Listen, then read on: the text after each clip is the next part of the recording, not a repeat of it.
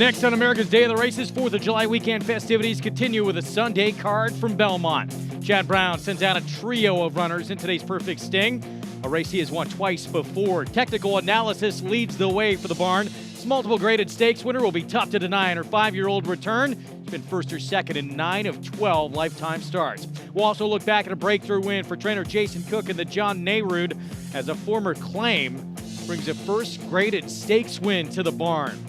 And it was a thriller in the Dwyer. What's next for Bob Baffert's Fort Bragg and Brad Cox's Saudi Crown after an epic stretch duel on Saturday? All that and more coming up on this Sunday edition of America's Day at the Races. It's brought to you in part by America's Best Racing. For the love of the race, visit americasbestracing.net today. Great to have you with us. Sun shining on this Sunday afternoon here in Elmont, New York. I'm Greg Wolf. I'll bring in the crew here in a minute on the desk. We look forward to a great card ahead and an early stakes race in that Perfect Sting. And Chad Brown will send out 3 of the 5 runners in that race. Of course, led by Technical Analysis. Looking forward to seeing her come back for her 5-year-old campaign. She has been extremely good in her career, and she will be tough to deny if she is ready at all to go, and they usually are from that barn. Look at today's action presented by Claiborne Farm. The entire card from Belmont today. We're fast and firm. First race just 3 minutes away from that early pick 5. Perfect Sting is part of that, and then the late pick 5 kicks off beginning in the 5th on today's Sunday card here at Belmont. With me, New York Racing Association handicapper Andy Serling, the MIG champion jockey Richard Migliore. Good to have the 3 of us on the set today. It's fun. Looking forward to it. A lot of conversation. It'll be good. Now we're done. Goodbye. That was a good show. Technical Analysis. She should romp if she's ready at all in this race, shouldn't she? She's the best horse in the race. I mean, obviously a horse like Howdy has some room for improvement.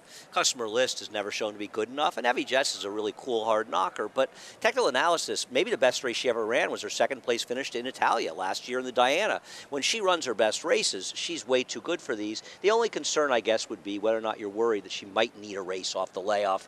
But they've been waiting a long time to get her back. She had some minor issues that kept her from coming back a couple times. She's going to probably win at a short price. Yeah, and you have more confidence, too, when it's coming from a barn like Chad Brown's, that they're going to be prepared off the bench and be ready for basically what's going to be a stepping stone to bigger and better things. No question. You played all, of course, including this pick 5 that gets started here in just a couple of minutes by getting signed up started with NaraBets. If you have not already, go to narabets.com. They offer that $200 deposit match sign-up bonus when you punch in new members. The code bonus 200, and it is yours. Again, at NaraBets.com. Bet any track, anywhere, anytime.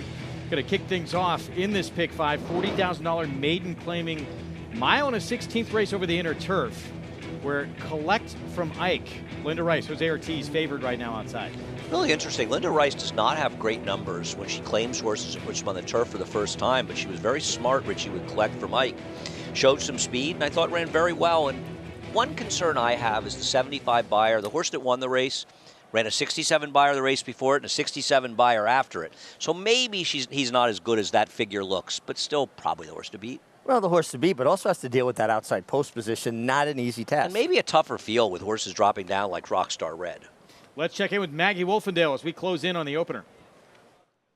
And we'll start with your favorite, Collect from Ike, as I think he does look to be the early speed in here. As you guys were mentioning, though, unfortunate outside post draw, but he comes in for his 3rd career start. This is by far the strongest that he has looked prior to his starts. Obviously, I only saw him in his last, but he's definitely moved forward from that effort, and he is sharp. He was sharp in the paddock. He was sharp out in the racetrack, really, really aggressive for Jose Ortiz, who's in the irons today. Now, the guys all going to the 2nd choice, number 5, Rockstar Red. He's a drop down. He looks fantastic, to be fair, but I am interested in number 3, Wise Kraken. This guy has really moved forward from 2 to 3. He's so much more athletic looking, and it seems like this year, Michelle Nevin, who in the past has looked to give her horses a race possibly off the bench, they've come back looking way more fit, and they've run like it too. He got a lovely, lovely warm-up with Kendrick Carmouche aboard, and he does get a bit of a makeover being a new gelding and getting Lasix, and the horses that he faced in those turf efforts are just far better than what he meets here in this maiden 40. Then we'll talk about the first-time starter from the white-hot George Weaver barn, Interchanger, son of Mendelssohn, who does not tend to fire with his first-time starters. Not a bad-looking type, though, to be fair. A little bit more dirt, though, on the bottom side. I guess this is an okay place to start. Is wearing blinkers first time out. Look, I'm not going to be surprised for these connections if this horse jumps up and runs well, but for me, I just thought he needed one, Greg. It's like Maggie, thank you. See how it plays out here in this opener coming up. 8-5 favorite. Collect from Ike. Was a good first out effort on this turf course. Others, though, some very good prices with this horse taking so much money. Well, yeah, I mean, he broke from the outside post last time and still got that position, though it is a bit tricky. I just feel like this is a tougher spot, potentially, than one he was in last time. And the other thing is, Richie, you got 5-1 last time. Now you got 8-5. You missed your chance, kind of. Yeah, I agree. And then for me, it's compounded by the post. I think, when we talk about the configuration of the inner turf course, going a mile and a 16th, it doesn't lend itself to an advantage. Not helpful. Certainly. It's not helpful. I thought Maggie's idea with Wisecracking is interesting because the horse does get the total makeover. Gelding, Lasix, first time trying maiden claimers on the turf. And the 5, Rockstar Red, also making that drop from maiden allowance to maiden 40. I also wonder if a little bit of cutback for Rockstar Red, mile and 3/8 too far last time, showed that speed might be helpful. But, Maggie made some good points. We went over the race earlier that if you like the 5, you're supposed to give a horse like the 3 a look because even though it's not first time for a tag, as you say, it's the first time for a tag on the turf. Right. And he's a much bigger price than the 5. You find your racing form, Greg? Yeah, just blame these guys for stealing my form. It was right in front of my face. 34-1 on There Goes My Miracle. I'm a dad now, and that's what I do. This horse actually has some numbers that put him right there. He's run well before at a mile and a 16th. It was at Saratoga, different kind of turf course, certainly. I thought he was a little bit interesting. And listen, he's had a lot of tries, but the fact that he was the only horse that was on the pace last time, that finished in proximity to the leaders. If nothing else, he's over 25, but he could get in the way of the 8 Collect from Ike controlling the race because he's supposed to be aggressive here. So maybe he makes it a little harder for the favorite to control on the front end. Well, there he is, stepping in line. Jeremy Laprida rides. All the money outside to Collect from Ike. Linda Rice trying to close out the trainer's title. 5 days remaining of racing. Trying to hold off Chad Brown. Won't be easy, but she's a big favorite. Let's go upstairs. Johnny Brial to kick off this Sunday card. And the rough. And it is a Wisecracking along with There Goes My Miracle. Wisecracking narrowly. There Goes My Miracle in second. Steady Scheming is next in third. Collect from Ike runs in fourth here in the early going. To his inside is Rockstar Red. Then Elevated Causeway in sixth, followed by Interchanger and Shaking the Bell. Trails the field in eighth. It is Wisecracking on the inside, and There Goes My Miracle on the outside. And the two of them are right together through a quarter in 24-1. Steady Scheming sits just off of them in third. Rockstar Red down at the rail. Then comes Elevated Causeway, followed by Collect from Ike. At the back, the first-time starter, Interchanger, and Shaking the Bell. Wisecracking holding on to the lead here. Over There Goes My Miracle. Wisecracking now by a length and a half. Now by 2 lengths. There Goes My Miracle in second. Half mile, 49 seconds. Steady Scheming and Rockstar Red are right together third and fourth. Collect from Ike now begins to pick it up and is gaining on the outside. Elevated Causeway is back running in sixth. Wisecracking continues to lead here. The lead is a little more than a length. Collect from Ike on the outside of There Goes My Miracle. And Rockstar Red down towards the rail. 3/4 in 1:12-4 as they head for home now. Wisecracking, Rockstar Red, Collect from Ike. 3 of them across. Elevated Causeway in with a chance in fourth as they come down for the 16th pole. Rockstar Red in between horses. Wisecracking with something left down at the rail. Wisecracking and Rockstar Red. Those two will fight it out to the wire. Wisecracking off the layoff to break his maiden. Dropping class to the lowest level yet. Wisecracking off the bench, just determined down the stretch to not give up that lead. He looked like he was absolutely finished, and the winner was going to be either the 5 or 8 or the 6 you mentioned lugging in there. But he came back on the inside with Kendrick to get it done. Wow. He found another gear. I mean, it was like a mini version of Sunshine Forever in the Breeders' Cup. Got passed almost by 2 horses and came back. I mean, he just fought for it. You wouldn't have given a nickel for him at this point. No, he had jumped back to his left lead, back to his right lead. Didn't look like he was so comfortable. Man, he kicked in. Nice excellent job. call by Maggie as well at 7-1. Nice start for her, for sure. Excellent call. The 6 was lugging in, giving Katie Davis a real hard time, elevated causeway. She was having to constantly correct him when you want to be going forward. And the 8's performance makes me even more suspicious of that figure last time. 3, 5, 6. Wisecracking. Michelle Nevin off the bench. Kendrick Carmouche, Iron Horse Racing. Kick off this card with a 7-1 start here. If you had this one in the pick 5 or even just a win bet, well done. You know, I always like to start the day off with a win. Maggie does that. Hopefully have a lot more winners to come. Yep. As we're just underway, long way to go. Yeah, no, that was. I mean, that horse was hopelessly beaten. It looked like they were all going by. And frankly, no excuse for the 5 Rockstar Red. Pratt could not have given that horse a better ride. Getting that position on the inside when the 4 horse sort of dropped off in the turn, got right out, and looked like a winner. Looked like I have no problem beating the 8. And then Kendrick came back on the inside. So that's a perfect turf trip too, right? Yep. Find that coveted pocket spot, save all the ground, find room when you need it, turn it for home. Looks like he's on his way to victory. And Wisecracking, he had something else to say about it. Nice to see Kendrick get the win as well. It's obviously hard. You know, you're at Belmont and sort of in a good position at Aqueduct, but it's a lot tougher with all the other riders coming to town. But Kendrick still had a pretty good meet when you consider how difficult it is to get live mounts. Early stake coming up in the Perfect Sting.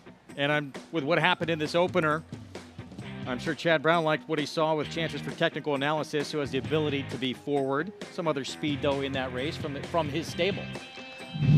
Well, yeah, I mean, I think the technical is faster than Howdy. You know, Howdy has shown some speed. The thing about technical analysis is she's a real proven commodity. And I guess if you're worried or you want to bet against her, you're saying, well, she's 5 now. She's coming back. Maybe she's lost a little bit of step, and maybe a horse like Howdy, she's got good race in front of her. If you look at Howdy a little bit, she's a little underexposed. She had a good trip when she won the Lake Placid, but maybe she can improve. But the good technical analysis is just too good for these horses. She's already a Grade 2 winner. She's multiple Grade 1 place. And I think you got to have confidence that she has trained properly, because at 5, if she didn't show the same enthusiasm for training, I'm sure Chad would have said to Seth Carman, you know what, I think, you know, maybe it's time for her to go to home to be a mom. Yeah, no, I don't think they have a problem with that. She's lightly raced, and I see her as a Kingman. They've had such incredible success with the Kingmans. Chad Brown buying horses for Klarovich over at Tattersall. And remember, I think it was Public Sector. One of their horses won a stake in Saratoga, and Chad Brown said, I have an idea how we can be profitable. We should buy Kingman. Now, he might have cost a lot of money, but he is one heck of a sire. And he really I mean, is. It's amazing how well his horses do. Oh, and you talk about her coming back, too, technical analysis, even if she has lost a little bit, she's still probably still good enough to win this race. Yeah, we'll see. I'm eager to see her come back. It's a horse I've always had a real affinity for, so I'm excited to see her running today. Upset to kick off this Sunday card. Kendrick Carmouche leading every step of the way on Wisecracking here for Michelle Nevin. 7-1 to kick things off. Nice strong ride. Always has a little something left. Tough to get by Kendrick. And this horse really won. And the other thing I loved is the aggression that Kendrick showed here. And I think sometimes he gets pigeonholed as a speed rider, and I don't think that's fair to Kendrick. But I like the fact that he kind of caught him a little by surprise. Jose didn't break with the 8 from the far outside. Difficult situation. And Kendrick said, you know what? I got an idea that maybe I can be aggressive and get the lead here. And he was able to control the race, and obviously that made a real difference as well for this horse. So let's give a little credit to Kendrick. And to the horse, too. I mean, I said led every step of the way. That's not true. You saw actually got headed there in the stretch. Down on the fence, usually was you're third. done for when that happens. Was third. Wasn't just not in front. Was third. He got passed by 2 horses, right. and he almost looked like he looked at them a little bit before he reasserted himself. And a nice call at $16, Maggie, to start the day. We rounded out the bottom half of the exact. Yeah, with the 2-1 shot. She had the 7-1 shot. We get no credit. Race 2 is going to kick off the pick 4 main track, 1-turn mile. New York breds, allowance optional claiming field, Sweet Mystery. 3-2 right now from that outside post. Feels like the horse to beat, Sweet Mystery, with Trevor McCarthy, but we'll see. I'm not surprised he's favored. All right, more on this one coming up when we return from a timeout. We'll take a look back at yesterday when we return. What a throwdown. In the Dwyer, that Nerud, of course, the big moment for three technique, I should say. And we'll see what's next for these 3-year-olds after that duel in the Dwyer. Warfront. This son of Danzig ranks among the world's elite sires. Ranked #1 by percentage of stakes winners, graded stakes winners, and Grade 1 winners. No stallion has a better strike rate. Warfront is the sire of over 100 lifetime stakes winners, including some of the sport's most talented runners both at home and abroad. The leading turf sire of 2022 by stakes winners and stakes performers. Warfront, standing at Claiborne Farm.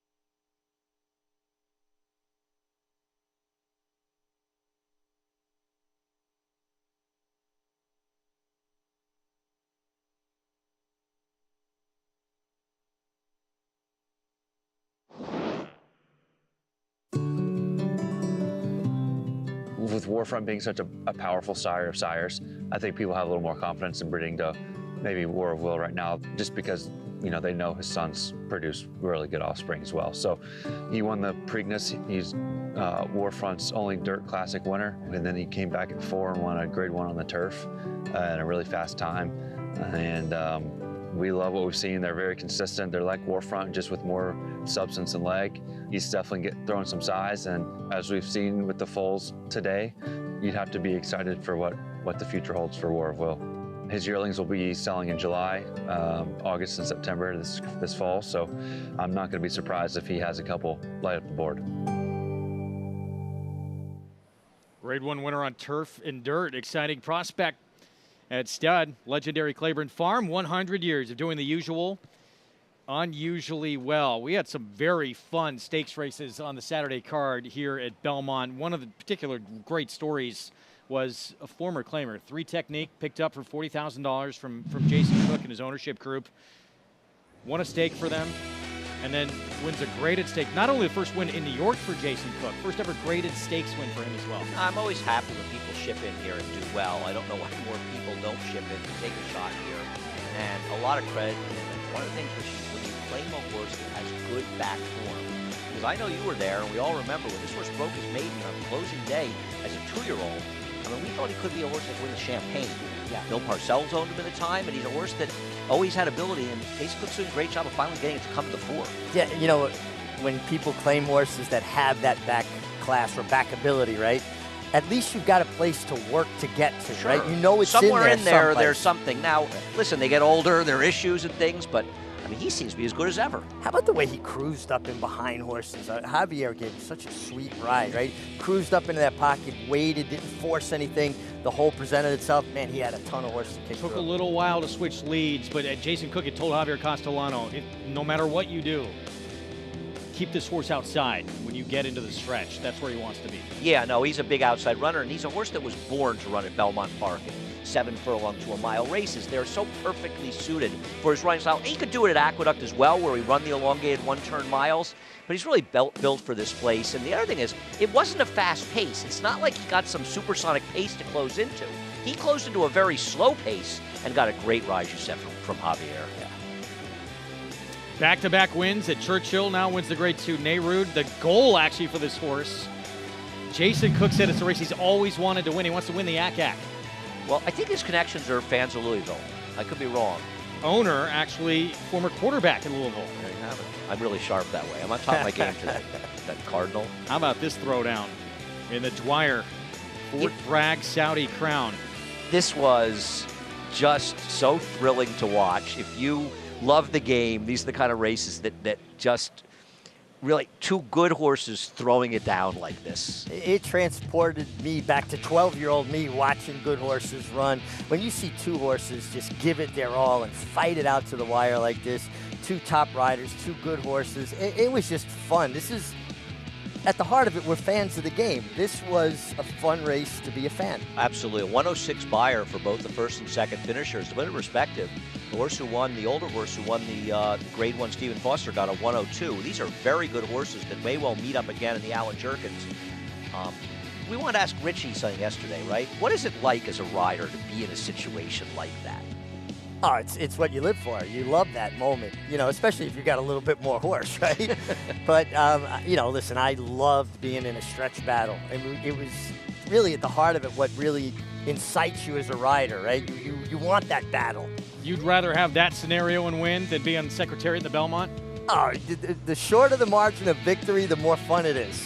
You win by a nose, you feel like you contributed. Right. It's like when you're watching a basketball game, right? If you're rooting for a team, if they win by 1 point, it's a more exciting game to watch. But it's, you know, you just want to win. If they lose the game by 1, you wish you won by 20. Yeah, it was a thriller. So, yeah, apparently for Fort Bragg, the plan is, I don't know if he's going to stay here to train, but the next race will be in New York. Seems like Woody Stevens. We'll wait and see. And they're not the only two good horses out there. I mean, obviously, Bob's Arabian Lion, who ran the big figure. Sure. Horses ran behind him, ran very well, and our Woody Stevens. But there are some very nice 3-year-olds, and there's a very competitive group at the top in the distance races. But the horses in the 7 furlong range, and we have that Grade 1 Alan Jerkins at Saratoga and Travers Day, they may be better horses. Yeah. Sorry, I meant Jerkins. Whatever.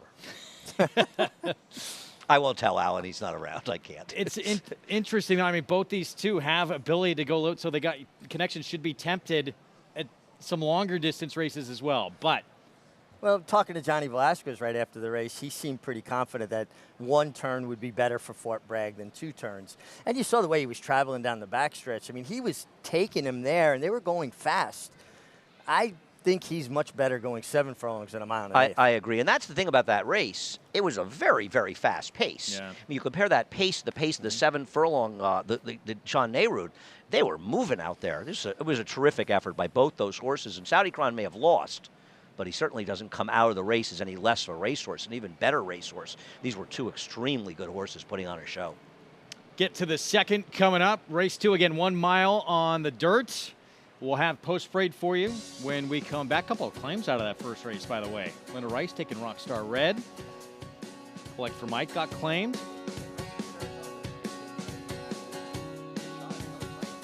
Cinderella's Cause, 4-1 right now. Rob Falcone, Manny Franco, major player in race 2 coming up. They're off, and the breeders come to them. From the inside of Forte has come under a ride now, and he's going 3 wide, and he's coming up on the outside of National Trucker, and he's coming up after Cape Rock. The 2 of them coming down to the wire. Forte on the outside, Cape Rock along the rail, and Forte has upset Cape Rock to win the Breeders' Cup Domino.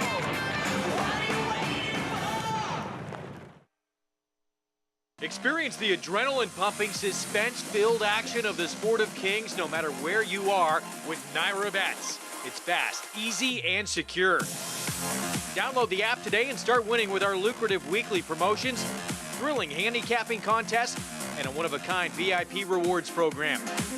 Don't just watch horse racing, be a part of the action. with Naira Bets.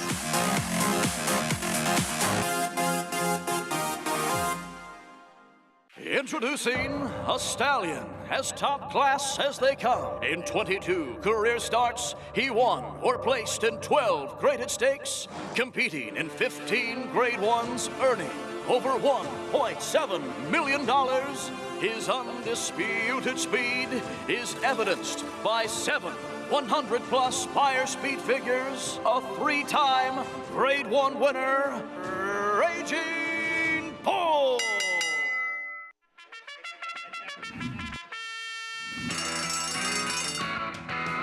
On the Park's 50-cent Win Early Pick 5 is one of the country's earliest Pick 5s, making it the perfect way to get your wagering day started. With a 12:40 post on weekends and 2 p.m. start on Fridays, the Win Early Pick 5 is home to 6-figure pools and a low 15% takeout. Start your day winning early. Play Monmouth Park's Win Early Pick 5. Win early, win often.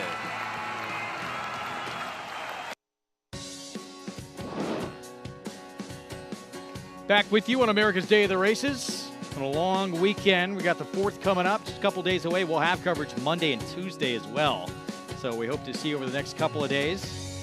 Our program brought to you in part where you can play all the action in Naira Bets. Bet any track, anywhere, anytime. Go to NairaBets.com, get signed up and started, and play with us all summer long and beyond. Race 2, Pick 4. We begin the sequence 1-turn mile main track, and here is still our current favorite, Sweet Mystery. Trevor McCarthy will get the call.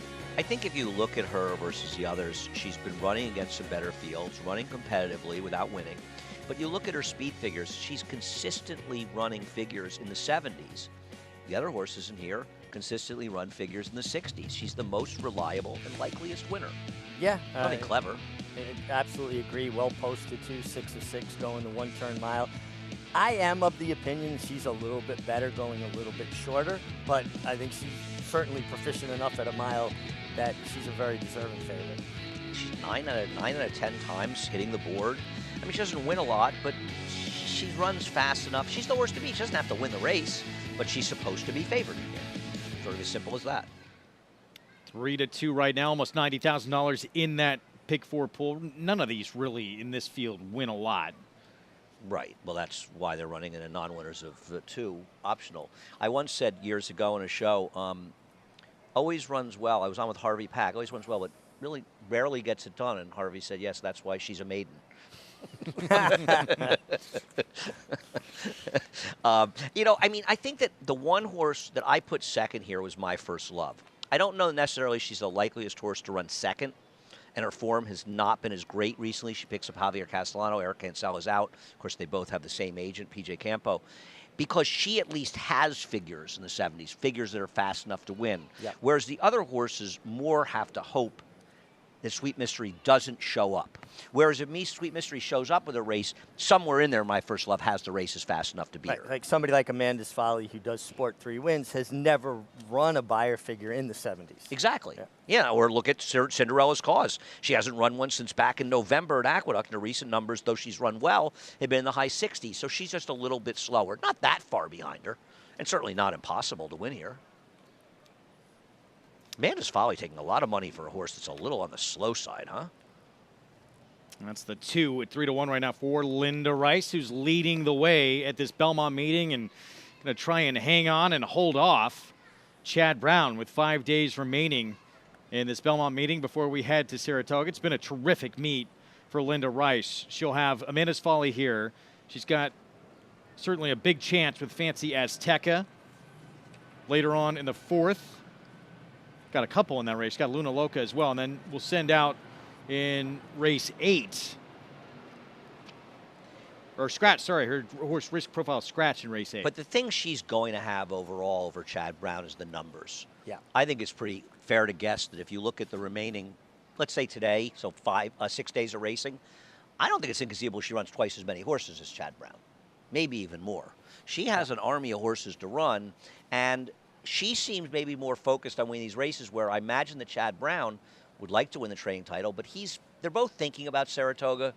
But I know Chad Brown well enough that he's thinking this is a horse I can win a race with at Saratoga, and so maybe he's waiting a little bit more. Well, probably comes in an interesting point for everyone. They're looking at purses.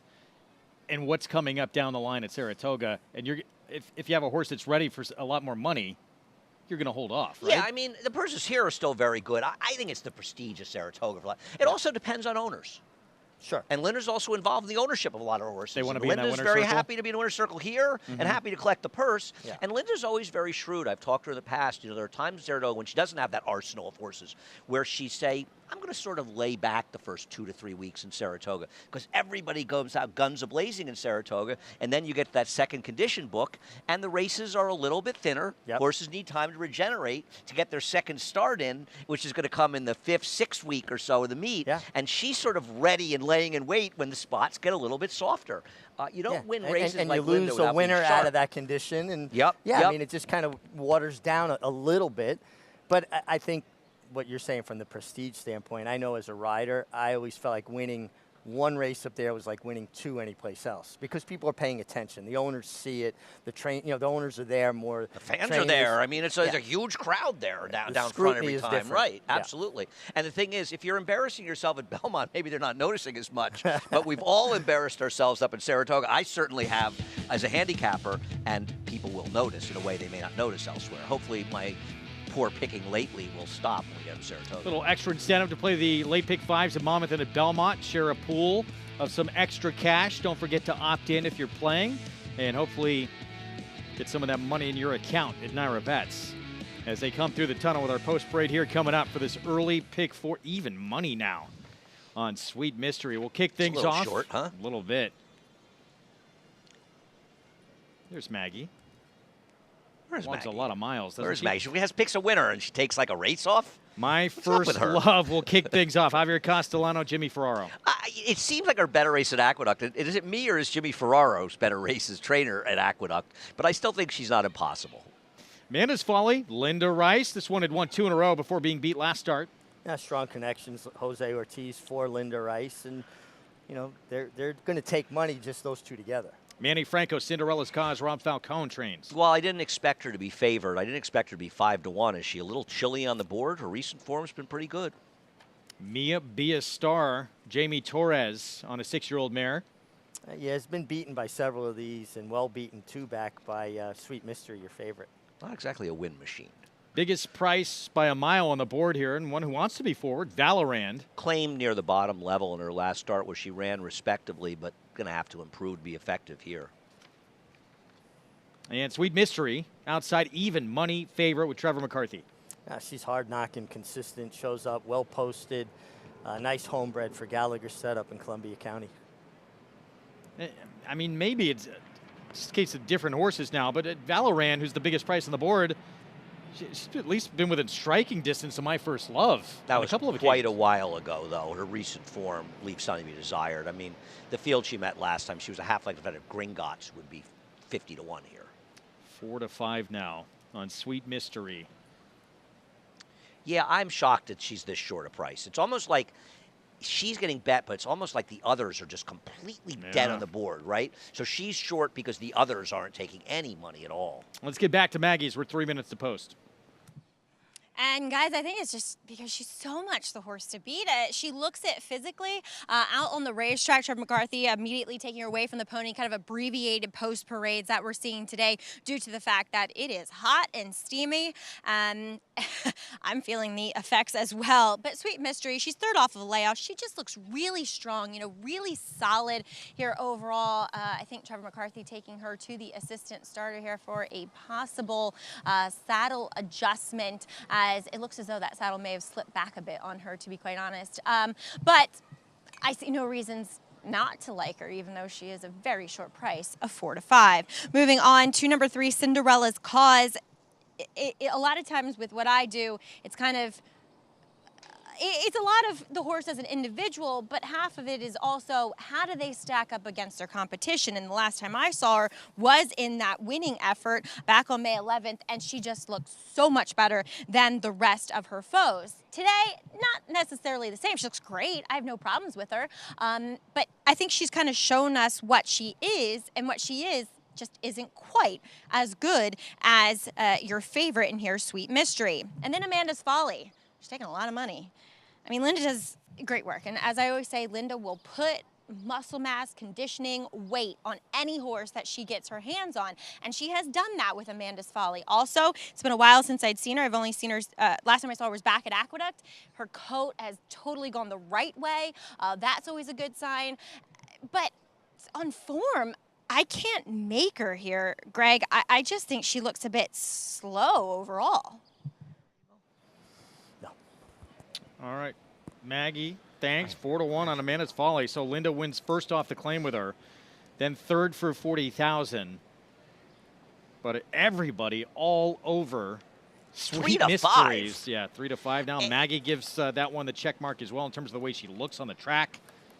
It's almost like, and listen, I picked her. We all picked her. But it's almost like they're saying Cinderella's Cause. Because Cinderella's Cause, I don't agree. There's somebody filling in the morning line maker's the most thankless job in the world. So I get it.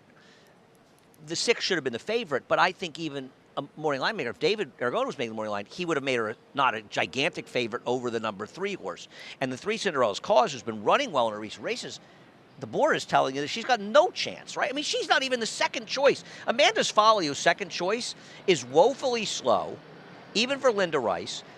And the only argument you could make for her, honestly, is that she hasn't liked a wet track despite running reasonably well on it since Linda Rice claimed her, and she's going to improve further when she gets in a dry track. Because otherwise, how is she competitive here? I imagine the figures you look at don't make her competitive, Greg. Not impossible, but... Yeah, not impossible, but... I thought you made a compelling case for the one, My First Love. You go back her race 3 back where she middle moved going a mile at Aqueduct and ran a big figure and was impressive. Interestingly enough, that was at a dead rail period at Aqueduct. And she was the only horse that week, I think, to do any running down on the rail when she came up the inside. And in fact, in doing the track trends, the daily bias, if there are any bias in the tracks that I've been doing for years here, I didn't declare it a bad rail, even though it looked like a dead rail, because she came up the rail. And then I was wondering if maybe I should have said it was, because not only was like the next week was just one dead rail after another, and they've been proven horses coming back and running well off inside trips on those days. So that was a huge effort, but it just seems like Jimmy Ferraro's horses run so much better at Aqueduct. Well, it's interesting. For years, Jimmy Ferraro was stabled at Aqueduct, and you'd go, well, he does good at Aqueduct because his horses trained there. They've been over here now several years. But look at her form. It's like her form is really different. She's not terrible, but she was clearly better at Aqueduct. Maybe Jimmy just knows how to train him to run well at Aqueduct. It's funny. Maybe not funny to him, but it's odd. What's more odd is that 1-2. She's probably going to win. Wow, this is just... This is shocking. Yeah. The truth is, I should probably bet on My First Love here at 6-1. Yeah. Because to me, she's a value play at 6-1. And I'm shocked that this horse is 3-5. 1-2. 1-2. And, another one, too. Without Irad Ortiz. She had a good race, certainly, at Belmont. Her best form was at Aqueduct. Yeah, I mean, she ran well enough last time that she's the one to beat. And Buston Bay and Sunset Louise are good horse. They came out of the race to improve. Sunset Louise ran 4 buyer points higher. Buston Bay 8 buyer points higher. But I can't imagine this price. It's a crazy low price. Irad was off today. Is he on the 6? It's Trevor McCarthy's the new Irad. I think Irad is running today. It's tomorrow. No, I think his Friday was canceled, right? Yeah, but he's not on the 1. He's on customer list in the 3rd race, isn't he? Let's take him off. That came out before the... No? I don't know. We'll find out when he comes out. John Imbrial, race 2, pick 4.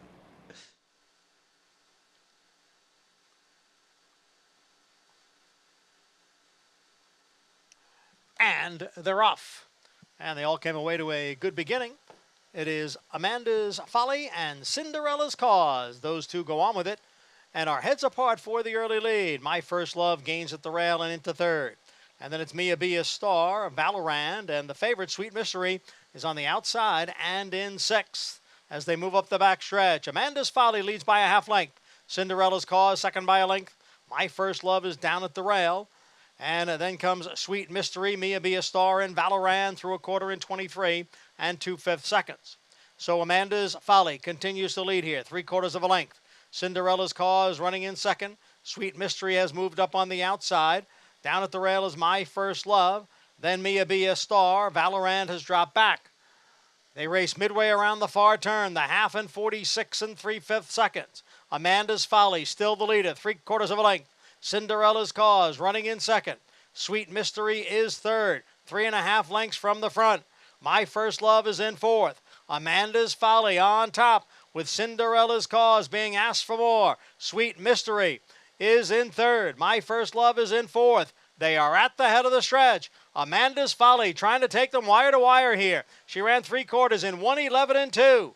Cinderella's Cause is in second. It is Amanda's Folly getting clear here. Amanda's Folly by 3.5 by 4 lengths. Then Cinderella's Cause, Mia Be a Star, is putting in a late run on the outside. Amanda's Folly. Here's Mia Be a Star charging up on the outside. It's going to be tight. It is a head bob. Mia Be a Star or Amanda's Folly. Mia Be a Star comes and runs down Amanda's Folly, who mid-stretch looked like she was home free. What a crazy race this was. It's not like they were flying up front. Mia Be a Star gets her 5th win in her 48th start. She's got 20 seconds and thirds. She shows up a lot, Richie. She doesn't win often, but she got it done today. Got it done today. Nice ride by Jamie Torres. And it looked like Amanda's Folly was on her way to victory. She put away Cinderella's Cause. She took Sweet Mystery's half-hearted attempt at a rally. It looked like she was off the bridle a half a mile out. She just wasn't traveling your favorite. No. And it was the other gray horse, not the one that Mia took Be a all the Star. money. I picked her last time, Mia Be a Star. Wow. She was 4th. And I want you to keep an eye on Jamie Torres as they come down to the wire. This is an apprentice rider. He does not finish like an apprentice. And you're even going to see late, she's running so hard from more hand ride than going to the crop or relying on it. This was a really nice professional ride from an apprentice. She really kicked in late because I don't think that the horse in front was tiring as much as she was just really running because she was getting away from the others. And Amanda Folly did improve getting to a dry track. Linda Rice horses are running, and that was a tough beat for that one. Amanda's Folly, if you had her, but Mia Be a Star, if you had her. Maybe our friend Eddie Olczyk somewhere celebrating. I know he made a big bet in her once last year at a huge price. How about this start, too? If you're live with this pick 5, 7-1, 8-1 to begin things with a horse we all agreed was massively overbet, even though she might have been the one to beat. That 3-5 was strange to see on Sweet Mystery. Yeah, I agree. Listen, we all picked her, but 3-5 was crazy. But my alternative was the 1, and she did no running. Yeah, but you saw going to the half-mile pole, it already looked like Sweet Mystery was struggling to keep pace, and she was off the bridle and being asked. No, it's true. Trevor was into her on, coming into the stretch. She had nothing, and Mia Be a Star came from the clouds, dead last, big run. Prices from this one when we come back. We'll have the perfect sting when we return, and one that delivered the first ever graded stakes win for these connections. We'll see coming up in that perfect sting. Evie Jets, the story of the Cantarmasis and their success coming here to the States when we come back here on America's Day at the Races.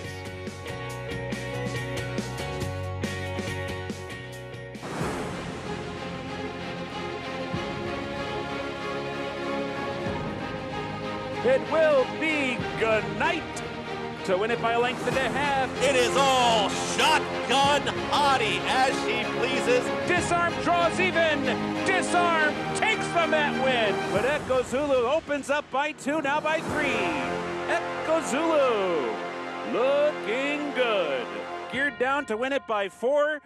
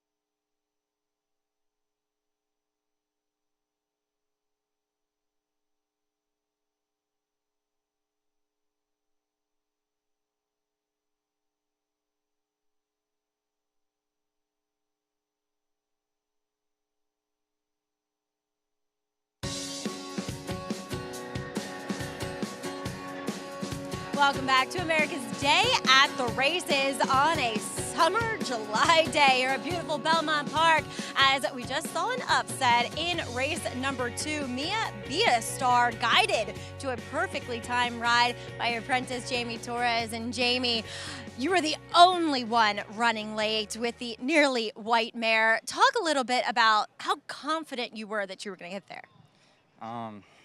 Honestly, I have no idea. It's just, I don't think she feel comfortable with me, so I just try to be patient with her, let her go, take her stride. And when I start asking, it took a little bit, but then she give you the 100%. So you've ridden her before. Did it help knowing her, and that's how she can be? that's for sure. That helps a lot. I was watching the replays. I remember the race and what it happened, but I just still keep watching replays. And I was thinking like, well, I still gotta give her one more chance. Just wait, and then make a move. And well, she did really good today. Jamie, we're a little over a week away from the opening day at Saratoga. Will you be up there? Oof, so excited. I just want to get there and ride the first race, ride every race, keep working hard, and just learn and approach the time that I will be there. Just try to have like a good time, you know? Yeah. Enjoy yourself. Take every moment in, because as we were just talking about in the show, it's such a prestigious place to win races. It is. And, you know, Angel Cordero is the main guy in there, so he's going to be teaching me like he always do. So, you know, I'm excited. I just want to get there.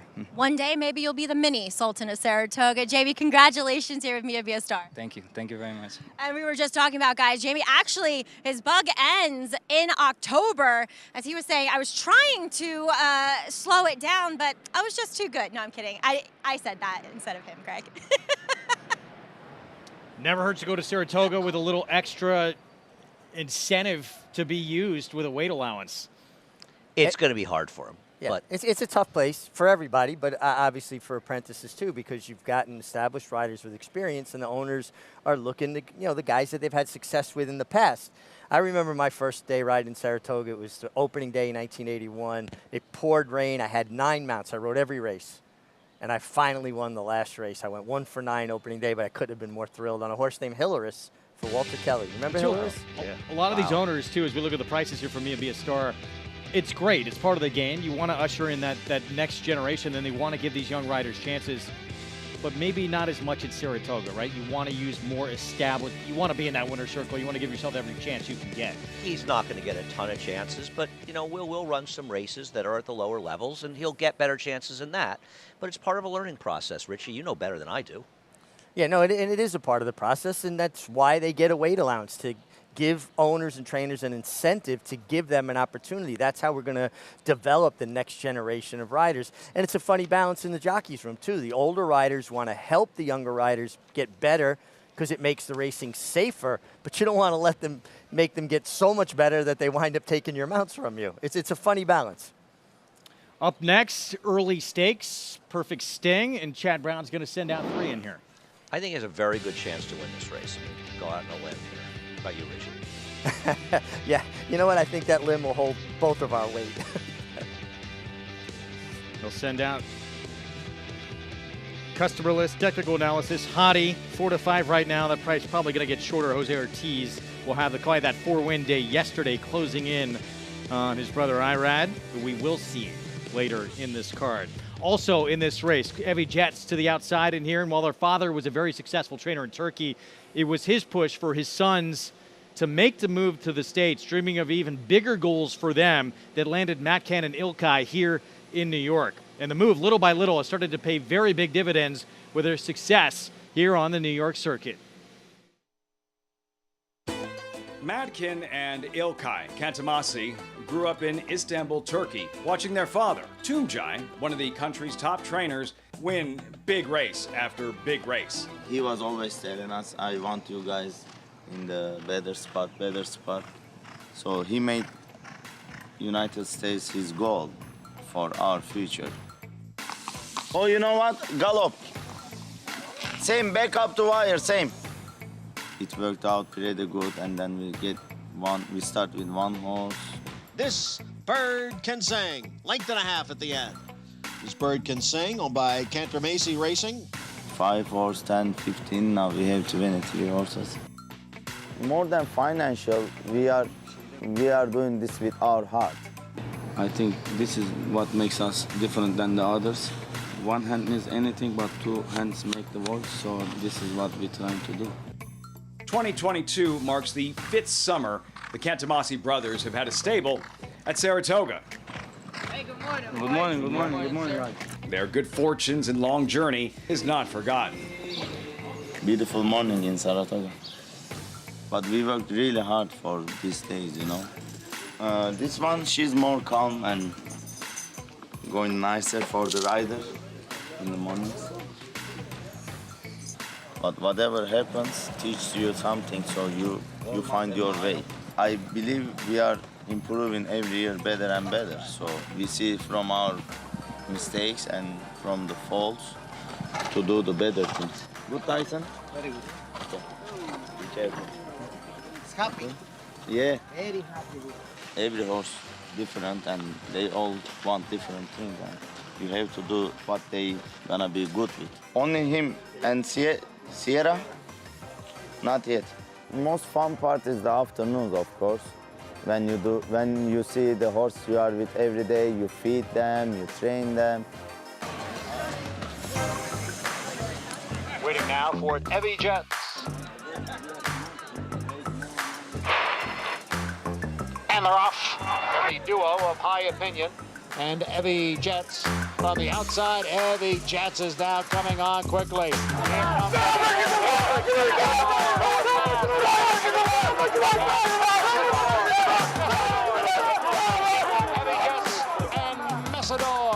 Messador to take over in deep stretch and win it. She ran great. I think she just caught at the end. And this is 17 days between her last race. In the future, I'm expecting to, of course, win the stakes races, and which I think it's very soon about to come. Well, they've had great success, mainly with those silks you saw. The estate of Robert Amendola, those black stripes and the pink, and huge win for these connections when they broke through with their first ever graded stakes win last October, Belmont and Aqueduct, with this mare, Evie Jets, beating Plum Ali and Messador. You just got to admire this mare. She just shows up every time, Andy. She usually puts herself in a good position, creates her own trip, and they've done a really good job with them, the Cantarmasis. I agree, and just to put it into respect for people, Plum Ali, who finished behind her in this race, well, she beat Technical Analysis in Technical Analysis' first start last year. So it's not like she was beating a soft group of horses. She was beating some very solid runners. She's really a very consistent sort. Her last race was a very rare aberration for her. It's really the worst race that she's run on the turf in a long, long time. She'll run better today, but it's just not going to be easy. The competition's tougher, but that's what happens when you win. Competition gets tougher. Great moment there, though, for this Cantarmasi barn with that win. Get their first ever graded stake. She would win again. Plenty of grace at Aqueduct to kick off this year. And, yeah, that was just too strange to be true. That effort in the brigade last time out for Evie Jets, because she is one that is very, very reliable. Yeah, I mean, listen, she met a two-headed monster for Chad Brown. The winner of the race, Market Segmentation, came back and won our Grade 1 New York. Second place finisher went down to Monmouth, and she won a graded stake as well, Consumer Spending. So she was meeting some very tough horses, but now she comes in, and it's a three-headed monster from Chad Brown, but particularly two in Haughty and Technical Analysis. Both of them have won graded stakes. Yeah, I think you stated it perfectly. Your success is going to make it harder on you because you've got to continue to step up and face tougher. Yeah, it's no question about it. And it doesn't mean that she doesn't belong in the race. It just means it's going to be tough. No, it's going to be tough even for the stable mates of this one with Technical Analysis in the race, if she's anything close to what she had been coming back here off the bench for her 5-year-old return. She's one of the better horses in her generation in the country. I mean, she's been very, very good. Winning both stakes as a 3-year-old up in Saratoga. That's a really, really good horse. Just, I mean, her race in the Diana last year, Richie, was tremendous behind an Italian. It was, and you think about what an Italian did that day. I mean, she just ran fast in the beginning, in the middle, and the end. And this is the Ballston Spa we're going to take a look at here, where she won. And Fluffy Socks, who finished second. Fluffy Socks won the stake that Howdy was in, actually, the Distaff Turf Mile down at Churchill, a big race, a very, very quality horse. And Technical ran well in there. She tailed off at the end of the year. She did not run particularly well, went fourth. Now listen, she was running behind in Italia and Rio Glory, the 1-2 finishers for the Eclipse Award of the division. It wasn't as good as she has run in some of our other races, and hopefully she comes back and still run. I'm a huge fan. I like to see her do well. But, you know, the one thing I would say about Haughty is Haughty hasn't really had a chance to show whether or not she can take that step forward. Because you look at how her year went last year. She ran, she had a great trip, a great setup in the Lake Placid. But she still ran a good race. She showed she can compete at a higher level, and then maybe she needed her last race off the layoff. Still, she's got to hope that she can improve and take a step back. Yeah, she would need to take a big move forward. She's 5-2. Meanwhile, that one, the 3-5 favorite. Let's head downstairs to Maggie. And we'll take a look at technical analysis as she does come in off of the layoff. Now, she's always been a very sharp, very keen and aggressive filly in the preliminaries when she comes to the races. Much the same today. I am wondering if she's settled a bit since she's put the tack on. I really want to keep a careful eye on her and a prudent eye on her, because she's borderline OTT, over the top, which sometimes happens when you're dealing with a horse coming back off the layoff because they are so fresh. Now, physically, she looks great. She looks fit enough. And I say that fit enough because she's probably fit enough just because, and two, she's just better than many of these. She's drawing faint question marks in my mind as a heavy favorite. She's also wearing a Houghton bit, which I did not have for her last year, which is that cage bit, just for horses that kind of want to lug in, lug out. She'll probably win, but she'll move forward, let's say, from this effort coming back here for her first start of 2023. Whereas Howdy, number 3, is coming back second off the bench. I've always liked her, and as Andy said, she's had some tough luck throughout her career so far, and last time she didn't break that sharply. She's kind of got away awkwardly, and then she was rushed to the lead, and as Andy mentioned when we were talking about this race before, it almost felt as though she was being used as a rabbit, and two, Chad Brown has cited that many of his horses didn't necessarily love the Churchill Downs turf. She looks excellent in here. She has a wonderful presence. She's filled out again now as a 4-year-old, and I just love the flat mile for her, Greg. 9 minutes away from the perfect sting. We'll have the post raid for you when we come back. Early stakes action on this Sunday card. Chad Brown talking strategy with his 3 riders. Got 3/5 of the field coming up.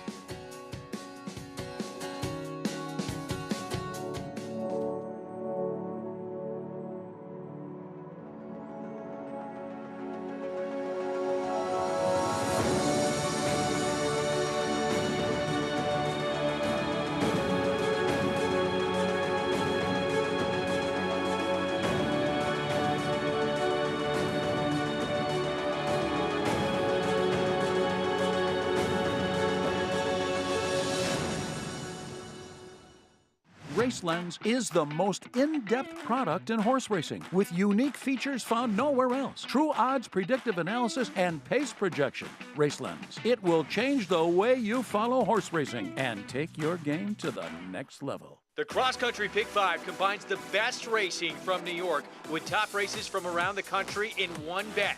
Find it in your track menu and play this weekend. Races and free PPs posted at NYRA.com/crosscountry. The nation's #1 horses of racing age sale. Since its inception in 2013, this sale has produced 28% stakes horses, 75 stakes winners, and over $75 million in racetrack earnings. Recent star graduates include Grade 1 winners Atone and Stiletto Boy, plus graded stakes winners Newgrange, Greeley and Bend, and Middle Eastern stars Scotland Yard and Electability. July selected horses of racing age. Monday, July 10th at Fasig-Tipton in Lexington, Kentucky. Where will you be? Racetrack Television Network brings you every race, from every track, on every screen, every day. With monthly packages starting as low as $5, RTN gives you great value and access to more live HD streaming and race replays than anyone. Visit RTN.tv today to sign up and watch on almost any device, including Roku and Amazon Fire. RTN has packages that start at $5 per month.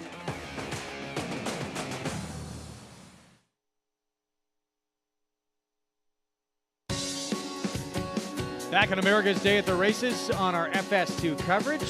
Greg Wolf, Andy Sterling, Richard Migliori, Maggie Wolfendale with us as well. And welcome to those watching out in Southern California with us. Good to have you here for stakes action coming up here in this third race. Perfect Sting, named after a pretty good one. I feel I want to hear Conan O'Brien singing in the year 2000. Had a very good 2000 Perfect Sting. She was a very good horse. She's like 14 for 21 lifetime. And they're coming into the final furlong now. And on the outside of its Perfect Sting has come away with the lead.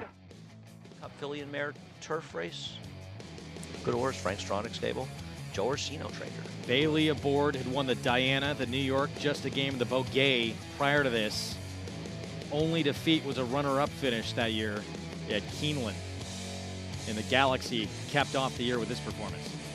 One thing that, like, to me always stood out about her, if she was there at the 8th pole, she was very difficult to get by. She just was one of those horses that would stick her head out, pin her ears, and when she felt the challenge, she just kind of kept finding more. Yeah, she was a tremendous racehorse. I mean, strong field she ran against. A really, really, really good horse. 14 for 21 lifetime, and that campaign, that championship season, just incredible.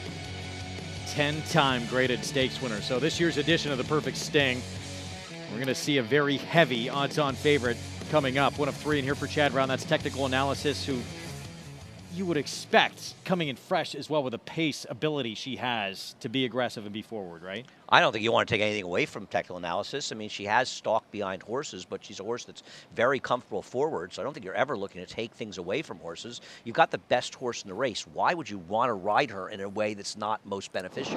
And you don't need to send her. Just allow her to do what comes natural to her. Right? Don't take anything away that comes easy. It's very simple. Okay. Isn't that how you would ride it? Well, too, it's by the other token, too, you could say, look, I'm on the best horse in the race. Let's just take it to him early. I just don't think you want to turn her on and get her keen. I think you just give her her head and let her get into her rhythm, and she's going to be in front probably. You would think. I mean, I don't think there's that much strategy involved. I mean, she's ready, she has speed, she's forward. If somebody wants to send, let him. She can sit second. Greg, I think there's a time to be a pilot and a time to be a passenger, and I think this one, just be a passenger and let her do her thing. Customer list, Chad Brown, Orad Ortiz Jr. Get to see him back for the first time in a few days. She's been a real disappointment. Those Wooten Basses started out as sort of a hot thing. I'm not sure it's really panned out as well. Maybe they're doing very well in Europe still, but she has not done that well. 6 for 12 lifetime, over $860,000 in earnings for this one. Yeah, and she looks like she's a little bit, on her toes, being fresh, coming off the layoff. She seems like she's got a lot of energy going on there. Another Chad Brown fill-in here. Here's Haughty, who was a graded stakes winner at Saratoga last summer. Yeah, sir, her connections, Pete Riley are telling me how to pronounce her name, yet he's not giving me any help. I thought it was Haughty. That's how I would pronounce it, but maybe I need to look it up. I don't know. But she's Rent okay. Fans all over this one. Tick, tick, boom. Well, this would be a bomb if she was to get it done. Would be a surprise to me. Trevor McCarthy at 18-1. And then Evie Jets, we showed you that win of the Grade 3 Noble Damsel, that breakthrough win for these connections. She's a really, really nice race mare, and she's an honest horse that had a rare poor performance last time. I think she bounces back and runs well, but still might just not be good enough. 3 minutes to post in this Perfect Sting with a star in technical analysis. Will she be ready to roll off the bench? We're about to find out coming up. Mile on the turf on this Widener turf course. You see where to get signed up with Naira Bets. Go to nairabets.com. We have another star sighting on our program right now. Joining us, where have you been? Jonathan Kitchen, good to see you again. It's good to see you as well, Wolfie. I think I've been around, haven't I? We'll see. I'm just waiting for you guys up in Saratoga. Eventually, hopefully, you'll come up and join me. I like technical analysis in here. I think if this race was a race of 5 horses. They were all trained by different people. I think maybe technical analysis situation might be a little bit trickier, right? Because Hottie does have some early speed. She could be used aggressively, but we all know, we talked about it and you're going to break, Wolfie. You pointed out that Chad was giving instructions to the riders. He's not going to have Hottie and technical analysis ding-dong on the front end with one another. The other point that I want to make with technical analysis as far as the pace is concerned is the 5 Evie Jets. I know that she makes the lead. I know that she's won wire-to-wire fashion before. But based on pace figures, the higher the better, like a quarterback rating in football, Evie Jets is not as fast as technical analysis early. If Tech wants the lead, I think she'll get it. But I also think, like most Chad Brown runners, she's going to be a little bit rateable. If Evie Jets is in Javier Castellano or insistent on getting the lead, they'll let her clear away from there, and technical analysis will sit right off of her. I thought about picking Hottie in here. I've always thought she's had a lot of talent. I think she's always going to be interesting in whatever race she shows up in. You can always kind of make a case for her. But I just respect technical analysis too much in here, and I'm going to go with technical analysis. Jose Ortiz is very familiar with her. He knows her well, and I think this will be one way or another, she'll find a way to run to get a nice trip in here. JK, thanks. Looking forward to seeing him up in Saratoga as well. 2-5, which I think most of us believed was more realistic. Opened up at 4-5. We knew that was coming down. Well, she's at least supposed to be a shorter price than the favorite in race number 2. Yes.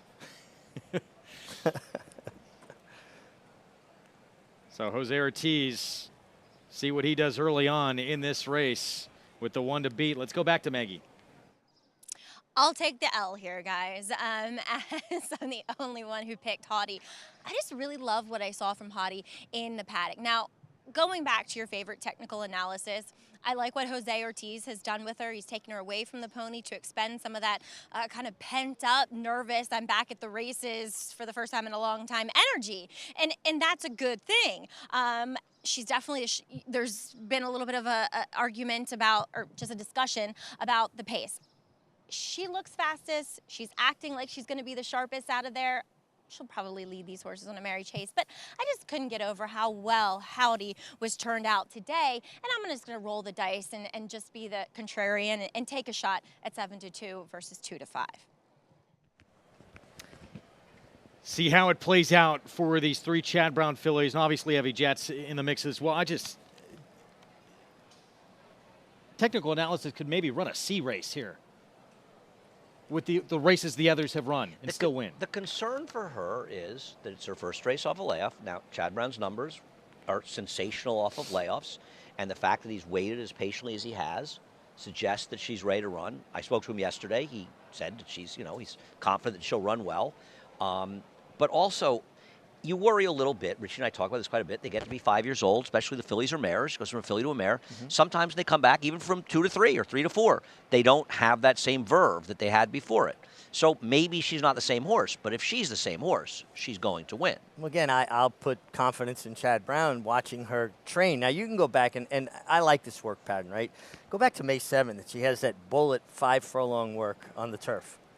And it was almost like, whoa, a little too much too soon. They backed off for a little bit, came back. But now look at her last 4 works, spaced about 7 days apart. That tells me she's coming into this the right way because the spacing between the works is proper. There's no pressure to bring these horses back. They're not going to come back unless they're doing absolutely great. I mean, I think the concern isn't necessarily, because sometimes they're still running well, but they lose that desire to win, that sort of competitive edge, and they won't get it done. They won't finish. So that would be my concern, why I would decide to take a bet against her. I'm not. I wouldn't bet against her here. I wouldn't bet anybody in here. I do think there's a chance that Howdy sometimes at some point improves, but technical analysis shows up with any kind of a race, she's going to win. Why she's 2-5. Yep. Short price favorite, 5-year-old return for the 2. Technical analysis, 6-time winner from 12 career starts. Race goes through her, no question, in the perfect stink. Chad Brown trying to win a 3rd edition. Let's go to John Embrial. And they're off. Customer list, off a step slow, is at the back as technical analysis goes out for the lead along with Evie Jets. Haughty just behind in 3rd, and customer list is down on the inside and in 4th. Tick, tick, tick, boom is the trailer in 5th. They move up the backstretch. and it is the heavy favorite. Technical Analysis closest to the inside. Evie Jets has now gone on with it, and Evie Jets is the leader by a length. Technical Analysis sits in second. Right alongside is Haughty. It's a break of 2. To Customer List in fourth, another 3. Back to Tick, Tick, Tick, Boom. The opening quarter mile, 1 in 23 and 1/5 seconds. Evie Jets, the leader here, 3/4 of a length. Technical Analysis on her outside now. It's a break of 2.5 lengths to Haughty in third. Customer List down on the inside, 4 lengths to Tick, Tick, Tick, Boom. Opening half, 1 in 46 and 3/5 seconds. It is Evie Jets setting the pace here, leading by a half length as Technical Analysis gets a bit closer on the outside. And now Haughty is getting in gear, followed by Customer List and Tick, Tick, Tick, Boom. They're at the top of the stretch. It is Evie Jets, Technical Analysis on the outside. Haughty's in third. Customer List down towards the rail. Evie Jets is the leader with Technical Analysis all out in second. They're coming for the 16th pole. Evie Jets trying to pull off the upset. Technical Analysis is in second. It's Evie Jets still there. Technical Analysis second. And Evie Jets has won it in front-running fashion under Javier Castellano. Technical Analysis was second, and Haughty finished third. The mile on the Widener turf in 1 minute, 33 and 4/5 seconds. Evie Jets 8-1. We'll take a look at this stretch. She was drifting out early, got things straightened out. It's a big upset. Well, yeah, there's no question that Javier hurted Technical Analysis, and pretty severely, to be honest with you. It is nothing they ever seem to take down here. They will look at it. Maybe we'll see the head-on. She's coming out severely, but the reality of it is that Jose wanted to let her go, wanted to rate outside of her, and Technical Analysis just couldn't pick her up, Richie. Listen, give a lot of credit to Evie Jets and Javier Castellano. They seized control of the race. Evie Jets will fight you for it. She did drift. Looked like she was, severe. About a length in front. She does come out. I mean, if you could see it as clearly as we did on the pan, let's keep an eye on this head-on. We'll see how far she came out. And honestly, Javier points at her. Make sure Evie Jets sees her, because Evie Jets will fight. Honestly, it wasn't that big a deal. No, he did it just right, and if anything, Technical Analysis might have taken a step away from her as it took out, but he was just making sure Evie Jets was going to engage if there was going to be a fight, because Evie Jets is a fighter. So either Technical Analysis need a race, or she just doesn't have that same competitive spirit. I did not like the way she was wrangled back down the backstretch. I think when you take that much hold of a horse, it inhibits their natural stride, and it can inhibit their breathing as well. That pace, Richie, not fast, considering how firm these courses are.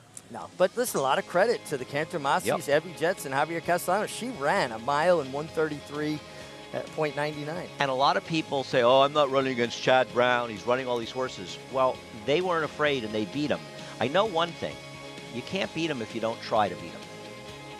And congratulations to them. A well-deserved victory, and congrats to them and Javier as well. You miss 100% of the shots you don't take. It's just this, it's a self-fulfilling prophecy. We can't beat. A trainer actually recently, I believe, said somewhere, I can't run that race. I'm not running against Chad Brown. He didn't have a horse in the race. It's just a convenient excuse, to be honest. 8-1, Evie Jets, and the mare that delivered Matcan Ilkai and the family their first ever graded stakes win continues to produce for them. 6th career win from 20 starts and beats an incredibly accomplished mare. Evie Jets with the goods here at 8-1. Well, the prices when we come back.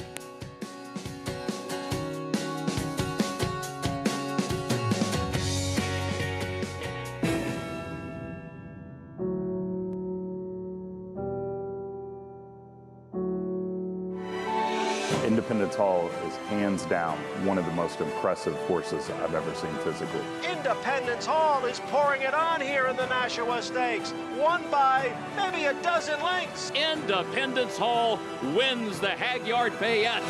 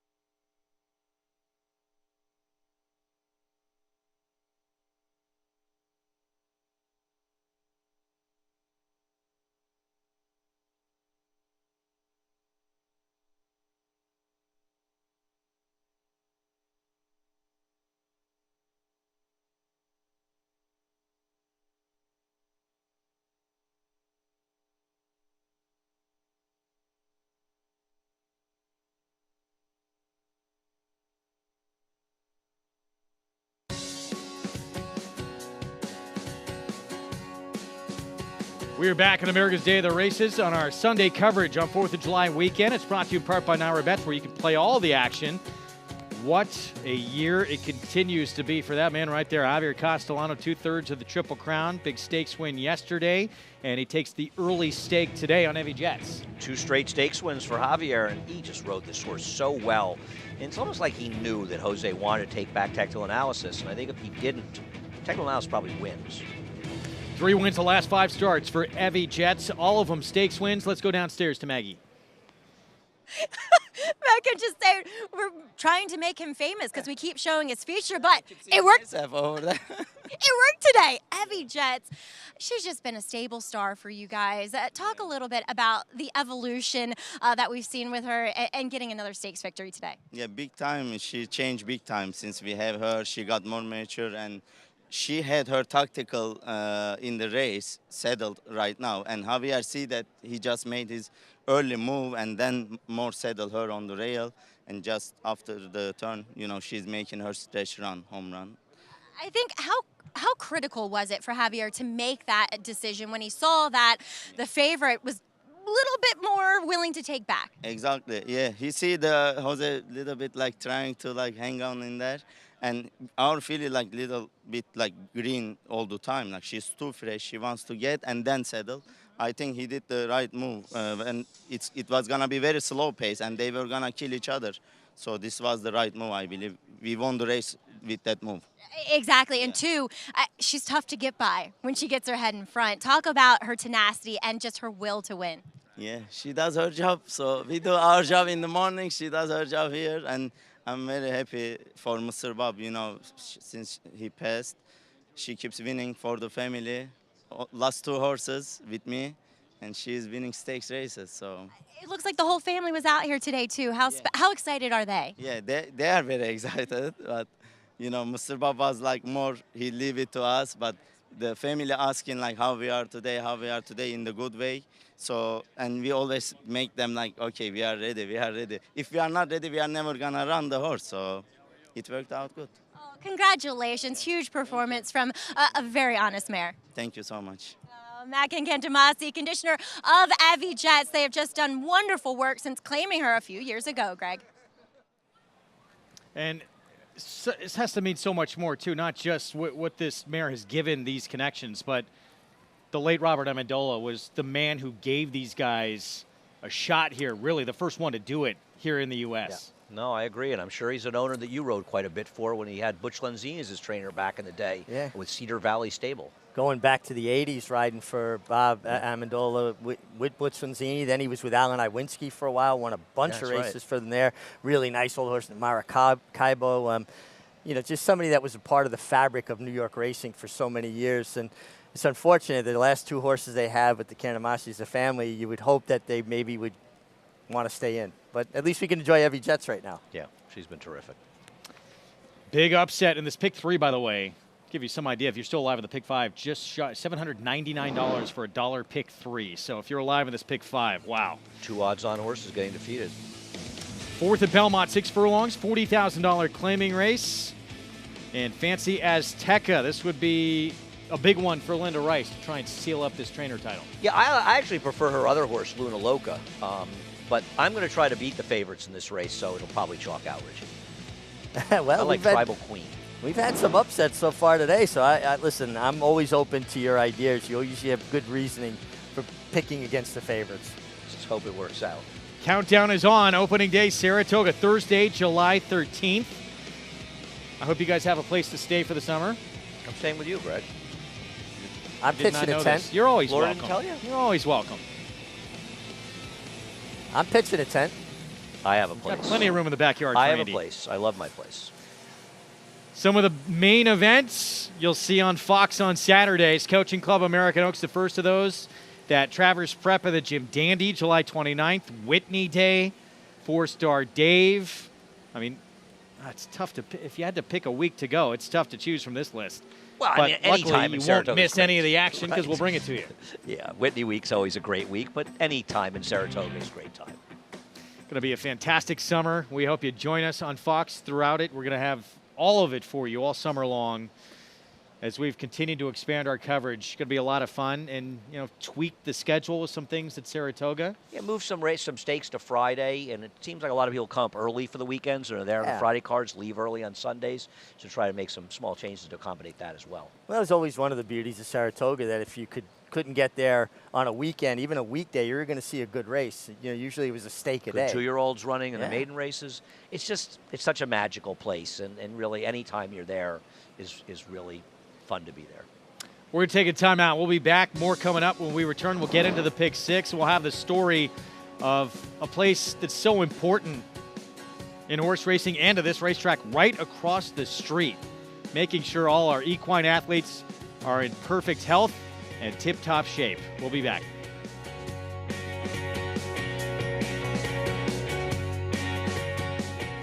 Quality Road, proving Lane's End's tried and true stallion-making tradition, a tradition that leads to success for our partners and our stallions. Quality Road has sired multiple Eclipse Award and Grade 1 winners, including champion 2-year-old colt Corniche, champion 2-year-old filly Caledonia Road, champion 3-year-old filly Abel Tasman, and multiple Grade 1 winner City of Light. He's a leader of his generation. Quality Road, a stallion that stands above the rest. Now more than ever, it's time to get with the program.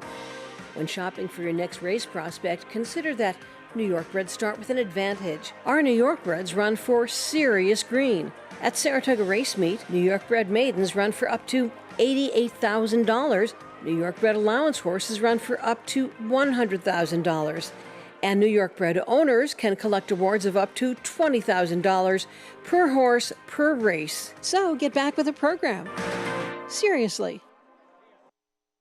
Number 1 is Mo Donegal by Uncle Mo. And they're off in the Remsen. As they come on for the finish, and it's going to be tight here in the Remsen. Mo Donegal. Mo Donegal bearing down on the outside. It's Mo Donegal and early voting, and it is Mo Donegal to win the Wood Memorial. And it will be Mo Donegal to win the Test of the Champion, the Belmont Stakes. Reach for the unreachable. Race to new horizons. The artisan's quest for beauty burns in the heart of Japan, forging strength like no other, with love and honed to perfection. Noble, authentic, and only here.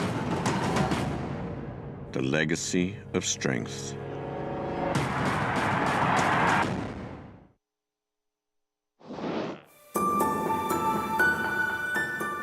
Cornell Ruffian Equine Specialist is a full-service equine hospital located directly across the street from Belmont Racetrack. We provide 24/7 emergency coverage. For example, that's may involve treating medical colic surgery, which frequently happens odd hours of the night. On the emergency basis, fracture repair, elective orthopedics with arthroscopy and standing airway surgeries, standing tiebacks. We do tie forward surgery. I mean, there's a huge variety of services that we offer here. And we do full lameness evaluations. We have a standing MRIs. We do, once we have a lameness localized, we frequently end up doing some advanced imaging. That may be a standing MRI, that may be bone scan.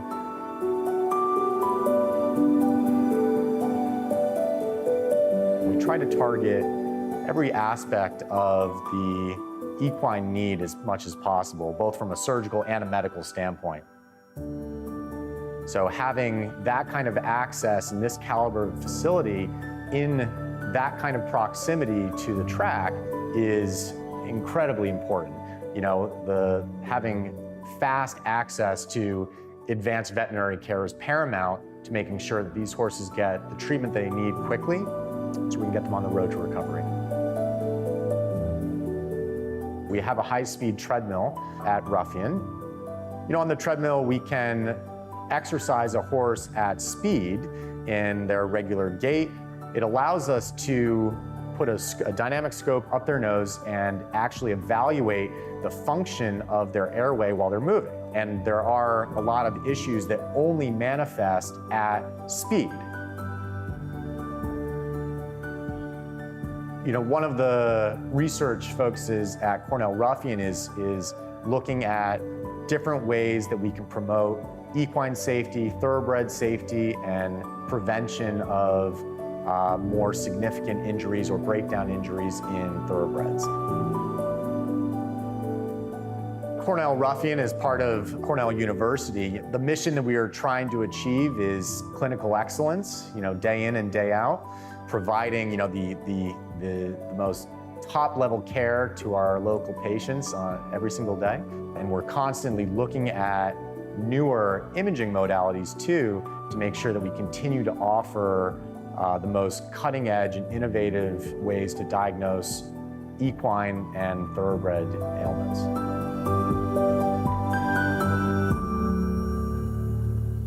24/7 care, state-of-the-art facility, and it is, again, right across the street from this racetrack.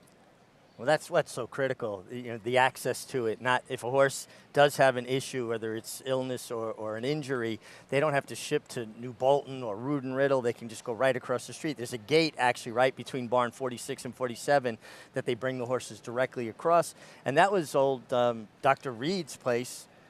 And now they built that facility, which is amazing. And just looking at the images that they're able to produce and different angles, and to be able to see things that years ago, without the technology advancements, we weren't able to pick up before things became a huge problem. It's incredible what they do, and they are the best at it right here in our backyard at Belmont Park. We're going to get into more action coming up in a moment. Pick 6 will kick off shortly. We're going to look ahead to some action the rest of the weekend, though, including tomorrow, the Hudson Valley, 8th on the card, mile on the turf. Love Dakota Gold in that Rick Violet. Last summer at Saratoga, didn't work out. Jerry the Nipper, meanwhile, for Todd Pletcher. This is from the Kingston on May 29th. Just missed against City Man. Dakota Gold in 3rd. Yeah, Jerry the Nipper he was a good dirt horse, but he's really turned things around running on the turf. He's incredibly game. He's a speed. He doesn't need the lead. I'm not knocking the performance of Dakota Gold, who I thought ran very, very well in here, but I'm more impressed by what I've seen from Jerry the Nipper. But once again, it does seem like there should be plenty of pace in this race. It's a tricky race. I'm not sure it's as simple as just those two. Yeah, I agree with you. I think it's a lot deeper than that, but just a really good competitive race. This one coming off the bench is a 6-year-old for Linda Rice. Hasn't raced since late November. Cold Hard Cash, who's a 2-time winner on the turf.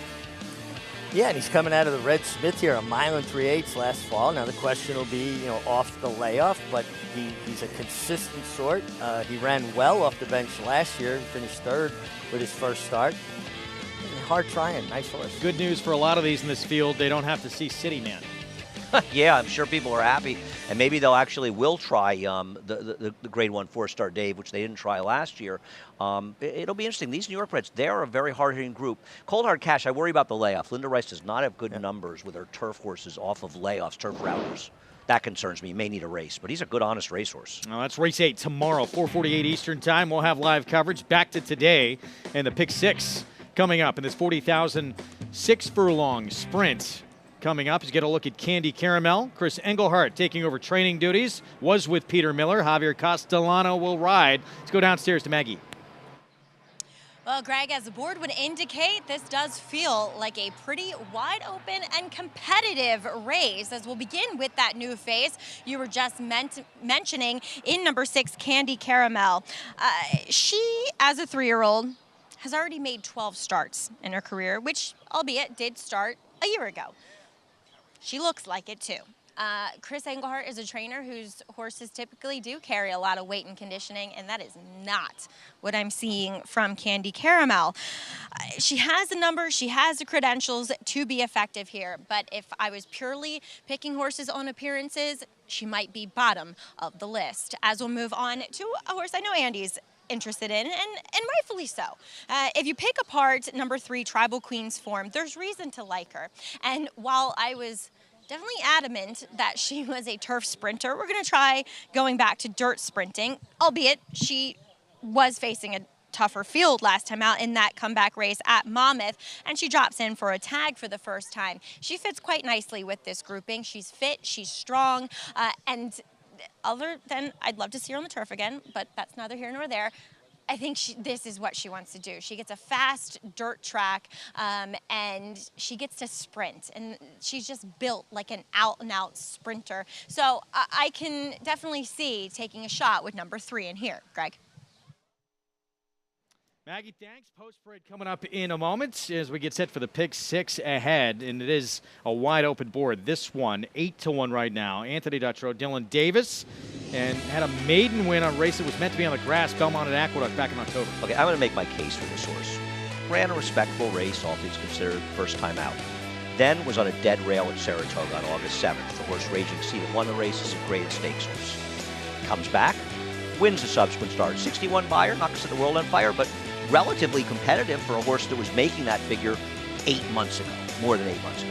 Comes back and tries the mile and 8 Demoiselle in the slot. What chance did he have? Something must have gone wrong in her next start at Laurel. She ran poorly. She was laid up for over 4 months. Then she comes back in a turf sprints against older horses and legitimate strong horses. And she chased a fast pace. I know that Glitter Up's a speed horse. And now she comes back, dropping in for a tag against okay horses, but there's no killers in here.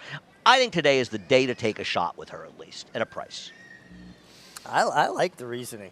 I mean, I love, when you give those angles, things that, hey, why making the case why this horse can run well? You can't find priced horses by, just seeing the obvious. I mean, I understand why Fancy Azteca can win here.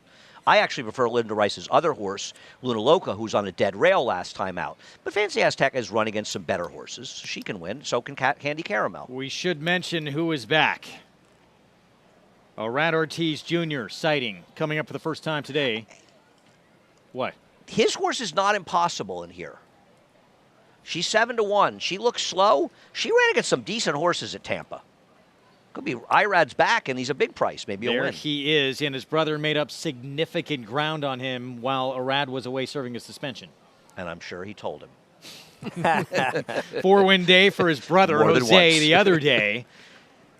But Irad's still with a 2-win lead with 4.5 days remaining now. But Jose missed a golden opportunity to get within one of them with technical analysis. And you know what? Irad says, I'm in front by 2. I'm sitting chilly. I'm sure he's going to win some races between now and the end of the meet. And you can be very sure, all you people out there that foolishly think they let each other win, it never happens. As competitive with each other just as they are individually overall. And Irad, of course, odds-on favorite again to win the Saratoga meet, you would have to think. Odds on? No? No. You want 4 to 5 on him? You can take it. Okay, I'll take it. Okay. Seriously? Yeah. How much do you want? You can bet up to $200. I'll take $200. Okay, you have $200. You get $1, $160 if he wins, and I will get $200 if he doesn't win the title. Okay. I'm in.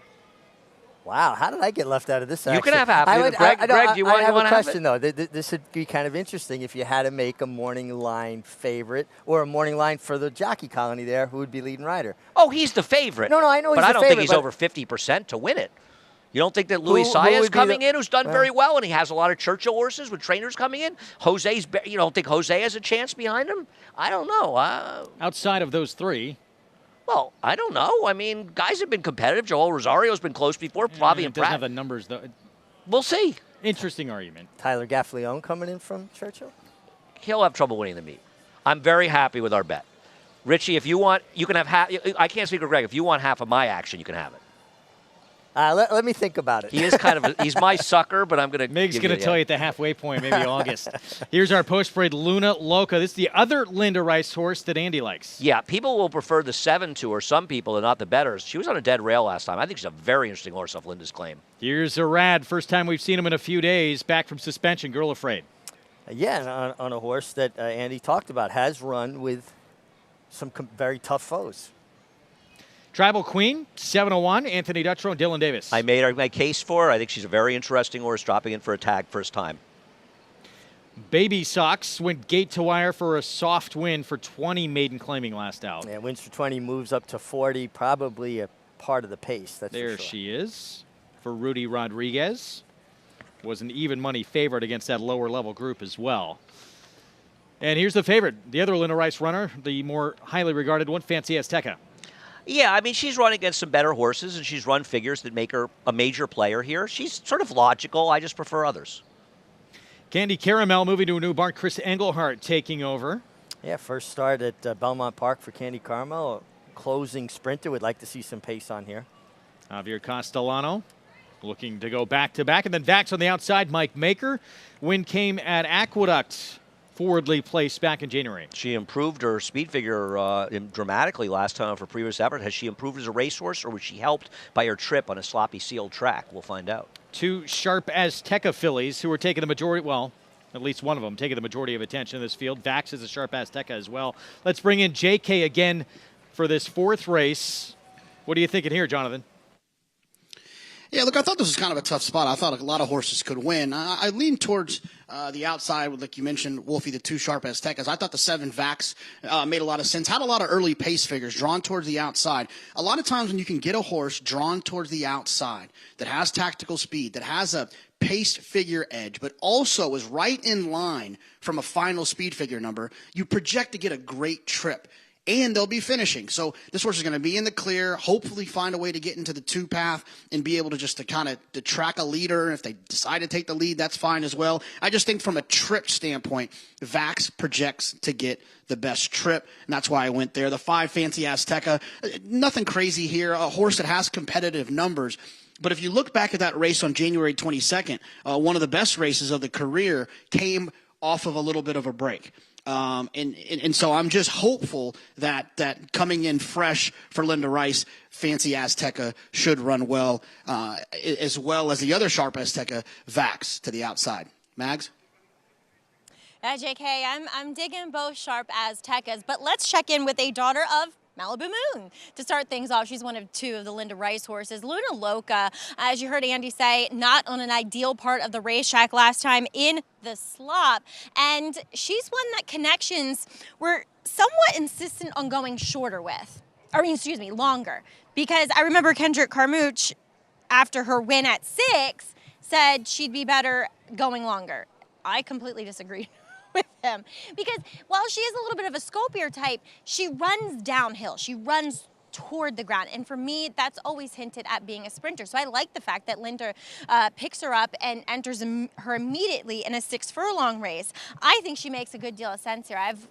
She looked great before. She looks good here again. I just really like the 6. I think it makes a lot of sense. As we'll move on to her other charge in here, Fancy Azteca. I get the appeal. Look, handicapping the race, I would put her on top. I was hoping she would look better overall, and that's kind of been my main complaint with her in her last 2 efforts. She just could look better in her coat.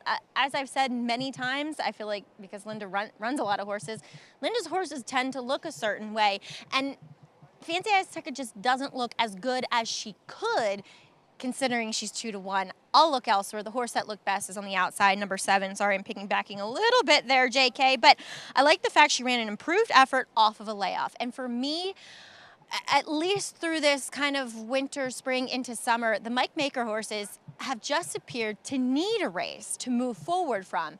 And she has. She's filled out a lot. She's gotten bigger, stronger. She's done everything you want to see from a horse going to and now midway through their 3-year-old season. She just looks the part, and as JK said, she looks to sit the right trip, Greg.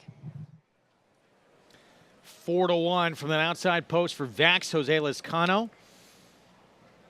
Meanwhile, the other Sharp Azteca is the favorite, the 9-5 choice Fancy Azteca, with Jose Ortiz.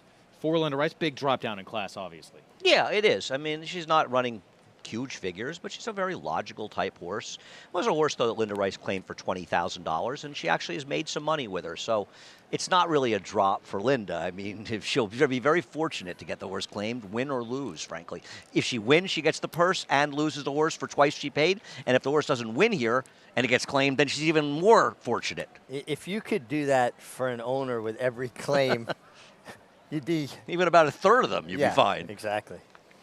Loading up. Pick 6 starts here on this Sunday card. And the 9-5 favorite will move in next. The 5, Fancy Azteca. Jose Ortiz trying to continue to whittle away at that lead of his brother. There he is. This would make it a 1 victory lead for Arad in the jockey standings with 4.5 days remaining. Let's go upstairs. John Imbrial with the call.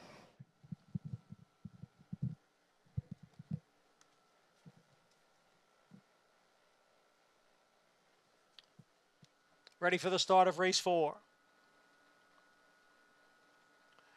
And they're off.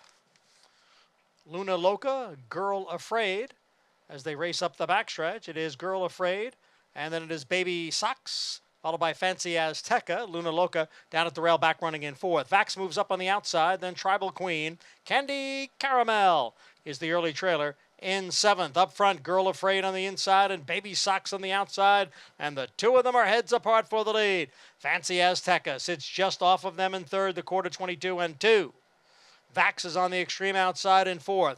Luna Loca down at the rail. Tribal Queen in between horses. Candy Caramel continues the trail. Up front, it's 3 of them across. Girl Afraid at the rail. Fancy Azteca on the outside. And Baby Socks in between. They come off the turn and enter the stretch with Girl Afraid and Fancy Azteca. And now those two are right together, with Fancy Azteca taking the lead. Candy Caramel, who was last, has gained ground out in the middle of the track, but it is Fancy Azteca in front. Candy Caramel moves to 2nd, and Fancy Azteca is the winner here, and the winner by better than 4 lengths. Candy Caramel was 2nd, then Vax and Girl Afraid. This may have sealed a meet title for Linda Rice, and it gets Jose within 1 of his brother for the riding title. Fancy Azteca as the favorite at 9-5. Well, we predicted it before. After a series of upsets and favorites losing, took some shots with some prices, and the favorites ran 1-2 here. Fancy Azteca on top of a pace that did not set up the way it necessarily looked on paper, but she was a dominant winner over Candy Caramel, the favorites 1-2. Yeah, she was just poised out in the 3 or 4 path, watching what was going on inside of her, always traveling well, kicked on, turned it for home. Worth going back and watching the trip of the 6 Candy Caramel, particularly coming off the quarter pole. She jumped to her right lead early and really kind of blew the turn, cost herself a few lengths there. Was probably second best regardless, but didn't corner well. 5-6-7-2 finish. Fancy Azteca, Linda Rice. They're all big, obviously, but this was a big one to try and seal this up and wrap up this Belmont title. You think Jose's going back to the room and thinking, if I could have just got home technical analysis, I'd be tied with Irad? Or you think maybe Irad's needling him a little bit about it? But it's fun. It's fun to have the competition, too, in that situation. And congrats to Linda. It's not over, but it's certainly a big win, as you say, for her. And it's fun to have the competition with the jockeys as well. And I'm sure while they needle each other, it's in good fun. I don't know if it's in good fun. Not all good fun. Not all good fun, believe me. It shouldn't be. They should. It should be competitive between all of them, right?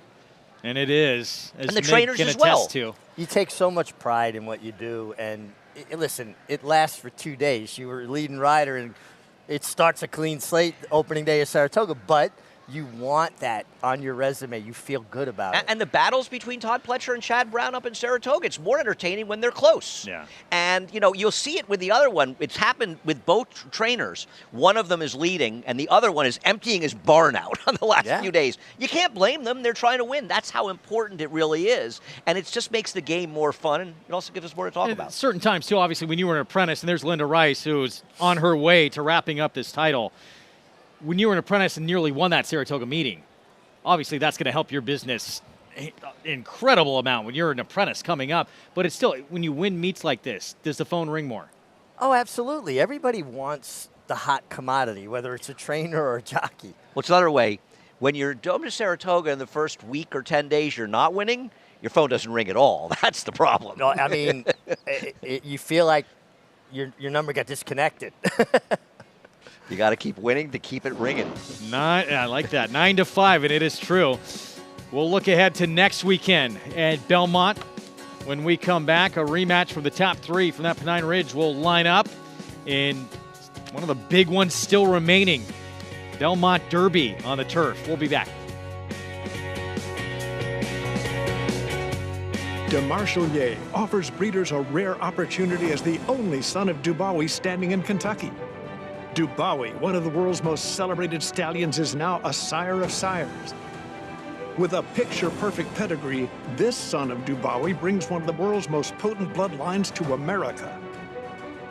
Now his progeny are bringing top dollar in the sales ring. DeMarchelier, standing at Claiborne Farm.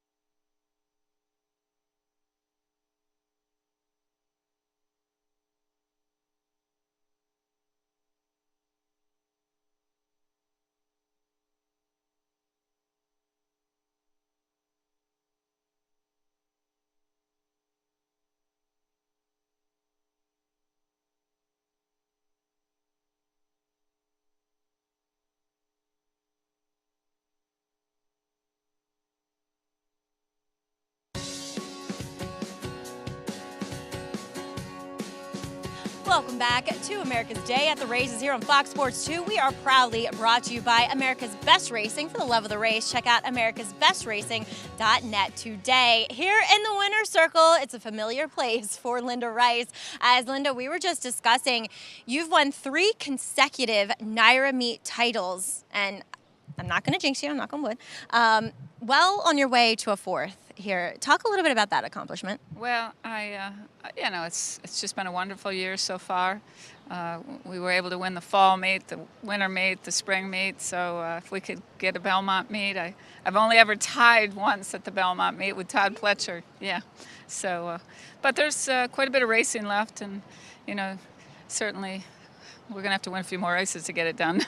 You certainly have the numbers with many entries. This is your last one today, but many entries tomorrow and the next, and I'm sure over next weekend. But you are the only woman, female trainer, I should say, to win a Saratoga meet title. We were talking about how you approach the Saratoga meet, and that a lot of times you'll kind of sit back the first couple weeks, let everybody play their cards, and you'll come in with the late sweep.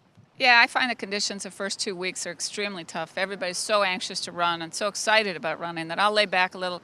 I will usually play hard at the end of every meet, because people run out of stock. They're struggling to fill entries and races, and I will usually enter aggressively at the end of meets. So. You're pretty darn clever. Speaking of entering aggressively, you've done so here with Fancy Azteca. As far as numbers, she just was consistently better than many of these today. Yeah, she was, and we kind of struggled to find a spot for her. There were races we could run in, but she was just going to struggle to be 4th in those events, and I thought, well, this is a race she can win. We probably wouldn't get to take her home, but that's okay. How do you restock for Saratoga? What's your kind of game plan for that? Well, we did claim one out of this race. I'm not sure if we got it yet, but we'll find out shortly. So that's how we restock. We'll see. Christy, can you give us a thumbs up or what? You got it. All right. So we lost one, we got one. That's the way to play the game. You play it well. Linda, congratulations. Thank you, Maggie. Fancy Azteca adding to the tally. And we'll see if Linda can see through another meet title, Greg. That would be 4 titles in a row here at NYRA. Incredible accomplishment with the likes of the Barnes that are on this circuit. No, absolutely, and she's well restocked for Saratoga. She's being a little cagey. She was very active, as a lot of people know, in the claim box at Churchill. Yeah. Those horses can't run until this week because the Churchill meet was technically still going on. So she's got a bevy of horses ready to go. Some will probably show up this week. Some already are. If you look through the entries, you'll see them. But Linda's always thinking about the future, like any trainer. Any successful trainer has to be. You got to love the strategy and the fact that she even says, I'll lay back and kind of be more aggressive when other stables are dwindling. Their stock is getting a little worn out. 3 horses claimed out of that race, by the way, including your winner, Fancy Azteca. Next up, late pick 5, 6 furlongs, New York breds in a maiden special weight, and a lot of new faces in this spot right now. It's the 6, Lady Fortuna, first-time starter for Leah Girmati. Yeah. Top choice on the board. Not bet strongly. The 5, Souffle, likely to be heavy favorite by post time. Big favorite, but I think the early money for Lady Fortuna is interesting in here. I like Be Best, a horse who caught a sloppy seal track first time out, was down on a bad rail after braking slowly and then tried the turf. I'm surprised that Be Best is taking absolutely no money, but the way my picks have been going lately, I guess I should understand it. Yeah, but I think that's a prime example of a horse's form that is a little bit deceiving because then she tried turf, so it doesn't look good on paper, but you can make legitimate excuses. Yeah, I mean, think of the 7 in the last race that improved in a wet track. Maybe that was like a wet track. Maybe this horse did not like a wet track, and once again was planted on a bad rail. Yeah, we'll dive in deeper in a moment to the start of this late pick 5, of course, coming up next weekend. One of the big ones here at this meet. We'll have the Manila Grade 3 on Friday, and then Belmont Derby Invitational, Belmont Oaks as well. Pair of Grade 1s, part of that Turf Triple Series on Saturday, July 8th, and an international crowd arriving for the Derby. Yeah, you have to imagine that the Foxes is going to be the favorite in this race, a horse that had won a Group 2 over in Europe and then was 5th in the Epsom Derby in his next start, which is turning out to be a very strong race given some of the results that we've seen at Ascot. But no surprise, it's one of the biggest races in the world. Named after Leicester City. Really? Well, you're on your game today, Greg. You suckered me into a bet. Trains. Listen, I mean, I think there are some interesting horses in here, and there's more horse to talk about. The impressive Maiden Breaker redistricting coming back in his second start. But this is a world-class talented horse, and the Euros might just be better than our horses, Richie. You can see him. He's quickening up. He's running.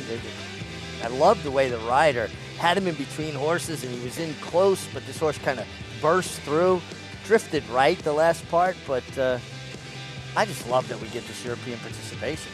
Yeah, no, I mean, listen, it's a great spot for them. And Silver Knot's already shown that I know he ran okay in the Breeders' Cup, but he might be a tick below these horses. Redistricting is probably planning on running in this race, so he could be in there as well. But listen, Farbridge, Kalick, they're okay. Bapio improved last time. I don't know where that race came from. Take a look at the Pennine Ridge. We will see the top 3 return from this race. We haven't even got to Webslinger yet. Yeah, I mean, Kalick was allowed to control on the front end, and he's a nice horse that's really improving. Farbridge is an odd horse that there's a lot of reasons supposedly why he runs the way he runs, but it seems like for whatever reason it is, he needs to be on the inside to do his best running. And Silver Knot, he can't get out of the gate. He's okay, but it doesn't seem like that Godolphin magic for Charlie Appleby so far has been working this year like it has over the past couple of years. Yeah, I think that's fair. Kind of a tough trip for the runner up there. I mean, honestly, I know he dove back to the inside, but if he had stayed on the fence, he might have had time to make up that ground. I don't think it's a tough trip. I think he's a horse that makes his own Creates problems bad in races. Okay. I think that race he did. Mark Cassidy going to bring Boppy O to contest off a victory in the Jersey Derby at Monmouth at a mile. I mean, talk of the nation. I guess he's running. We drew the Manila, but he's supposed to be running Friday in the Manila. I guess Shumigay doesn't feel he wants to go longer. This is a horse that won her with anticipation last summer. This was enormous improvement for him. I mean, is he a new horse? Can he stretch out to a mile and a quarter? I like the way he settled into stride inside the 8th pole. It sounded like he found a better stride late and he really ran. finished. Yeah. And Webslinger, you mentioned, another one for Mark Cassidy. He's been terrific in his last couple of starts. He's a fun one to watch, and he surprised everyone really when he had that breakthrough win on Derby Day, but backed it up. Yeah, I mean, he met a softer field last time, which is better than them, but he's taken on the big boys here. He's a gelding, so it didn't really, matter as much. But this is a big race, and it's always a really fun race. Looking forward to it.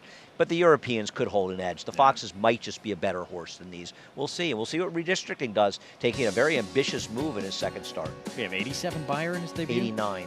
Wow. Late pick 5 is next. And a New York bred maiden special weight to begin the sequence.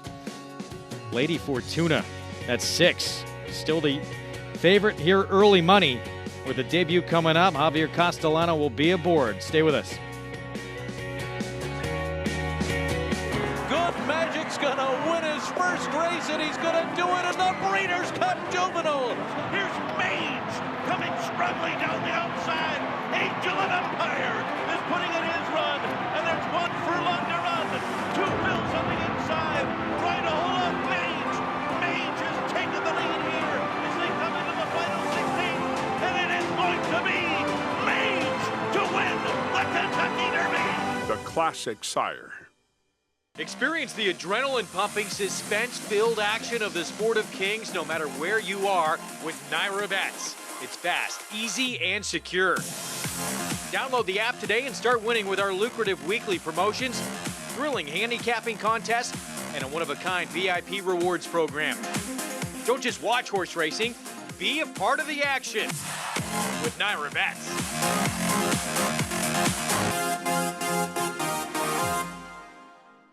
The momentum continues for War Dancer as Ms. Big Bucks goes wire to win the New York Stallion Stakes. Ms. Big Bucks, who got the job done today. Ruse also wire to wire. Ruse, rough draft, one last try. Ruse holds on. And Long Shot War Museum delivers at Monmouth. War Museum is now in front. War Museum at 41-1. Shouldn't you have a War Dancer? War Dancer, proud to stand in New York.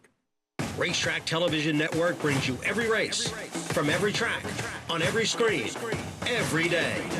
With monthly packages starting as low as $5, RTN gives you great value and access to more live HD streaming and race replays than anyone. Visit RTN.tv today to sign up and watch on almost any device, including Roku and Amazon Fire. RTN has packages that start at $5 per month.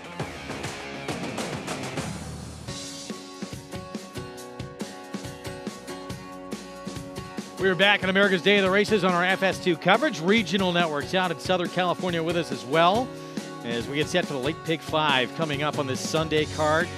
On this extended weekend, we'll have coverage Monday and Tuesday for you as well on the 4th of July. Let's head downstairs to Maggie for a Paddock report here on the 5th.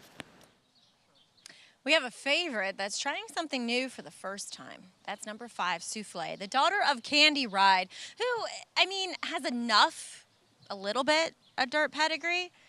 I think she's more of a turf horse, but I suppose that 47 flat over the main track here at Belmont has a lot of people's interest, and 2, she has been the beaten favorite in all 3 of her starts so far. She's one that I've felt as though she should be quicker than what she's shown in her races, but they do tend to run quicker early on in turf races as opposed to dirt races. So maybe we're finally going to see that here today as she does apply a short cup blinker. Look, I think she's a little bit more turf meant, but she can win because I do think she will be more forward getting to the dirt. I'm interested in number 4, Be Best, as she took money in the debut. It was on a sloppy racetrack in which she was on the rail where you didn't necessarily want to be over at Aqueduct. She's incredibly fit here. I do think that I kind of wonder about the 6 furlongs. She does strike me as one that might be better a little bit further, like a 7/8 or a 1-turn mile. She will get blinkers here. Another one just adding those short cut cheater blinkers. But again, looks apart, looks incredibly fit, and I like her getting back to the dirt after the turf try. Then that first-time starter who took a lot of money. There's actually 2 firsters here taking some play, which does include number 2, She Slays. But number 6, Lady Fortuna for my good friend Leah Giramati, a daughter of Accelerate. The dam won a slow turf race. She hasn't produced much. The second dam, she was a multiple stakes winning Louisiana bred and could handle either surface. So there's really not a plethora of pedigree to lean upon, but she's a good looking type, which they only paid $65,000 for her over a year ago at the OBS March sale. She's athletic.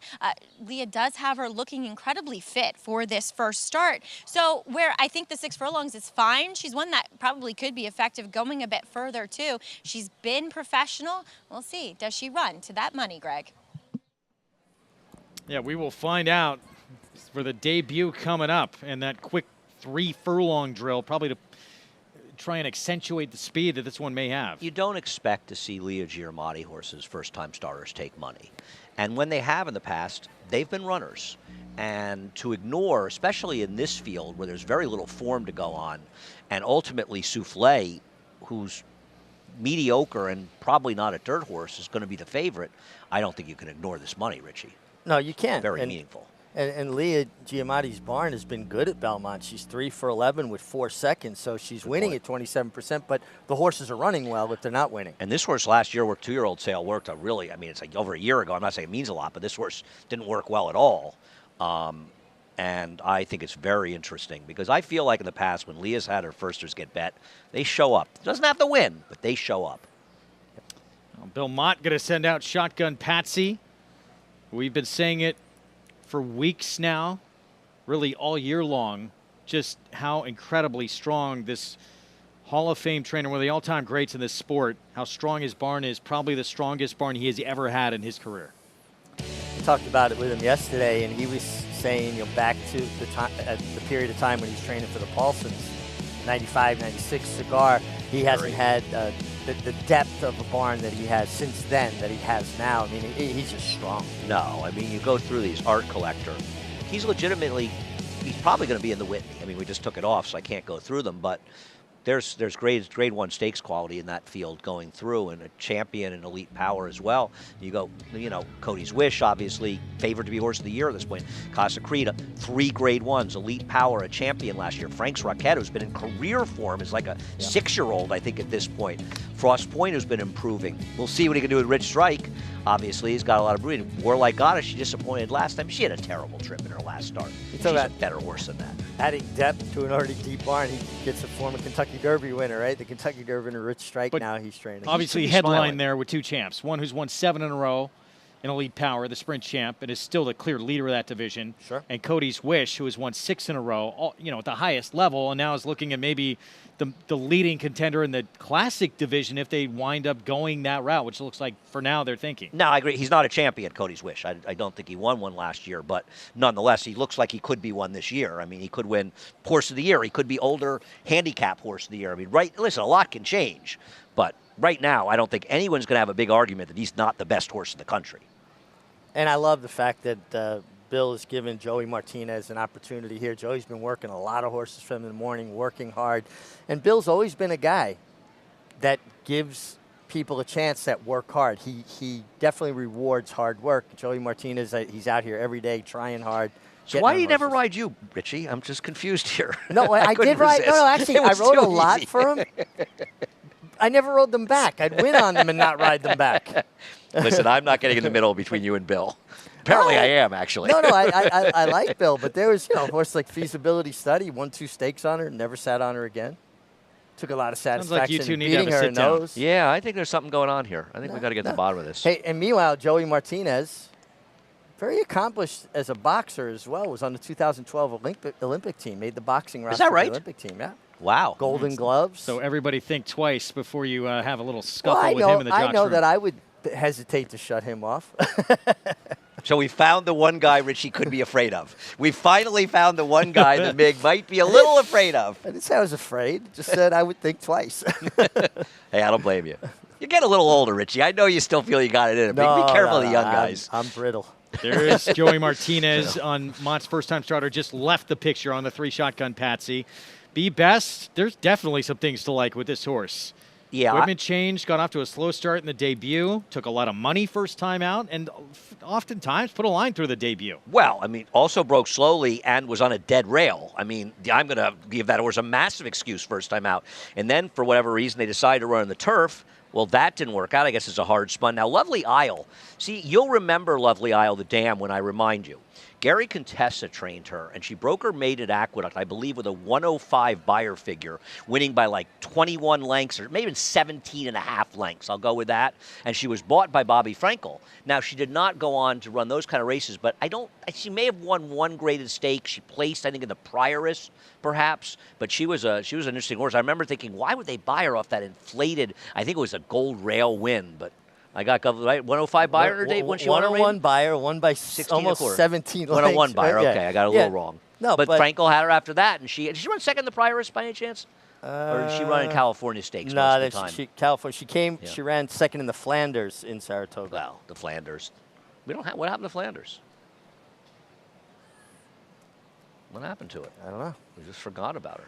Pick 5 here, as you look ahead to this pick 5, what do you think in terms of finding a key to the sequence? I would lean on the 3 and 4 in the next race, Noble Huntsman and King of Comedy. They would be my main 2. Maggie and I both have a goofy idea in race number 7 on the 6, Rosemary Potatoes. But she's going to be a price. It's hard. The 8th race, I like Lost in Rome getting Kendrick. I would use the 1 and 6 there as my main 2. And the last race, any of the 1, 3, 8, 9. All right. Let's sell something in the next race. A little interesting. Here's Unholy. Steve Asmussen, second-time starter. Listen, she has experience. Didn't do much running in that race, but I don't want to totally ignore her in this race. She slays. John Kimmel, first-timer. Yeah, first of all, out of an unraced mare, taking a little bit of money. Slow, steady work tab. Usually, John, you'll see one fast work in there someplace. You can see what they're made of.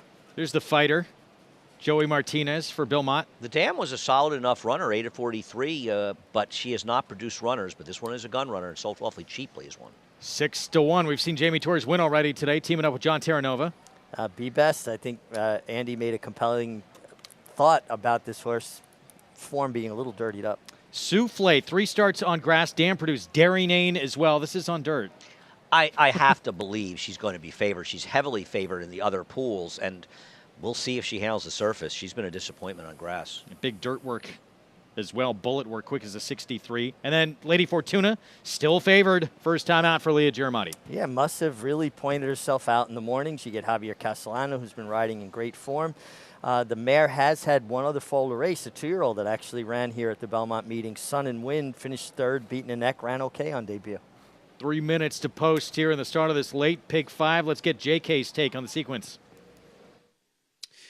Yeah, look, I think it is a fun sequence. I think there is a couple horses you can lean on in race 7. I thought the 4 Divine Wine was one of those. As far as this race, it's a tough situation to get started. I thought the price on the 3 was attractive, and not because of what the morning line was, but just because I do feel like this is a wide open race where I do understand Andy's point, and it's a great point on the 6 Lady Fortuna, the fact that Leah Giramati does not win very often first out. But when she gets bet, they do run well. So I do think that there is something. And look, in a smaller field being drawn towards the outside, nice advantage. I was just trying to get cute with the 3 Shotgun Patsy. It's a gun runner. I don't typically get crazy when it comes to these sires. But, man, the gun runners just really do kind of stand above the group right now in terms of their ability, especially with young horses, first-time starters on the dirt. And that was one thing that I kind of led to. The other thing was Bill Mott giving this inexperienced, not overly successful rider a shot. It's one of those deals where I think that, and Richie can probably speak to it a little bit more, but these riders do so much for trainers in the mornings, and they don't get paid for their work that they do in the morning. And I do sometimes think that trainers at times will try to give riders a little bit of a break with a really live horse. And the fact that this rider, Joey Martinez, showed up for Bill Mott, I just thought might be an indicator. But hopefully Maggie can say something nice about the 3 to make me feel a little bit more confident than just my hocus pocus idea that I had so far. Well, JK, she's a really nice mover. I will say I didn't love her in the paddock. She was just kind of ho-hum before she got the tack on. But since she's been tacked, since Joey Martinez got on her back, she really came to life, which is always a good sign, I think. And like I mentioned, she's a very, very good mover. I find it interesting, though, Bill Mott's giving Joey a chance here, and maybe he does hit the road and goes up the throughway on the dark days, but he's mainly here at Belmont, so I don't know how familiar he necessarily is with this filly. It's not like one that, he's been working with a lot and breezing, so I don't know if to put anything into that. She's one I kind of want to take the wait-and-see approach. As we'll take a look at number 2, She Slays. Had a conversation with John Kimmel on the way out here, too, for the front side, mainly because I just thought he had a really cool shirt on. But he said to me, which I totally agree, this is a good-looking cast of New York bred maidens. Obviously, there's a lot of Kentucky influence from several of the sires, but again, this is a good-looking group of fillies trying to break their maiden here, and his is one of them. She arguably has the best pedigree, being a daughter of the now pensioned Distorted Humor. If you go back a generation, the dam is half to Nefertiti, who's a graded stakes winner going long, and that's kind of the vibe I'm getting from her, is that she looks like she wants to go longer. John did say he feels as though she's quick enough to possibly get the job done going sticks, but that she'd likely have most of her success going a bit further than this. No doubt about it, though, she's very, very well prepared. Now, one that's making her second start, Unholy, maybe she's well named. My husband, actually, and I galloped the dam of this one, clearly cheating. She wasn't much. I thought they could come up with a kind of a better name. Good Samaritan out of Clearly Cheating. Unholy's good. She'll have blinkers here. She acted up prior to going in the gate last time, and that's when she was drawn on the outside. Now she's got to go to the inside, stand in there the longest, which I don't think is ever good for a horse that has some gait issues. Toby Sheets, Steve Asmussen's assistant here, was on her head the entire time. She wanted to act up a little bit back in the paddock. She held it together for the most part, but looking at her too and thinking about her pedigree, she'll cut back from the 7. I don't know if that's necessarily what you want with her. For me, although she is sharp, physically she looked as though she wanted to go further than this, Greg. Maggie, thanks. Making their way to the gate here. Post time coming up for this late pick 5. Go ahead. I picked the 1, Unholy, and my reasoning behind it was, and post 1 it does her no favors, and I agree with Maggie. I don't know about the 3/4. But I thought watching her replay, she was running a little bit in stops and starts, like the emergency brake was on. So I like the fact that she added blinkers. I don't think she handled kickback very well. So post 1, if she doesn't brake well, isn't going to do her any favors. But I really thought the blinkers could help her. I did not like the race she came out of. That was my biggest concern with her. I picked her third. I scratched her third. I want to take a horse with experience. You know, having said that, and I like the 4, and I bet on the 4 Be Best, but I use the 6. I am very afraid of Lady Fortuna in here. I don't think, because she not only got bet early, she continued to get bet. She never drifted up, and that has to be a good sign. I'll be very surprised if a firster wins it, and it's not Lady Fortuna. Meanwhile, the favorite has become a filly who's only been on grass to this point. 3 turf starts for Souffle. For Christophe Clement. Dam did produce a pretty good turf runner named Darry Nane as well. Showed ability in the morning on dirt. We'll see if that translates here to the afternoon. Manny Franco aboard. There she is stepping in. Late pick 5 starts here. Let's go to John Imbrial.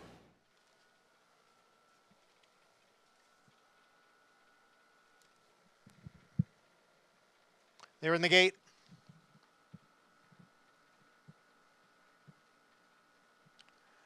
And they're off.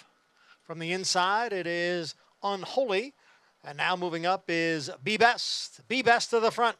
Unholy is racing in second. Souffle in third. Then 2.5 lengths back to She Slays. Another 2 to Shotgun Patsy. And Lady Fortuna is the trailer in 6th. Be Best the leader by 3/4 of a length. Souffle, the favorite on the outside, in second through 1/4 and 22 and 4. Unholy is down at the rail in third. 3.5 lengths to She Slays. And then farther back it is Shotgun Patsy, and way out of it is a Lady Fortuna. Here comes Souffle up to challenge Be Best for the lead as they come for the head of the stretch. Souffle on the outside, Be Best on the inside. They are heads apart with She Slays now moving into third, the half and 46 and 1. Souffle on the outside, Be Best on the inside, and She Slays continues to move up. Here comes the first-time starter, She Slays, to take over the lead here and draw away in the stretch. She Slays, much the best, won by 5 lengths. And it's a photo for second between Souffle and Be Best. Jose Ortiz, first-time starter. This was impressive. She Slays debut performance. Wow. Perfect trip or not, she lived up to her name, Richie. She slayed him. She did. Decidedly best. I mean, she was a little bit green coming off the far turn, settled in, and just found another gear and left everybody in her wake. Nice performance. John Kimmel used to be automatic with first-time starters. Yep. Oh, yeah. Back in the day, go back to the 90s. Automatic with firsters. Great. Maiden claimers, 50 claimers. Yeah. He had a pretty good firster once that you rode, Richie. Successful appeal. Shut up. Ran in a maiden claiming race. Richie said, we're stealing here. This is a stakes horse. He was right. She was a stakes horse. And Lucas beat him. He won the Amsterdam the next year. I didn't give the horse a good ride that day. Yeah. He was climbing from the dirt, and when I got him running, he took off too early. Nah, it's not like the ride you gave that horse to Jimmy Jerkins. Jose Ortiz still going to be thinking about going back to the jock's room, but I still should be one up now. Ties his brother with this victory. I don't think he'll remind IRAB that they tied. I don't even think he's going to come. Not even thinking I'm going to start pulling up horses that you picked that were busts. Iron Deputy. 2-5-4 right, finish. You were right. She Slays. This is one to keep your eyes on. This was impressive first time out. Yeah, this horse really buried the field. Saved me a tough beat. If she hadn't shown up, I would have been annoyed when Souffle got the best to Be Best, who ran okay at 8-1. But this horse is much the best. Wow. And one day, Big perhaps, loaned John his wardrobe today. Oh, Jonathan did. Jonathan did. I want to know what the money for Leah Giamatti's horse was. What was that? That horse lost contact with the field. Wow. This strange. My man John Kimmel, and a couple summers ago, John Kimmel, Niall Brennan, one of the owners of this horse, we all went whitewater rafting up in the Adirondacks. It was a lot of fun. I had a hold of the rope. I wasn't coming out of that boat. What a way to end the show. Little whitewater rafting story. She slays.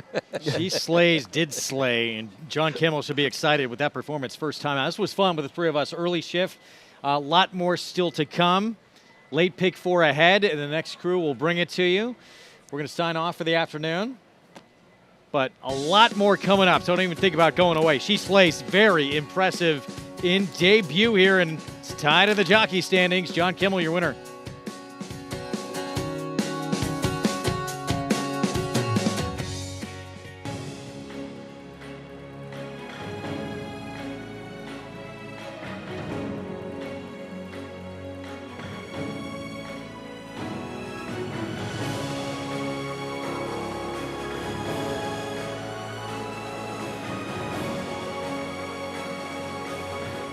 Olympiad leads American Revolution. Olympiad gets the gold in the Jockey Club Gold Cup.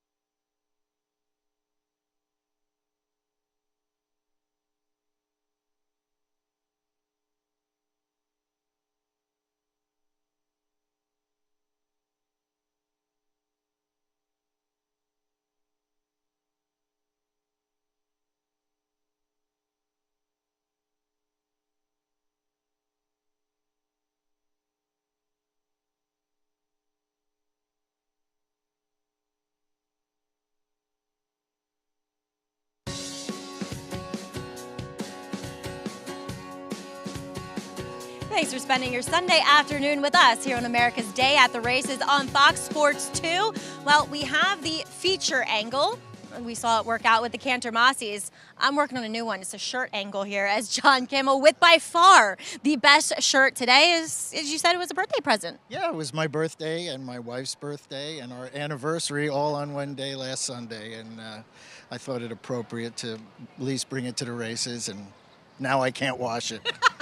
Can't wash that luck off, but it looked as though She Slays didn't need it. She was very impressive, John. She was, she had trained real well. We had her entered like 10 days ago, and she had a little infection in her little cut on her hind ankle, and it kind of blew up, and we said we couldn't run her like that, and we got this extra race popped up, and they were lucky enough to get it to go, and she fit in real well with this group.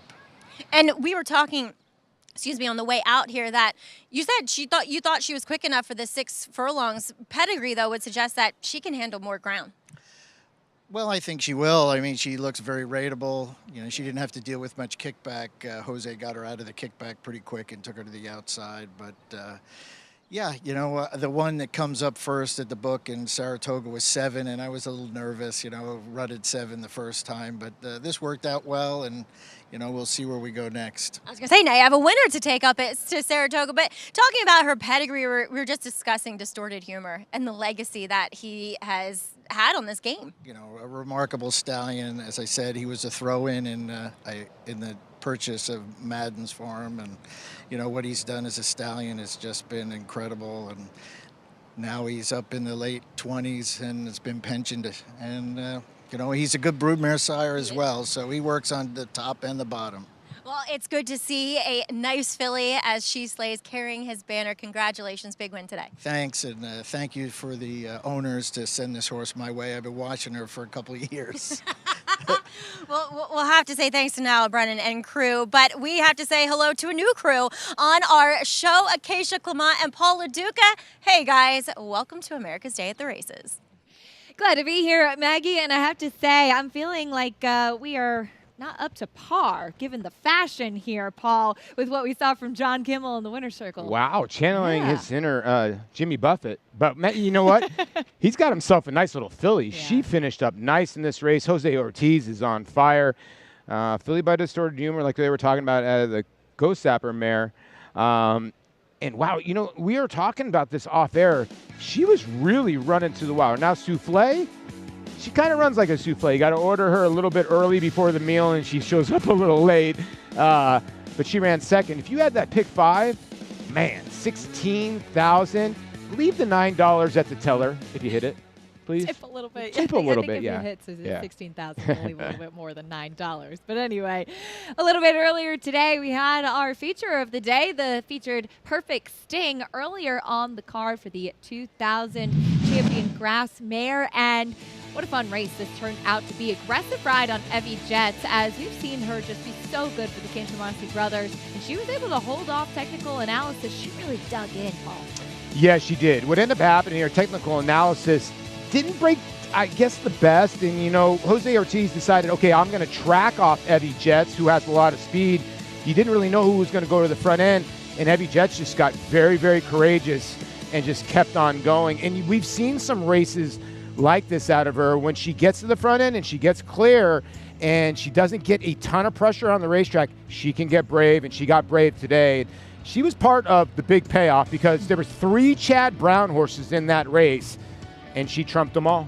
She did. Boy, she's a cool mare. Javier Castellano riding today. And as you heard the crew earlier talk about a special win in those silks for the estate of Robert Amendola. She won the Plenty of Grace off the layoff shortly after Mr. Amendola had passed away. And I remember interviewing Matt Ken after the race, and he said, I think Mr. Bob is watching down at the OTB in heaven pretty much and following along. And she's just been really special for them and easy to root for as well. Very cool mare. Well, she's just an honest mare. You know, she's 14 for 20 in the money. That early speed, she can get dangerous on the front end. And yes, I do believe in divine intervention. Mr. Amendola got that one across the wire. Carried her home today as well. That was fun earlier in the Plenty of Grace, in the Perfect Sting for Evie Jets getting the win wire to wire. We still have plenty of racing to come on today's America's Day at the Races, and we'll also renew the epic showdown that we saw yesterday in the Dwyer with a big performance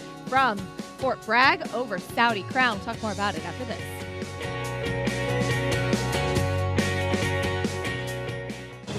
It's 1,000 words fighting back, coming down to the finish. If a picture is worth 1,000 words, this is one stunning picture. 1,000 words just in front. 1,000 words wins the Robert B. Lewis. Honorary P is full out now, second on the outside. And they're coming down to the line, and 1,000 words has done it.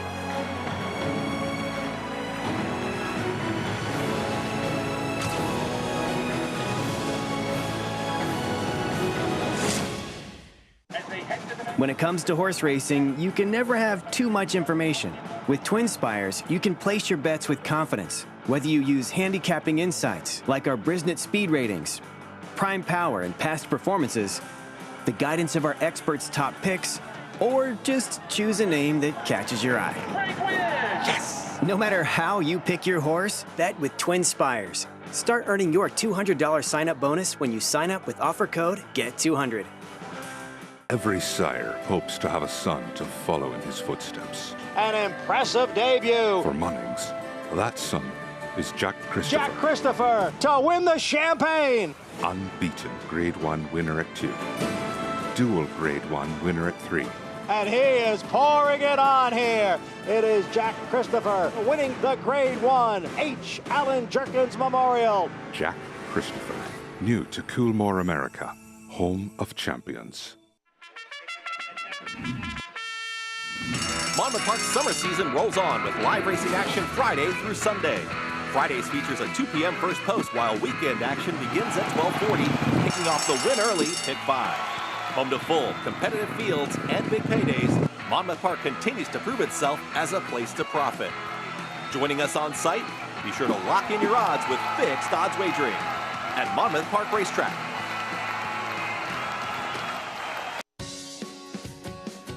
Welcome back to America's Day at the Races, brought to you by Naira Bets. You can bet any track, anywhere, anytime. And don't forget to do so by signing up with Naira Bets. If you don't have an account, now's your opportunity. Use promo code BONUS200, and you could earn up to a $200 deposit match right after your first deposit. Yesterday, on Saturday, we had a couple of nice graded stakes on the program here at beautiful Belmont Park, including the Dwyer for the 3-year-olds going the one-turn mile. And boy, they threw it down. No, they did. Paul, big performance inside Saudi Crown, lightly raced, trying to remain undefeated and stretching out for the first time outside Fort Bragg, who's cut back to the mile distance and was on the Triple Crown Trail at one point. Yeah, 2 very nice 3-year-olds here. And Saudi Crown on the inside, like you said, was 2 for 2. Son of Always Dreaming of that Tappet mare. And then Fort Bragg just come out of getting beat by General Jim in the Pat Day Mile. And you're right. I mean, this was a tremendous race. You take nothing away from Saudi Crown, too, because he tried to come back on the inside. You know, in his last race, he was a tiny bit high-headed. He was not high-headed today. He just got out-finished by Fort Bragg. I think maybe the experience, and you were talking about the cutback, but these are 2 very nice horses. The blinkers going back on for the 5 Fort Bragg. He had previously worn those cheek pieces, and it seemed like that really kind of added the added punch, perhaps, that they were hoping for, and closing him in a little bit more. And John Velasquez aboard for Bob Baffert, Fort Bragg, that son of Tappet, to get the win with a 106 Beyer speed figure in yesterday's Dwyer. As we bring Maggie into this conversation, Maggie, we saw these 2 horses throw it down in a pretty talented field of 3-year-olds, which could make things very interesting as far as that continuing topic of the 3-year-old picture for the second half of the year. Absolutely, Acacia. But for the most part, it feels like these might be horses that are really well suited to, yes, the 1-turn mile, as they both ran career best efforts yesterday, but also less ground, especially when it comes to Saudi Crown, because as Paul mentioned, he is a bit of a high-headed horse, and he's a horse that really kind of runs through the bridle. So I don't know how rateable he's going to be and if you're going to ever be able to necessarily harness that speed that he possesses. I think the major key in victory for the Bob Baffert horse, Fort Bragg, is that he broke well. We didn't necessarily see him break that alertly going back to the Pat Day Mile. He kind of had to use himself a bit early, which may have resulted in not having the punch late. But take nothing away from either of these horses. They threw down, and John Velasquez even saying that thought he was going to win by 4 or 5, and just the nostril defeat by Saudi Crown shows how tenacious this somewhat young and inexperienced horse actually is. So really looking forward to possibly seeing Saudi Crown. We'll see where Connections choose to go, but would love to see him up at Saratoga going the 7/8 in the 8 Challenge Jerkins. Acacia? That could make things very interesting, too. The other Bob Baffert trainee that won the Woody Stevens Arabian Lion waiting in the wings as well could potentially be pointing there. And we'll see what these 3-year-olds do, both pointing to races like the Allen Jerkins and the Travers this summer. Could make for a pretty fun conversation and a lot of big races to look forward to. Yeah, I mean, we've talked about this multiple times. Saratoga is going to decide a lot of divisions here. 3-year-old division, I would think, with obviously the Travers. You know, Cody's Wish now entering the Whitney. Now that does the sprint division. Now does he enter the handicap division now? And Elite Power and him, I'd like to see them go at it in the same barn. Like we've talked about, Bill Mott's barn is loaded, obviously. But the races at Saratoga are going to decide a lot of the Eclipse Awards at the end of the year. They usually do, but I think especially this year. The Triple Crown in the rearview mirror. There is a lot of racing still to come, and we see some of those kind of, as Maggie was touching on, some later developing type. Saudi Crown, a good example of that too. A horse that kind of took a little bit of time to get started, and he does look like he's one that's better with a little bit less It ground, seems like we get those kind of horses. I'm not saying he's Arrogate, but like you get, sometimes you'll get a freak. We're going to get a freak at Think of that Saratoga. Travers from Arrogate. 100%. It was jaw-dropping. It was jaw-dropping, 159, whatever. But you're going to get somebody that's going to step up. So there's still going to be one other horse that you're still in the rearview mirror that we don't know about. Yeah, that's one of the fun things about the second half of the year with that 3-year-old picture concerned. We saw a nice performance yesterday, though, from the top 2 finishers in that Dwyer. Back to today, we turn our attention to race 6. We're going 1 1/8 on the inner turf, and New York bred Allowance coming up, and that's a look at the nose of your current favorite, Clear Conscience, who was beaten by Spirit of St. Louis in the final race on Belmont Stakes Day. Last time out, Spirit of St. Louis, a first-time turfer for Chad Brown that day, who just gobbled up ground that afternoon. And Clear Conscience didn't have the best of trips that day either. No, he was steadied. He was bumped around. He didn't have the cleanest of trips. And, you know, he should be the favorite. Now, I used 4-6 in here. I thought the 4 was the other player.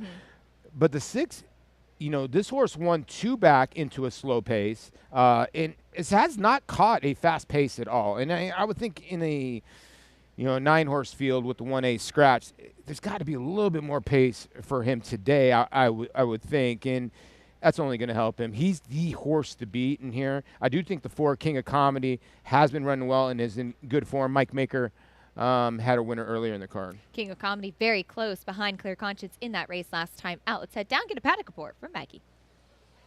We'll check in with a layoff runner making his 4-year-old bow is number 2 Whistler's Honor, where he was the heavy favorite after getting virtually buried in his first start as a 3-year-old when he won up at Saratoga. But the problem is that form hasn't really worked out since he's been away from the races for nearly a year, in that your mission is still a maiden. Mr. Connecticut's jumping, going over hurdles. So, look, he's a big horse. And those types, to me, always feel as though they need a start to get going. But to be fair, Hoya Bray does great work with his firsters and his horses coming in off layoffs. But I just kind of want to take the wait-and-see approach with him and just giving me the overall impression that he'll need one. I really like what I'm seeing from King of Comedy here, third off the bench for Mike Maker. I think he could be the quickest early, and we know Javier Castellano isn't afraid of sending one to the lead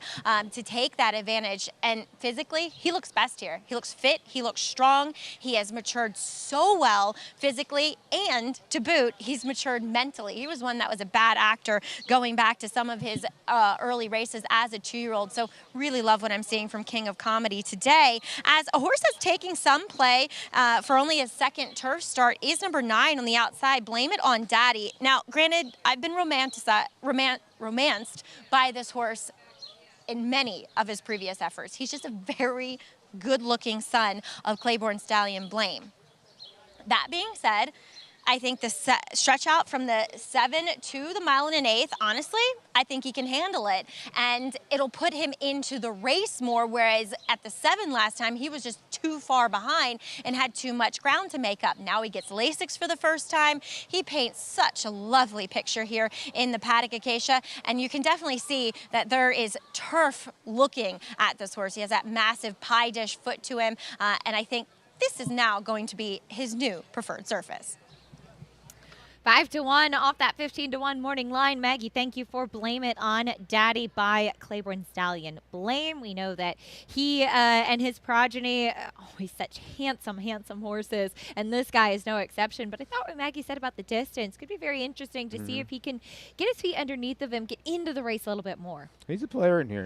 You know, Kendrick Carmouche got a win on the day. I apologize. Michael Maker does not have AW on the day. You were trying to give him one. Yeah, I was trying to give him one. You know what the problem was? I was watching another racetrack. That was earlier in the day.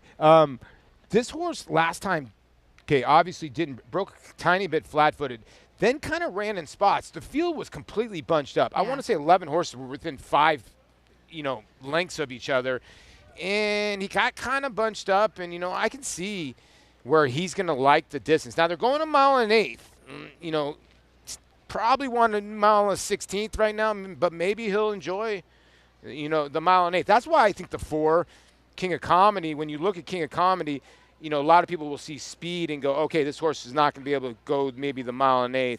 It's Mike Maker, and, these horses, he wants them to go a longer distance to ground. And I love the pedigree. Oscar Performance by Kitten's Joy. Kitten's Joy is the type of horse that, his horses would get the distance.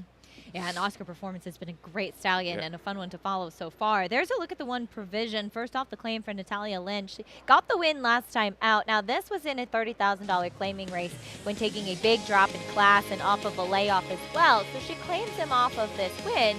And it could be seen as a vote of confidence, but he is taking a jump up in class to face tougher company today, Paul. I will give him this. He was on the slow grind the whole way around the racetrack, about 3 or 4 wide. Never looked like he was. Never looked like he was going to win this race. And then when the other horse got up to the side of him, he took off and said, "No, buddy, you're not going by me." So this was a game effort. If anybody likes that horse, I have no complaints at all. This horse got Lasix 3 back. Natalia Lynch is a sharp trainer. Now, George Weaver was hot as a pistol when this horse won. He's been hot as a pistol, but comes off a nice win and has, obviously it was his best performance ever, but it was here at Belmont, so maybe horse likes it. But I thought it was a game win. And you get Irad. You do. Irad Ortiz back from that suspension. And if you like Irad Ortiz and you typically are frustrated by how he moves the money on the board, you're getting him at 6-1 today. So Right? there's something to be said for that. That's for sure. Horse just heading out from the paddock 2-1 on the number 6, Clear Conscience. Paul had some nice things to say for King of Comedy, Javier Castellano. We talked a little bit about the 3-year-old picture too. And I think one of the interesting things will be, where does Javier land? He has, of course, the win in the Kentucky Derby aboard Mage and the win in the Belmont Stakes aboard Archangelo. And we could potentially see both of those horses in the Travers. It's going to be a tough call for Javi. The Venezuelan pride is large, too. I know. You know, and I got to talk to Victor Martinez. They had a huge party after they won. He said he was so happy for Javier. And Javier and Gustavo being from the same country in Venezuela, From the same part of Venezuela, too. Javier. I truly think he'll pick Mage because of that. And I'm not saying that has anything to do with Jenna at all. I mean, Arcangelo is obviously a talented horse. I just think that angle, I'll take that angle just to say, you know. But Arcangelo could be any kind. Yeah, very exciting. Yeah. He's up at Saratoga, shipped in already with a handful of horses with Jenna's assistant, Fiona Goodwin, and getting his feel of the track up there. So pretty excited to see what they'll have in store for us for the second half of the year. Meeting the field, starting things off with Irad Ortiz's mount, number 1, Provision. Yeah, Provision.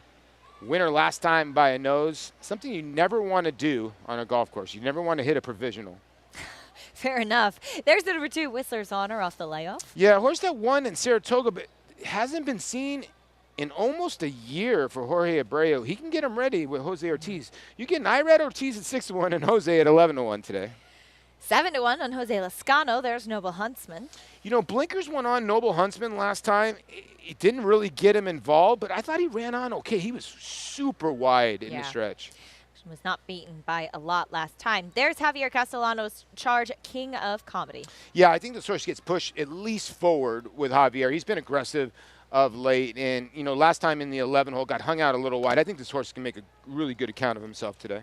There's the number 5, Barrel of Quest, a big price. Yeah, for David Donk and Dylan Davis, a horse that's been kind of running even at lesser distances, so maybe the 1.125 will help a little bit. A little bit longer for another son of Claiborne Stallion, Blame, your favorite, Clear Conscience. The one to beat. I mean, it really is. For Manny Franco, who's been riding well. This horse is closed into some really slow fractions, so should be able to get the 1.125 for Christophe Clement. There's the number 7, Sell Something, 10-1. You know, I didn't count this horse out at 10-1 with Trevor McCarthy for Gary Siak. This horse got a couple races to go to that can compete here. He had some trouble given the incident in that last race that Clear Conscience comes out of as well. Here's the number 8, Open Till Midnight. Well, in New York City, everything's open till midnight, right? Or 24 hours. Yeah. There's Blame It On Daddy. Listen, I agree with Maggie. I think this horse has got a legit shot getting back on the turf with a better break, getting Lasix.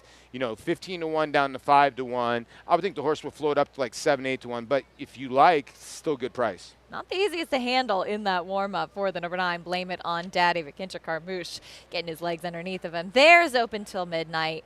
Missed him. He didn't participate in line in the post parade. But 9-5 on your favorite Clear Conscience. Let's check in with Jonathan Kitchen.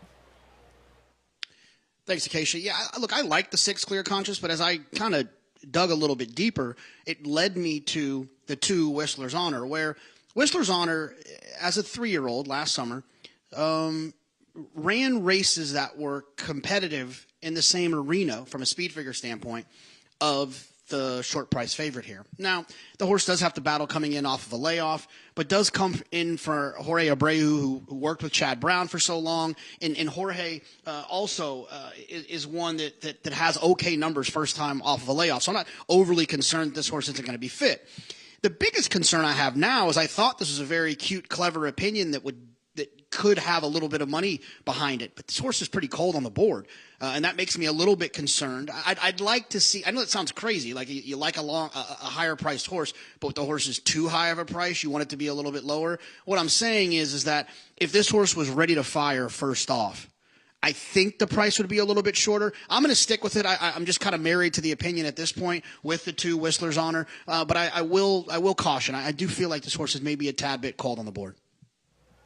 Generous price at 11 to 1. JK, thank you. Whistler's Honor. We'll see if he's ready. Nearly a year since we last saw him race. For more on some of the other runners in this field, though, let's check in trackside with Maggie.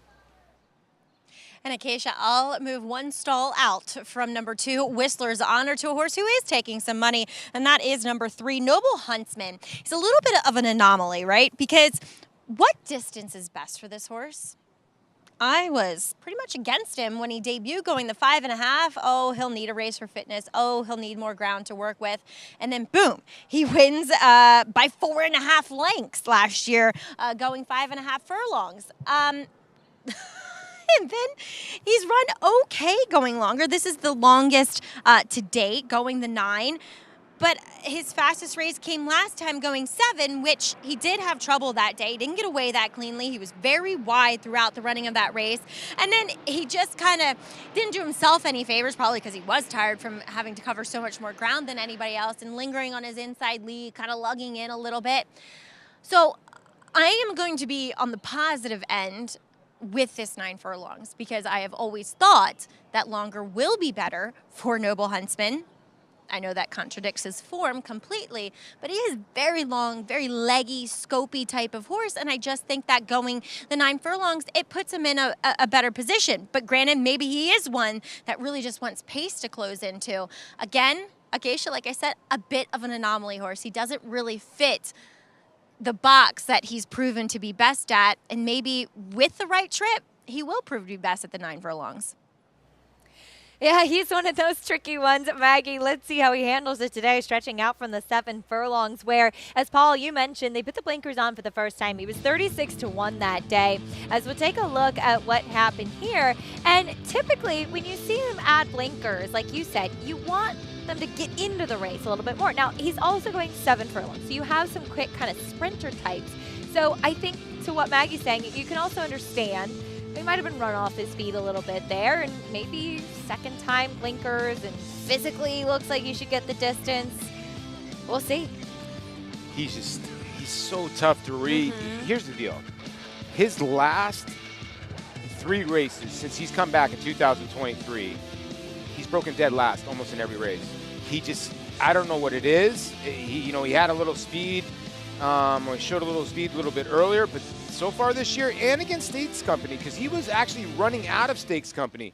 But for some reason, they put the blinkers on, and he's just having trouble getting out of the gate. If he can get out of the gate, he's definitely a player in here, but if he doesn't go in a 1.8 miles, he's going to have way too much to do. We'll see what kind of trip he pulls today. Jose Lascano going to be in the saddle there. He is loading into the gate. There's King of Comedy, who Maggie and Paul like in the 6th race, coming up 3-2 on your favorite, Clear Conscience. We'll send it up to the voice of Belmont Park, John Imbrial, for the call.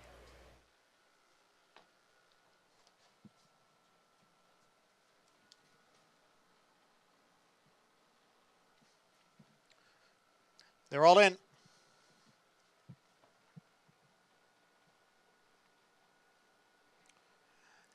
And they're off. King of Comedy away well. Down on the inside is Provision. From the outside, it's Open Till Midnight and Blame It on Daddy, and Clear Conscience is up close. As they go into the clubhouse turn, King of Comedy is the leader. Open Till Midnight, Provision, they are right together.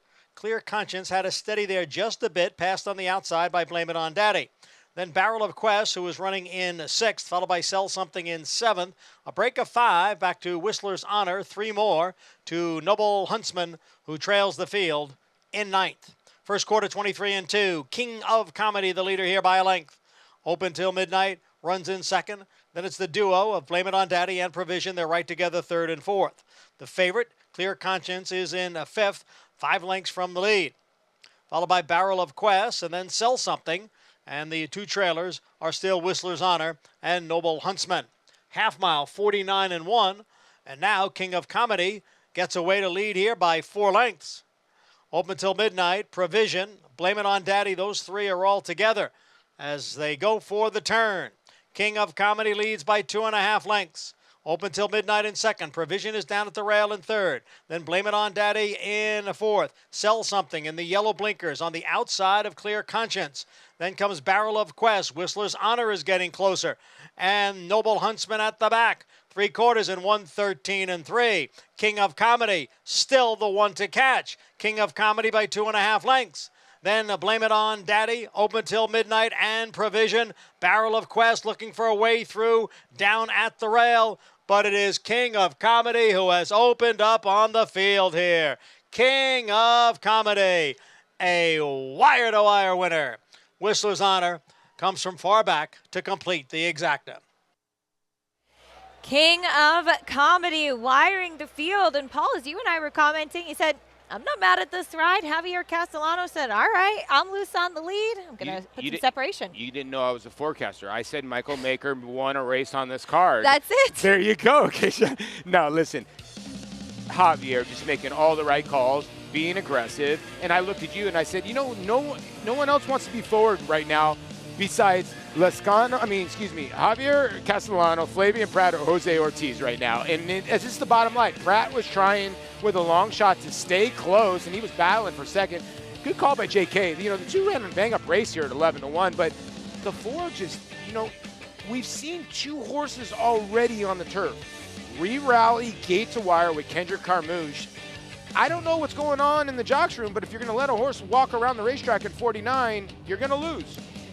The turf is very firm. Yeah. Rain expected tonight, and it is quite humid, but the turf is very firm, and it does seem like there is, Richie pointed it out, which I thought was true, quite a bit of bounce to it. The way that the horses get over it, they get comfortable in the front end, and we've seen a firm turf throughout this meet with very little rain at Belmont as well. Wisecracking won the first race, gate to wire. Yep. Evie Jets won the other race on the turf, gate to wire. This horse, gate to wire. So right now, it's very tough to pass horses. So you've seen two horses go gate to wire at prices. Now you let this horse cut out 49. Javier won this race. I know there's a run-up, but he gave this horse a breather right around when he went 49, and he got another 24 and change. He almost went 25 from that half mile to 6 furlongs, and the race was over. A tough trip for your favorite, by the way, Yes. too. He was in between horses, did not look totally comfortable early on, and you could see Manny Franco trying to almost kind of muscle his way out. His body language, he was leaning off the side of the horse, and he had nowhere to go and could not get clear sailing. Yeah, you know, that's what ends up happening sometimes in turf races. Sometimes you got to take a chance, especially when you have a horse that you know is on the front end and has got some horse. So Manny had to take a chance with the 6, and it just got really bunched up there for second place, and the two kind of swooped. But there was a horse trying to come up the rail. There was a little bit of a mess going on there in the second pack of horses. There's no traffic trouble when you're on the lead, though, and that was the case for King of Comedy, who takes them gate to wire under Javier Castellano 4-2-1-8 in the 6th at Belmont Park. Bring you prices in a moment. We'll also continue our recap of yesterday's graded stakes action. Adding the John Nerud to his resume, 3 Technique picks up the first graded stakes win of his career and a special victory for the Connections as well. This proven son of Giant's Causeway has sired 7 millionaires. With over 10% stakes performers, his recent top runners include Tarabi, placed in the Grade 1 Spinaway and Breeders' Cup Juvenile Fillies, Grade 2 winner Plum Ali, plus these standout performers.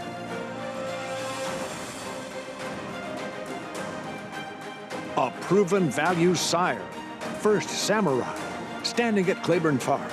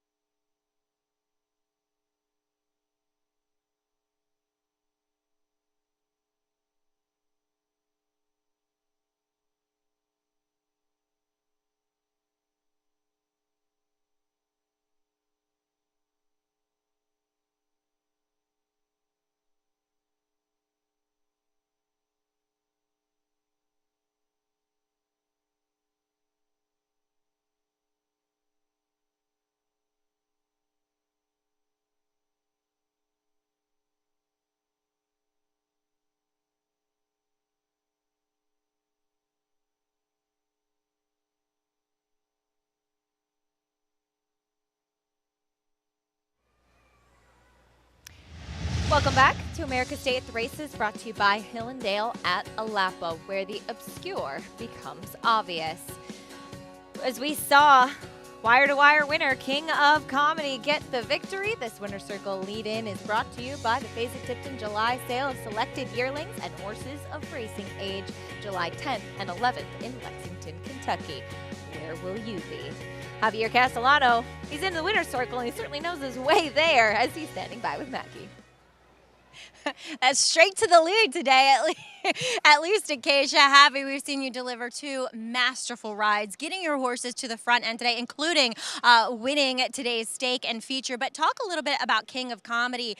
It was interesting to watch you dole out the fractions and put separation between you and the rest of the field on the backside. Absolutely, Maggie. I don't want to rate too much. Sometimes when you rate too much, you take it off out of the horse, the speed. I just want to feel comfortable, let him go to the lead in good rhythm, in good pace, and let him develop this self. And I think exactly that's what I did today.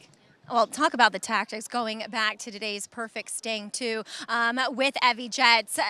You and Jose Ortiz were ding-donging on the front end, and you asserted yourself, and that was the winning move right there. Absolutely. Those kind of positions, the race, you have to use the best judgment. Everybody, we have a plan, but when you open the gate, you got to dictate. And I try to sway a little bit, but I don't see too many. Nobody want to dictate the pace. I go myself, dictate, control the pace, and that's a winning move. And she fought hard to the wire. Take us back to yesterday, too. It's not only your stakes win, but the Grade 2 Nerud with 3 technique.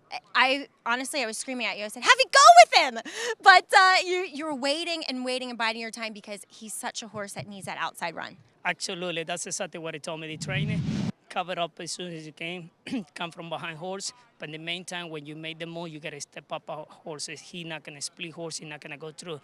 That's what the race I took my time a little bit. I think it took a benefit about all these situations. Speed do a little bit off the pace, split horses, step up aside, let them roll it. But I have to say, I was a little bit surprised at how close you actually were throughout the running of that race. Was that kind of the pace, or was that you making sure you were in the right position? I was in the right position, but at the same time, I expected to be faster pace, 22:45. It didn't.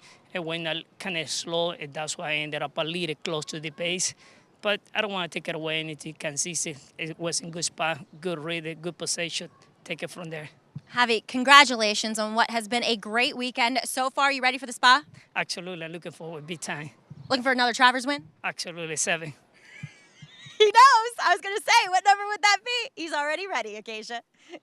He's got the magic formula for winning the Travers. Javier Castellano bringing home a $12.20 winner, King of Comedy, over long shot late running Whistler's Honor in the 6th at Belmont Park. Maggie touched on 3 techniques. Special win yesterday in the John Nerud. First graded stakes win as well for trainer Jason Cook, and you could just see the excitement. And I know this horse had been cross-entered in the Hanshin, which he narrowly missed in last year, but when the race was moved to Ellis Park, the Connections decided to go here with the way the track was played out at Belmont Park instead, and it played out nicely for him. You know, I got to meet Jason. He is quite a character, but he can flat out train. And he told me when he got this horse, he had trained 3 technique, and his first couple times he put him inside of horses, and the horse was just dead stopping. He just did not like to be inside horses. And you could hear when Maggie was asking Javier, Jason told him, listen, he won't weave through horses. He's got to be outside horses, and he'll give you that kick. He did the same thing at Churchill last time. When he was this close to the pace, occasionally you just knew that he was going to outkick these horses home. He's got that big, long stride. He reminds me a tiny bit of Tonal Impact. It's like he doesn't come from that far behind, but this racetrack is just tailor-made for his stride. A nice performance. His second win at Belmont Park. Javier Castellano in the saddle. 3 technique, a horse that hadn't raced at Belmont, in fact, since 2021 when he was running behind Mind Control, but a special victory, as mentioned, for the Connections on Saturday in the Nerud. Bring Jonathan Kinchin into the conversation. JK, 3 technique. We know him from when he was a younger horse, and he's developed into quite a nice runner now as a 6-year-old. Yeah, he started with Bill Parcells, 3 technique for all the football fans out there. It's a shade from a defensive tackle. So you knew it was the coach that named him this one. I will say this about 3 Technique.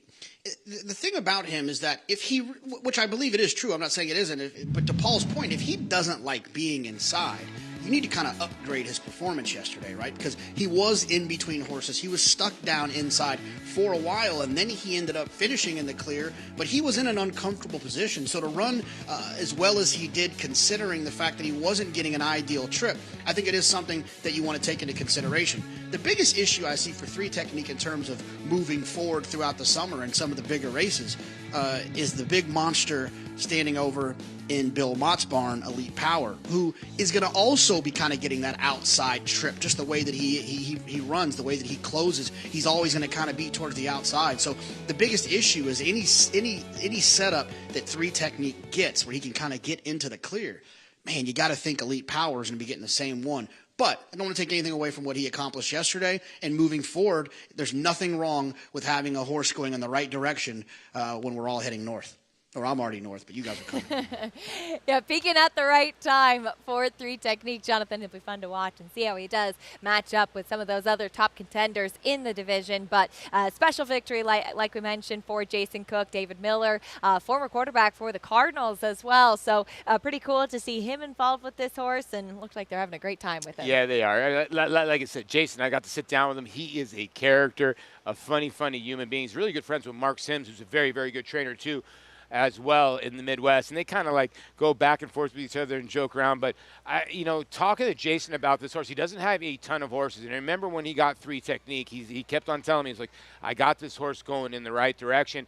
And when he was at Churchill last time, he said, I had the big boys ready to roll. He was ready to roll that time, and he was ready to roll yesterday. And Jonathan makes a really good point. Horse is getting better and better. His speed's starting to get a little better, and he's right. He was kind of in between horses a little bit, and he was still able to get the job done. Seems like they figured him out at the right time. This is when you want to be peaking, too, and all of those big races are coming up. We'll see what's in store for him a little bit later on in the year. Well, the countdown continues. We've been talking a lot about it. Saratoga, those are some sights we love to see. Everybody's got their favorite picnic spot in the backyard, your favorite picnic table, their favorite tree to hang out by. We'll talk a little bit more about the meet coming up after this.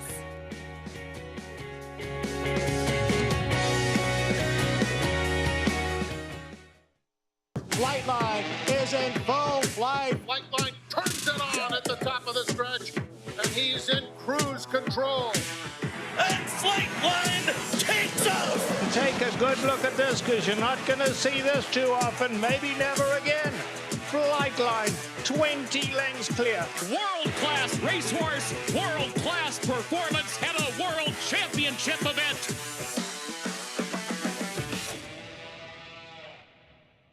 Experience the adrenaline-pumping, suspense-filled action of the Sport of Kings no matter where you are with Naira Bets. It's fast, easy, and secure. Download the app today and start winning with our lucrative weekly promotions, thrilling handicapping contests, and a one-of-a-kind VIP rewards program. Don't just watch horse racing, be a part of the action with Naira Bets.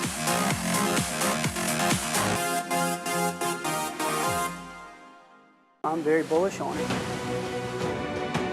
Tom's D'Etat's got a 4-length lead at the 16th pole. Tom's D'Etat has conquered the Clark. Your best horses of the last 10 or 15 years are not consistently as fast as this horse. It's total domination for Tom's D'Etat. He's a beautifully balanced horse and a really good mover, and he's just full of class.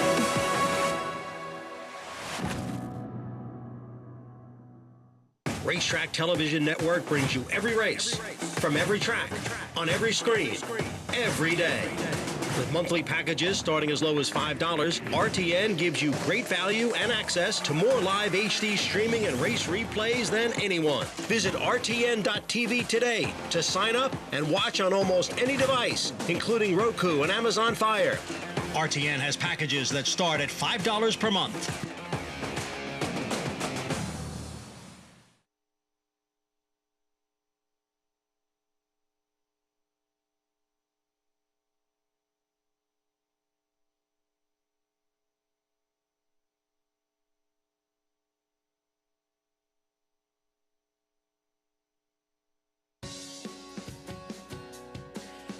You're watching America's Day at the Races. Welcome to those viewers just tuning in with us on SNY. We're glad to have you with us on this Sunday afternoon. In case you come on, Paul LaDuca up here on the desk with you, Maggie Wolfendale and Jonathan Kinchin with us throughout the show as well.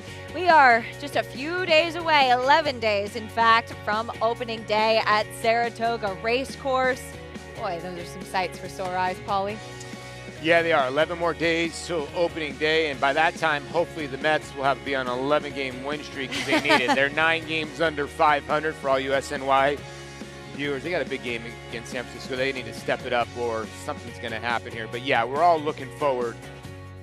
Obviously, you know, Saratoga is like almost a second holiday opening day. It really is.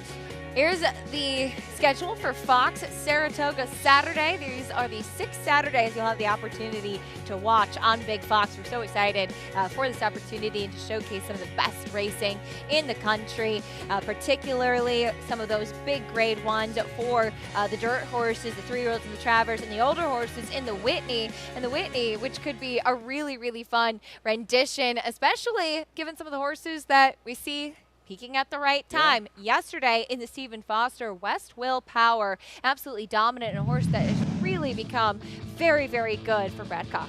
Yeah, he was dominant on this day. You know what? In Rattle and Roll, you got to give Rattle and Roll a little bit of credit, no pun intended.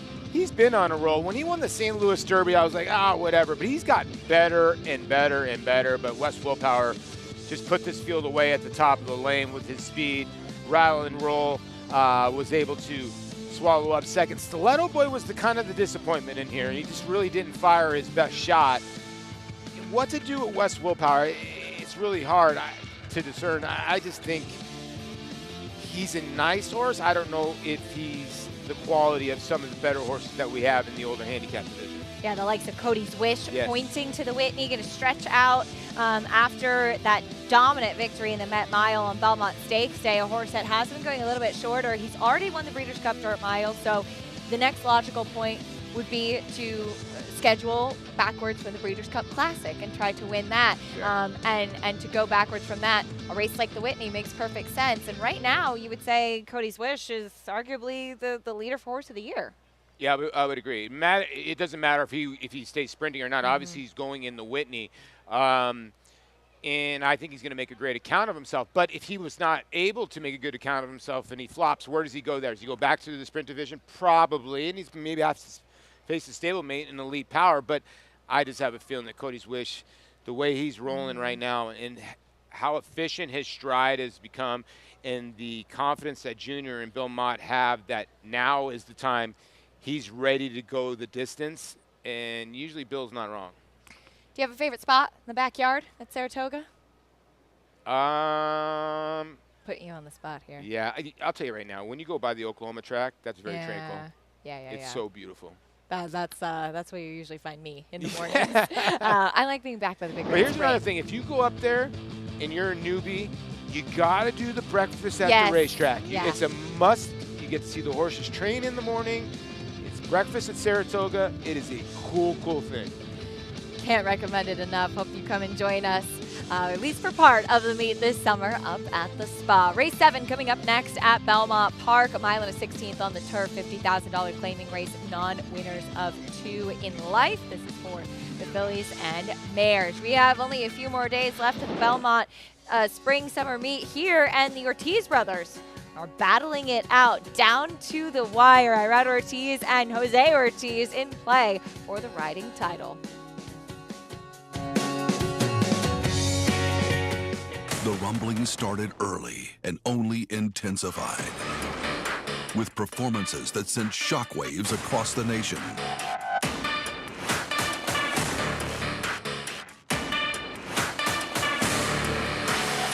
At the center of it all, Epicenter is at the top of the 3-year-old class in the Run Happy Travers. Epicenter, 3-year-old champion by Not This Time.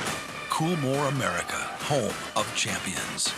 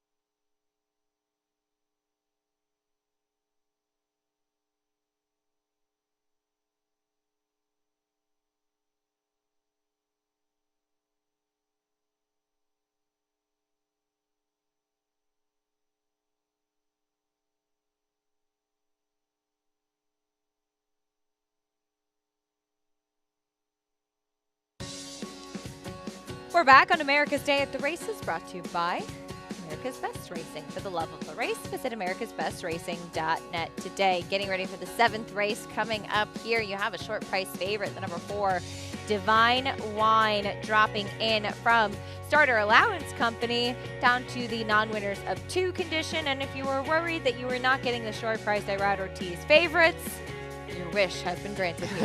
That is true. This horse was 13-1 last time in a starter allowance race. So this is obviously a little bit cheaper. Now, 3 starts ago on dirt, this horse was voided claim for 25 non-2. I don't know how you want to take that because the horse has never hit the board on the turf. So are we taking this horse in the drop in class? Are we looking at the last 2 buyers where this horse did run bigger buyers but was 6th in the field of 9 and 7th in the field of 11? I get it. It's IRAD. I get it. This horse should be nowhere near 7-5. Short price on the board right now, 6-5, right to her outside. The number 5, Snow Loves a Fight, is 9-2. This one has been at this level, knocking on the door in the last couple. Does have a little bit of positional speed, though, too. Doesn't need to be too far back, which I would take as a benefit. You know, when I look at this race, there's not a lot of horses in here that have been in for the 50 non-2. Yep.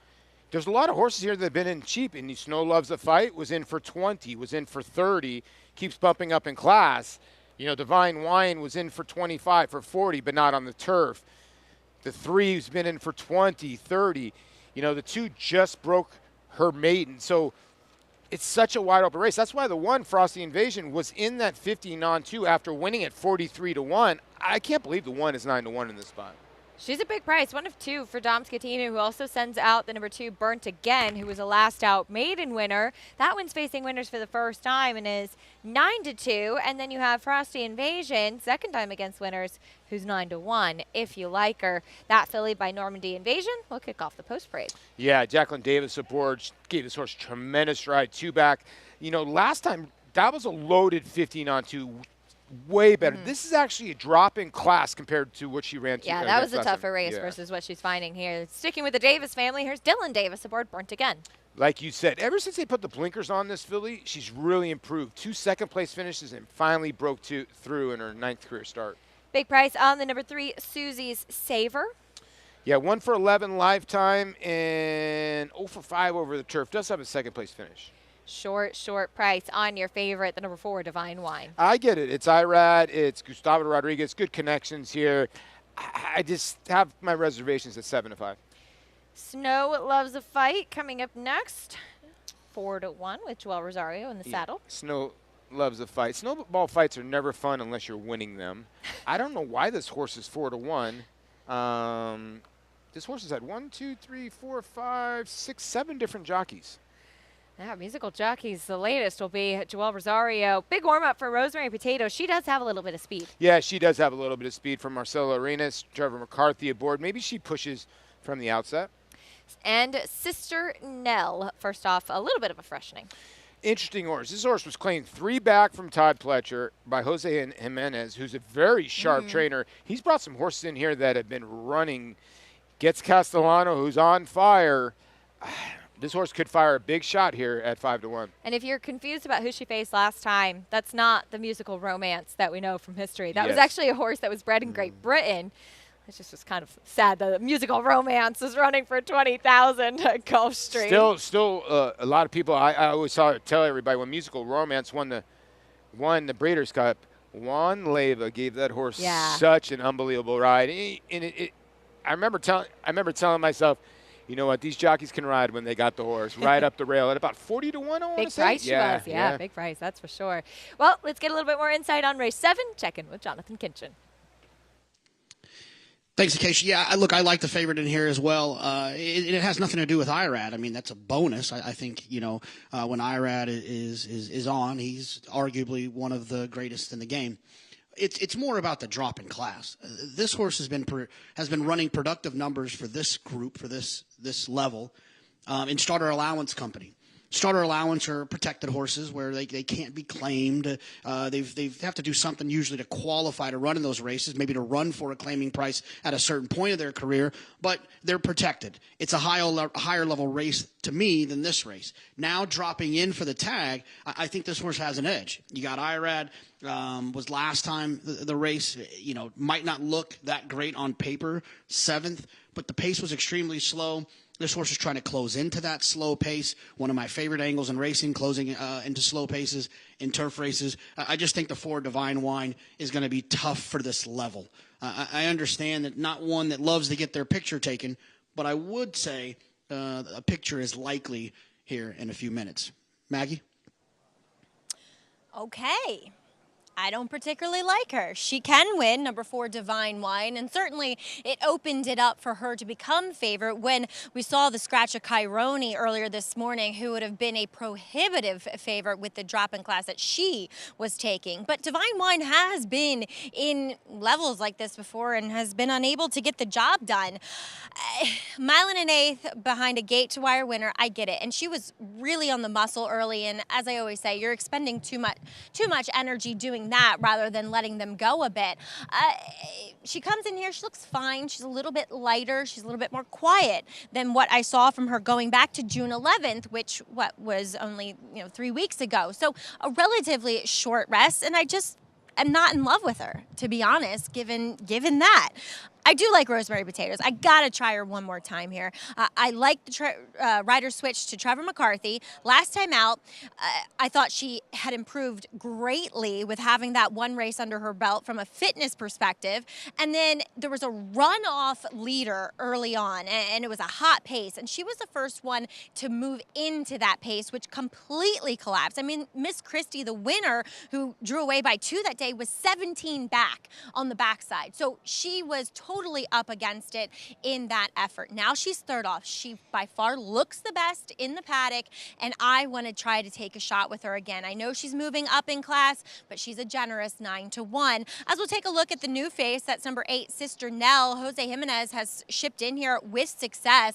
It feels as though he's spotting his horse as well on this NYRA circuit, though I still question what has she faced?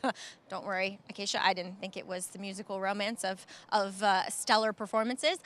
She's a little bit smaller, a little bit more of a slighter frame than many of her foes in here. She could be effective, but definitely wasn't one that grabbed me when looking at them as a group in the paddock. We'll see how she does coming in here. Maggie, thank you. 5-1 on Sister Nell, who will look to give Javier Castellano another win on the card. Divine Wine continuing to take all the money here. Paulie, even money now on the board. Yeah, and who's going to be aggressive here? We've had 3 turf races so far on this card. They've all been wire to wire now, and they've all been double-digit winners. So it's not like the best. I mean, the best horses have been winning, but Rosemary Potatoes could be tough. It's going to be very interesting what happens early in this race. And we'll see if Trevor McCarthy is aggressive with her. We'll see how race 7 plays out on the turf. John and Brielle has the call. And they're in the gate.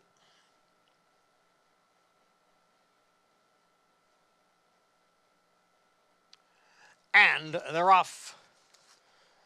Frosty Invasion broke well from the inside, but now Rosemary Potatoes moves up along with Snow Loves a Fight. Snow Loves a Fight has the lead. Rosemary Potatoes next in second. Frosty Invasion down on the inside and in third. Then Burnt Again in fourth. Divine Wine is fifth at this point. Now passed on the outside by a headstrong Sister Nell. Susie's Savor trails the field in seventh.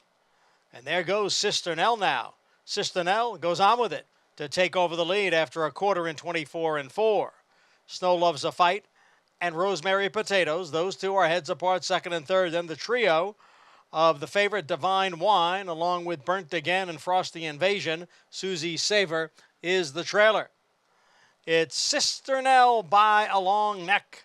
Snow Loves a Fight down at the hedge, running in second. And they're followed by Rosemary Potatoes next in third, half mile, 48-3. Sister Nell continuing to lead here, with Snow Loves a Fight in second. Rosemary Potatoes on the outside in third. Frosty Invasion is down at the hedge. In between horses there is Burnt Again. Divine Wine is 5 lengths from the front. And the trailer is Susie Savor. They're at the head of the stretch now. Sister Nell On the inside, Snow loves a fight, and Frosty Invasion now looks to burst through down on the inside. And here is Burnt Again now kicking in. Burnt Again out in the middle of the course. Sister Nell is there. Frosty Invasion as they come down for the 16th pole. It is Burnt Again who has the lead. Frosty Invasion moves into second. It will be Burnt Again and Frosty Invasion to complete a New York bred exacta.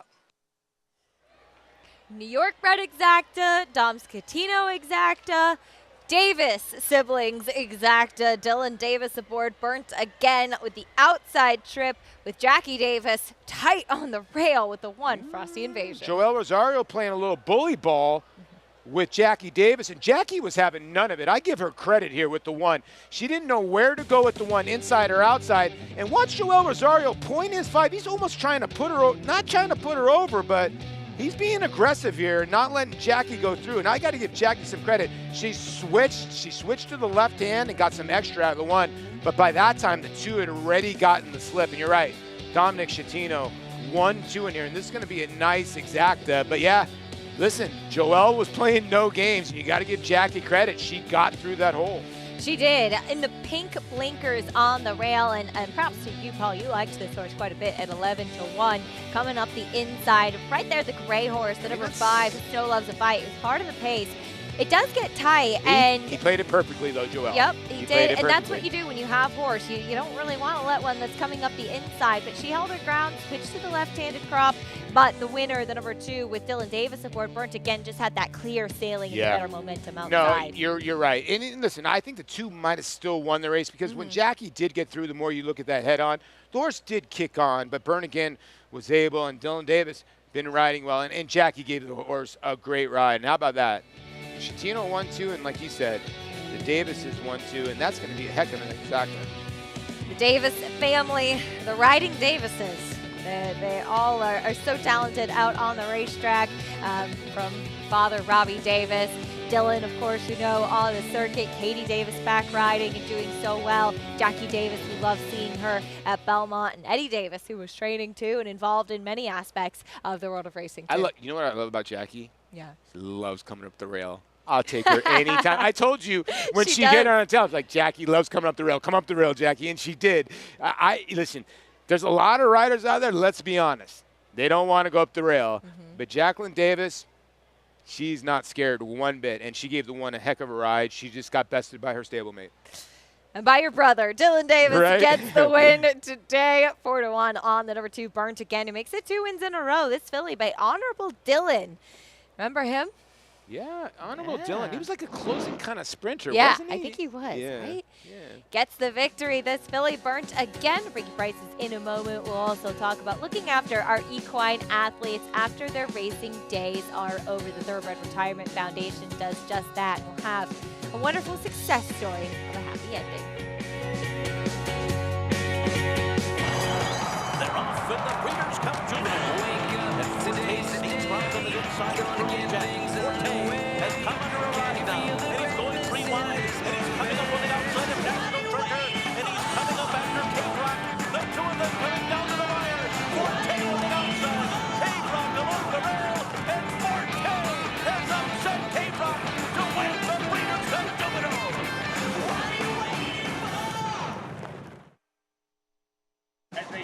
When it comes to horse racing, you can never have too much information. With Twin Spires, you can place your bets with confidence. Whether you use handicapping insights, like our Brisnet speed ratings, prime power and past performances, the guidance of our experts' top picks, or just choose a name that catches your eye. Yes! No matter how you pick your horse, bet with Twin Spires. Start earning your $200 sign-up bonus when you sign up with offer code GET200.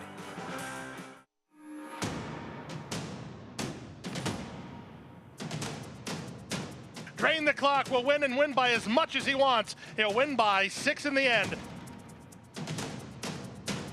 It is Drain the Clock who will bound home the winner in the Bayshore. Drain the Clock, Jackie's Warrior, a terrific finish in the Woody Stevens that goes to Drain the Clock by a head.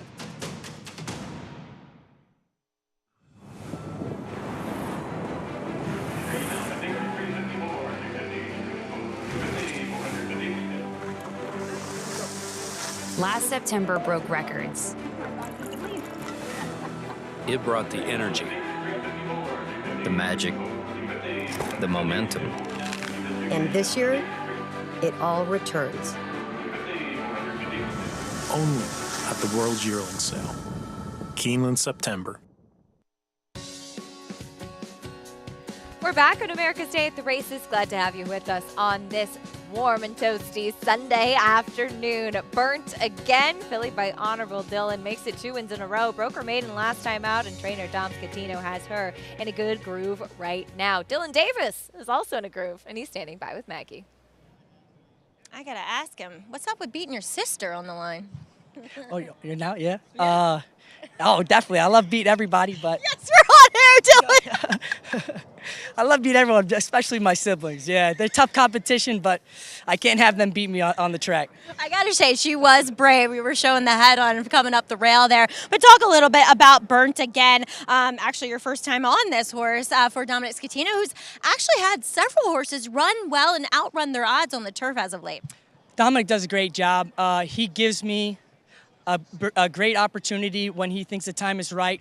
And obviously, I do my part. I think we're 2 for 2 already, or 2 for 3, and we got it done again today. He's done a great job. I had a great trip. Jackie took my inside spot, but I was forced wide there around the corner. And then she tested me again at the 16th pole. I heard her hollering. What'd she holler? She thinks she's got a little more horse. I was a little worried she's going to make it close, but my horse was able to persevere and run past through the wire. What's it like for people who don't know, as far as the sounds out on the racetrack? Are there guys that talk a lot more, or are there ones that are really quiet? Oh, definitely, yeah. There's, most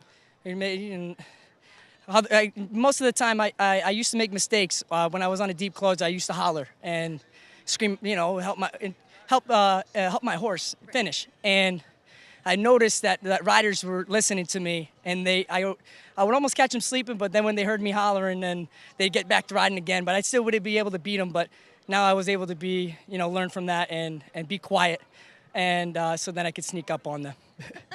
Well, you worked today, Dylan. Congratulations getting Burnt again home. Thanks, Maggie. All right, Dylan Davis, always fun to watch him. Even ride against his brother-in-law, Trevor McCarthy. I saw a picture of them the other day. Acacia, they almost look like brothers now. There's something in the water over there, Maggie, but we love it. And I loved when he was talking about riding against his sister, Jackie, and just seeing them go down to the wires. So fun. There's obviously a friendly competition there. Obviously a lot of love, a lot of support in the siblings. But I think it's fun, too, when you see how much joy they get out of beating each other out on the track. Can I be Simon Cowell right now? Jacqueline Davis is not happy that her brother beat her. Let's just be honest. No, she's not. Okay, yeah. So Jacqueline is a competitor, and she can flat out ride. And there's your late pick 5 follow along. 242 so far. I don't know what area code that is, but if you're alive, you're 536,000 in the pot. You're on your way. When you get these middle prices, they usually play. And She Slays was a really impressive first-time starter for John Kimmel that I think will play a little bit bigger. Yeah, some big prices so far in the sequence as we turn our attention over to race 8, 7 furlongs on the main track. It's a $32,000 claiming race for 4-year-olds and upward. As we mentioned before the break, we love highlighting success stories of those thoroughbreds finding new careers or new homes after their racing days are over. The Thoroughbred Retirement Foundation does a wonderful job in giving second chances to humans and to horses, and also finding wonderful forever homes as we learn a little bit more about the house that Dusky built. We are so happy to be here in Chestertown, New York, at the beautiful home of Heather and Joe Rio, their daughter Hazel, and one of the luckiest horses I've ever met, Dusk to Dawn. Dusk to Dawn turns for home with a 5-length lead. 2018 was the first summer that we brought horses up to Saratoga. We called it our TRF Saratoga Summer Farm, and we brought 4 or 5 horses up from the Wallkill Correctional Facility. Dusky was one of them. I asked Joe, can we please go see the horses? I'd love to go see horses for my birthday. We had a lot of people visiting. It was all about introducing our herd ambassadors, but then this sort of magical connection established. It was love at first sight when I saw him running through that paddock. So my husband Joe turned to me and just said, I see it in your face. You're in love with Dusky. For your birthday, I want to get you a horse. I started crying in the barn. I'm like, I'm around all these people. So I found a barn in Fort Anne, about 20 minutes from us. But I had my daughter, and COVID happened. And they locked down barns, and you couldn't go to the barns freely to go visit. And that's when I really started thinking, I want him home. I need him home with me so I can be there. Was this arena here? Was that barn here? No, so we found the house and we ended up having an excavator come in and clear the land, bring in sand, and Joe built all the fencing around, found a place to build the barn. I would call this the house that Dusky built. Yes, definitely. Did you have any idea that it was just down the road from where Dusky had been born? I knew that Dusky was a Chestertown Farms racehorse. Had no idea we were moving to the same street that he was actually born on. Oh my Just, gosh. you know, a couple miles down the road. It, to me and to all of us at the TRF, is an example of a fairy tale ending. The most fun part to me is being able to show my daughter the lifestyle of having a horse, teaching her how to clean the barn. She loves throwing the shavings down and sweeping up and giving Dusky lots of treats. You know, being able to give her back what my dad gave to me. When a family adopts a horse from the TRF herd, they not only adopt one, they save two by making a space in our herd where we can take another horse into our care. You know your mommy is a hero for the horses? She is. And you're her little horsey helper. You're the hero helper. Is that right? We love that feature. We love seeing happy endings, and what a lucky, lucky horse and a lucky family as well. The Thoroughbred Retirement Foundation does such terrific work, not only again in finding forever homes, but also with their second chances programs, Paul, in providing a second chance to horses and to incarcerated individuals that get to work with them. We love getting a chance to highlight the TRF every opportunity we have. Yeah, 100%. I mean, it's one of the better organizations out there, and there's just so many different ways you can go to if you want to retire a racehorse. I just think a lot of people don't realize what a racehorse a thoroughbred is. They're very, very therapeutic as well. We've seen what, some of the features that they've done with prisoners as well.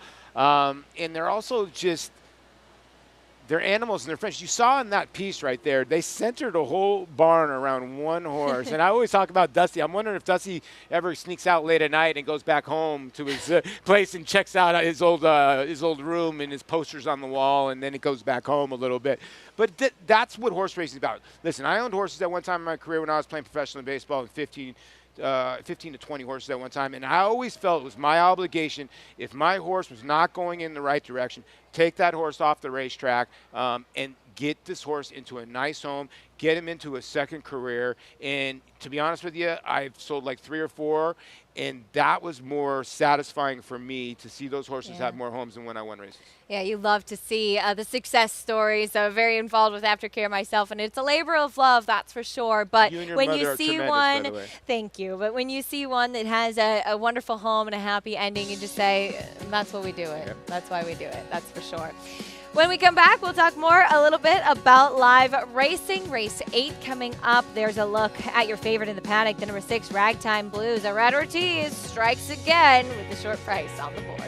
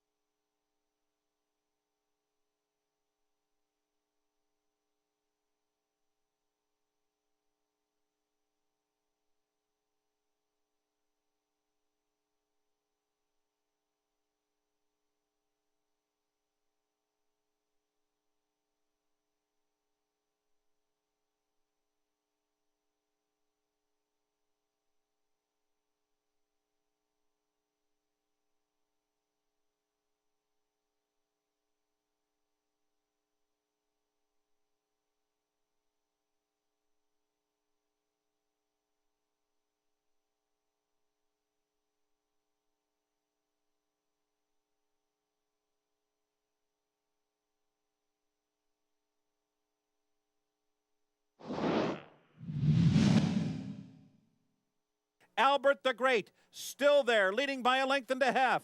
Red Bullet and More Than Ready both giving chase. Commendable fourth. The field turning for home. The whip is out on Albert the Great, but he's still leading by almost 2 lengths. More Than Ready is second. Red Bullet is giving way. Red Bullet is tiring. Commendable fourth. 1 furlong to go. Albert the Great driving on the lead. More Than Ready trying to reel him in. Albert the Great wanders to the inside, but he is clear of More Than Ready, and Albert the Great joins the elite 3-year-olds, defeating some of the best here by 2.5 lengths. In the 2000 Dwyer, Albert the Great with Richard Migliori aboard over Preakness winner, Red Bullet. I love watching back.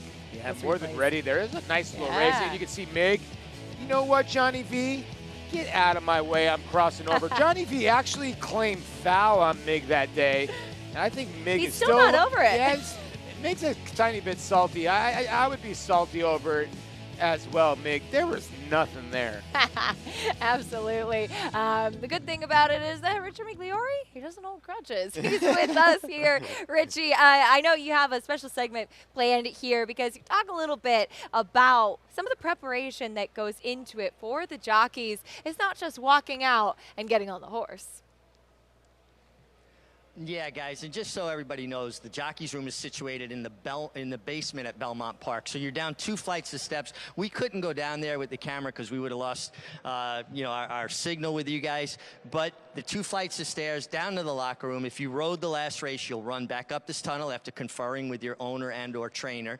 You have to wash your face, get your boots knocked off by your valet. If you have to change pants, fresh set of silks for the next owner you ride for. You could ride in 10 different sets of silks in an afternoon, then run back up 2 flights of steps and head out towards the paddock. So if you're riding a lot in a given day, you're really putting a lot of mileage on where the jockey's room is situated. Now, years ago, the jockey's room was actually where the racing office is now, and jockeys would sit outside, get some sun, and then they decided, much like mushrooms, let's keep them down in the basement in the dark. So riders do have to do a lot of traveling, and then you run out here, and you've got to now confer with the next owner and/or trainer that you're riding for, come up with your strategy. Now, usually you have a plan already in place.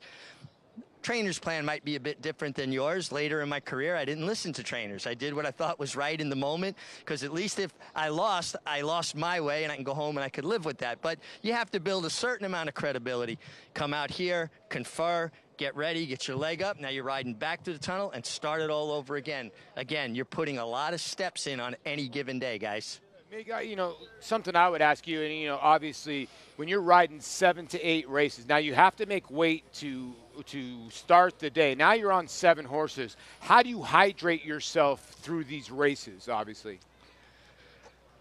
Well, it's a difficult balance, Paul, especially if you've pulled weight in the steam room early in the day, or if you jogged with a plastic suit. You'll see if anybody comes to track early. Jockeys will be out on the turf course jogging in plastic suits to lose weight. So you can't put all that water weight right back on. The beauty of riding on a warm day like this, for me anyway, I could start the day at about 113, 114, ride 9 or 10 races, and drink water and some electrolyte drinks, and still leave the room about 108 pounds. So I'd lose 5 or 6 pounds riding.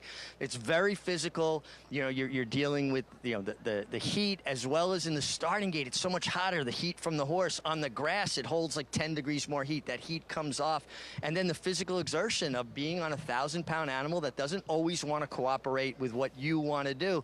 But I used to love those days. Leave 108. I could go have a nice dinner. Didn't have to worry so much about it. Come back in the next day about 112, 113 again.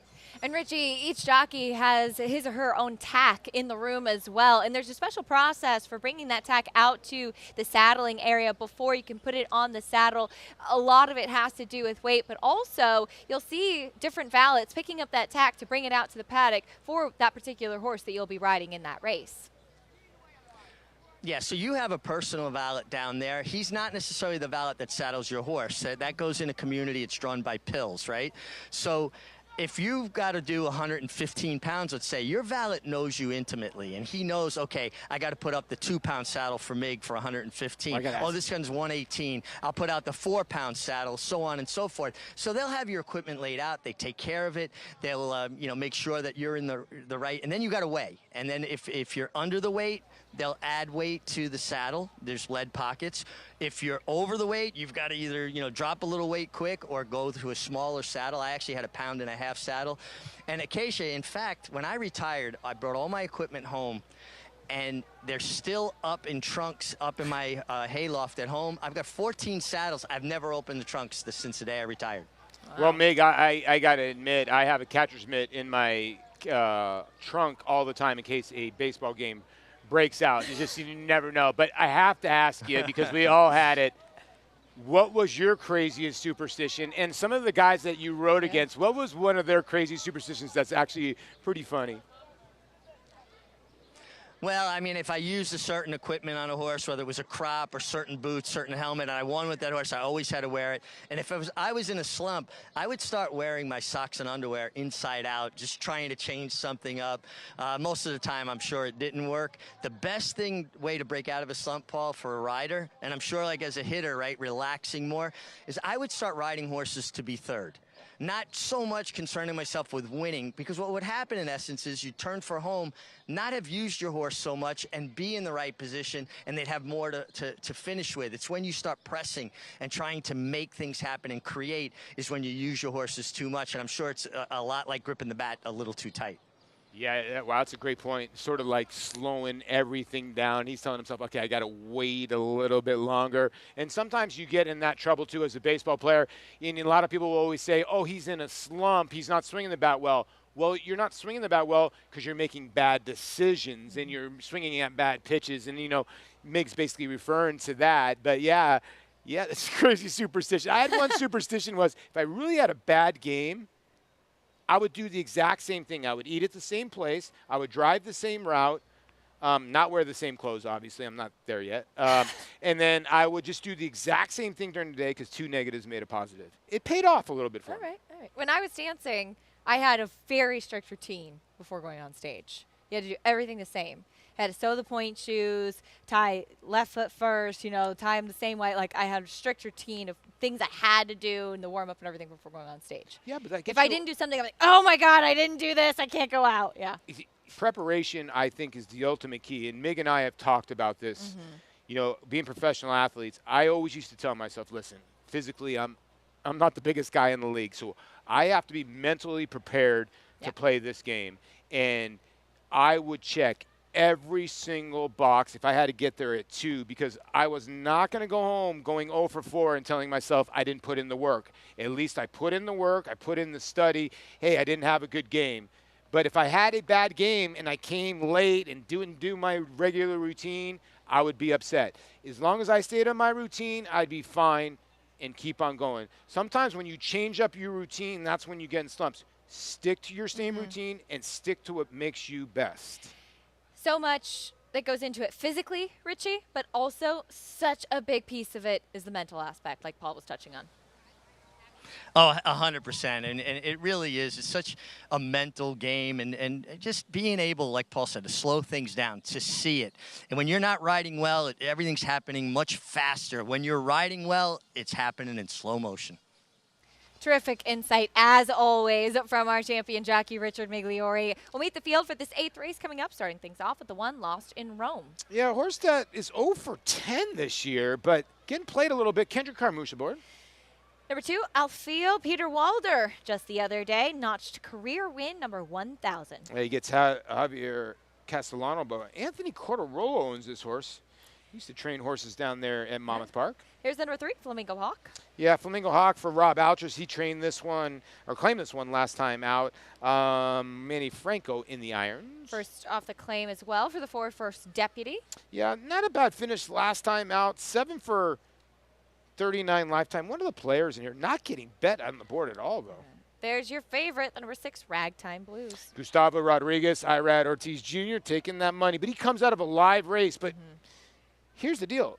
Lost in Rome ran second, so 8 to 5. Okay, I get it, but I don't. There's the number 7, Durkin's Call, cutting back in distance. Yeah, I kind of like this horse cutting back in distance. Some of the best races are around one turn. And the number 8, No More Talk.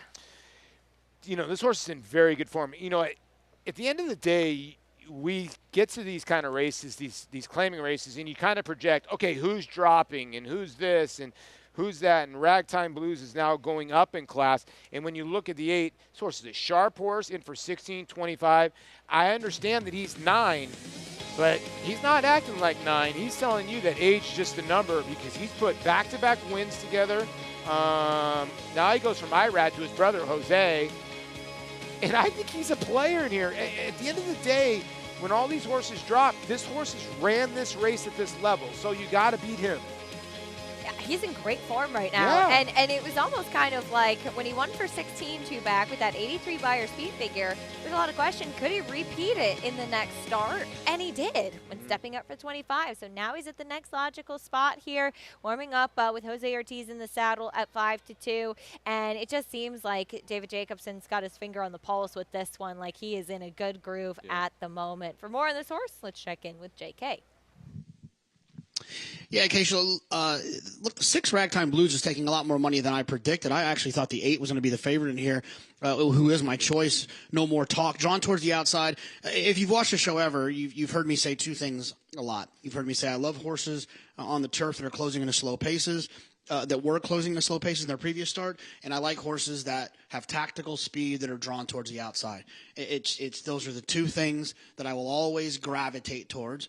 And No More Talk is one of those. Drawn towards the outside, tactical speed on the dirt in a smallish field, should be able to work out a trip to get over to the 2 or the 3 path, and is just really trending in the right direction. If you look at the speed figure since David Jacobson took over, every single figure improves. Has improved all 3 times. I thought last race was very impressive. The pace was fast. Extremely fast early, and this horse still finished like a good thing. I think David Jacobson has this horse going in the right direction. I suppose the biggest question mark is the 7 furlongs. But if you look at his races, his last 2 races for David Jacobson, you know, he's not going super fast early and then just coasting home. I think with a more efficient distribution of that energy throughout this 7 furlong race, I do feel like No More Talk won't have to go as fast early, won't have to work as hard, and should be able to kind of relax a little bit and still save a little something for the stretch. And at 2-1, I think that's a bargain on No More Talk. I'd be surprised if this horse doesn't take another couple clicks down. Yeah, he's 2-1 and kind of the now horse at the moment. Jonathan, thank you. 9-5 on the other Ortiz brother, Irad Ortiz, aboard the 6 Ragtime Blues. Blinkers going on as that horse does come out of a race that was won by another Jacobson horse in Colonel Bowman, who came back to win with another impressive victory. Yeah, they took the blinkers off for 1 start, and now they go right back on. So I would think that was Javier Castellano saying, hey, the blinkers really didn't work. But, you know, the horse kind of got, it says in tight early. He was a little bit, and he was a little bit uncomfortable. He kind of backed out of that position, and then he just kind of dropped the bit. Now the blinkers going back on, 9-5. You know, the 1 is the interesting horse in here. Kendrick Carmouche, I think, is getting employed because this horse has been having trouble at the gate. And I think that maybe Kendrick being a gate jockey, there's nothing against Katie or Jackie Davis. We just saw Jackie give a great ride. I just think they're going to Kendrick to try to get this horse out of the gate. Yeah, he's 9-2. He's taking some attention as well, and he's interesting. I mean, he's had a couple races since that Colonel Bowman start, and even faced tougher with Colonel Bowman 2 starts back. He makes sense in this spot. Let's see if he breaks a little bit better. He did have that patented Kendrick Carmouche big warm-up. Yeah, he did. And if he breaks, you know, I wonder where he sits in this race because he can't be too far back with the 6 putting the blinkers on. I would think the 8. There's not a ton of pace in here, but if you look at Lost in Rome, he does have a couple of races when he does break, he can show a tiny bit of speed. Loading in for race number 8, 7 furlongs on the main track. We'll see how it plays out. Favoritism is now shifting over to the number 8, No More Talk, 3-2 currently on the board as they load in for the 8th race. We'll send it up to John and Brielle for the call. Call and No More Talk.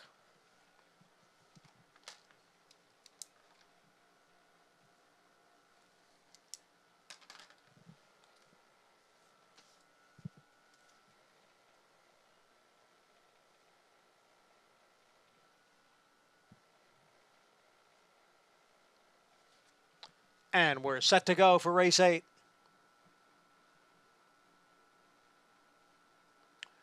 And they're off. A good start for No More Talk. Now Ragtime Blues comes on through to grab the lead. No More Talk runs in second. Durkin's Call is next. Lost in Rome advances down at the rail. And then comes Flamingo Hawk, followed by Alfaio. And the trailer is First Deputy in seventh. Lost in Rome at the rail. Leads here by a half length. Ragtime Blues is racing in second. And then comes Alfaio and a Durkin's Call. They're heads apart, third and fourth. No More Talk has been shuffled back to fifth. Then Flamingo Hawk and First Deputy is last. The quarter win 22-4. Lost in Rome leads here by a length. Ragtime Blues is second. And on the outside is Durkin's Call in third. Alfaio towards the rail, racing in fourth. Followed by No More Talk. Then Flamingo Hawk and First Deputy. And it is still Lost in Rome with the lead. Ran the half in a sharp 45-4. It's Lost in Rome in front at the top of the stretch. He's got a 3-length lead. Alfaio now comes on through to grab second. No More Talk on the extreme outside. Lost in Rome with the lead as they come down for the furlong marker. Alfaio's in second. Then No More Talk in third, and First Deputy Lost in Rome by 2.5 lengths. Alfaio and No More Talk giving chase, but they are not going to catch Lost in Rome, a front-running winner. Alfaio was second. No More Talk finished third. Lost in Rome with the win. Great call, top pick from Paulie. And you mentioned it, Paul, before the race. The aggressive ride from Kendrick Carmouche made all the difference here. I told you right out of the gate, I'm like, I love Kendrick. Just go on and go with it. He did not break that sharp. He went right to the front end. And look, he had some speed in the back. And I get it. This horse had been breaking very slow in the past. But he did not break. He broke a little bit better than he has been breaking. And Kendrick just took the initiative. They went pretty fast, 110, but at the end of the day, there was nobody in here that could really pass any horses at all. You know, the 8 ranged up, No More Talk, but Kendrick Carmouche, again, he had a horse in the first race, wire to wire. There's just no secret. And he'll tell you he's going to the front end, and he's still going to beat you. 5-1 winner, Lost in Rome. Alfaio was in second. That was a horse cutting back from the Great 2 Brooklyn, going 1.5 miles to the 7 furlongs today. A big change. So certainly fitness was no problem for that horse. But Kendrick Carmouche coming up the inside to take the lead, and he was able to hold on. It was 1-2-8-3 in race number 8 at Belmont Park. 5-1 winner, Lost in Rome with the victory. I always look forward to a Kendrick post-race interview. We'll get a little bit more from Kendrick after this. Stay with us on America's Day at the Races. A Grade 1 winner of nearly $2 million, Silver State hails from the sire line of legendary Claiborne stallion Danzig. And his second dam is full sister to Kentucky Derby winner Monarchos. After winning the Oaklawn Handicap, Silver State defeated Knicks Go in the Grade 1 Metropolitan Handicap. Now his first foals have arrived. Grade 1 winner Silver State, standing at Claiborne Farm. Buy in July. The Fasig-Tipton July Selected Yearling Sale, the first major yearling sale of the year. Ranked number 1 by percentage of stakes winners, stakes horses, and 2-year-old winners. The July sale is also among the nation's top sources of graded stakes winners. Recent star graduates include Grade 1 winners Faiza and Chocolate Gelato, plus this growing list of graded stakes winners. The Fasig-Tipton July sale of selected yearlings, Tuesday, July 11th in Lexington, Kentucky. Where will you be? The best 2-year-old by legendary sire Quality Road. At about $1.5 million. Very, very impressive debut. Cantering home could not have been more impressive. Coast to coast in the American Pharaoh. He's the real deal. Undefeated and unchallenged at 2. He's just too good. He wins the Breeders' Cup Juvenile. Corniche, the newest champion to Coolmore, America. Summertime in New York. It's easy. Easy to plan. Easy to please everyone. Easy to get excited. Easy to get away. It's easy to love New York. Plan your summer getaway at iloveny.com. Welcome back to America's Day at the Races. So glad to have you with us on this Sunday afternoon. In race 8, it was an aggressive ride from Kendrick Carmouche that made the difference for that horse, the number 1, Lost in Rome, who'd been keeping some good company and ran some good races. It just had trouble with being left with too much to do. That was not the case today, as he was hustled out to the front and able to hold off any challengers. $12.40 winner Alfilo cutting back a distance, checking in second. Kendrick, Louisiana in the house as we head down to Richie. I'm hearing about hitting more than 6 times on Albert the Great, but no, hey Kendrick, this was some ride here on Lost in Rome. Much improved speed, a horse who's had some trouble getting out of the gate, but you executed your plan. Yeah, they told me a little anxious in the gate. They had a tail on him, you know. He kept wanting to lean forward and lean back, and I just told him, leave him alone. If he break a step slow, I'm going to get him out of there. And he did break a step slow, but I still rode him like the first 16th of a mile. Once I got him there, the race was over, you know. These guys, Bill Youngin and his owners, they do a good job. They sent me a text 5 days ago, can you please get your agent to ride my horse, you know. I'll ride him. Look what happens. Well, look how well you rode him, too. And that's one thing that I think stands out about you, Kendrick. It doesn't matter if it's Todd Pletcher, Chad Brown, or a smaller stable. You're on your belly. You know, Richie, I just have to say, I don't get the best horses. So I got to use my ability and my talent to make sure that I win races, and that's what I do. I've been doing it for 22 years now. I'm going to keep doing it until I do get that pony where I just can smooch and just go around them, you know. But for right now, the Gators still love to eat, still like to work hard, still like to put his head down and ride. They got to come beat me. Well, listen, I judge riders by how much they get out of their mounts, and you consistently get more out of your mounts. Thank you, Richie. Thank you, Richie. You know, that's what we're going to keep doing. Hopefully, me and Jimmy start the Saratoga meet up pretty sharp, you know. If not, we're going to just fight through it and get through it. And health and safety is more important than anything in life, but, you know, success is too. Well, you're doing a great job. And, guys, I got to ride with Kendrick in the twilight of my career, so I've seen him from competing with him and then his evolution as a rider. He's terrific, and I'll just say it for him. Louisiana's in the house. Yeah, Louisiana in the house, baby. Yes, sir.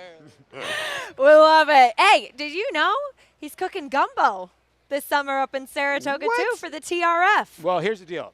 I've already hit up Kendrick. I said, Kendrick, supposedly, now I've had crawfish nachos. Sleepy, unbelievably good. So I asked Kendrick, he's like, you haven't had my crawfish nachos. So I'm waiting here for a little bit. But if a lot of people haven't been from where Kendrick's from in the French Quarter, to me, I like a little bit of spice and Cajun. Yeah. One of the best places in the world to eat, the French Quarter. It really is. Well, you could have the opportunity to get some of Kendrick's gumbo this summer. We'll have to report back, see if Kendrick ever cooks for Paul. Lost in Rome, $12.40 winner, top pick from Paulie there in race 8. One more to go.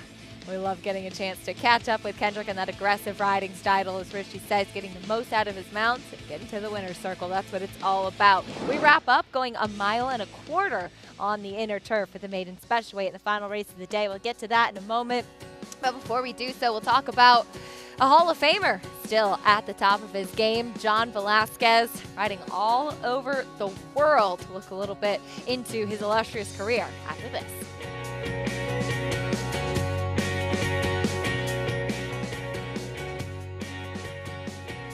Good Magic's gonna win his first race, and he's gonna do it in the Breeders' Cup Juvenile.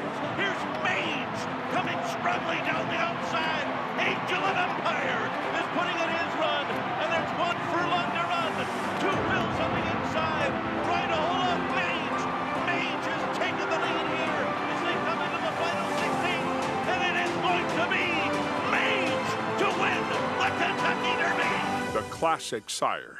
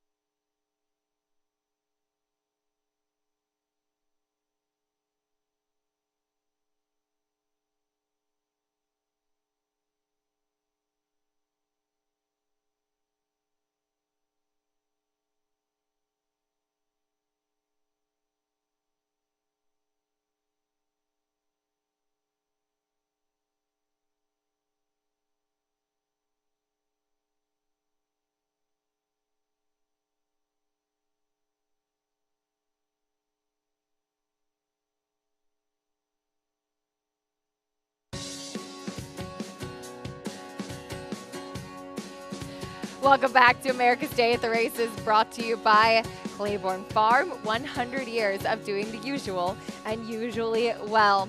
Well, Hall of Fame jockey John Velasquez has truly become a legend in this game. And as we've seen in 2023 when he picked up a Royal Ascot victory, his first Preakness win, and so many more special victories around the world, he's still at the top of his game. John Velasquez is in the Hall of Fame and has captured 2 editions of the Belmont Stakes.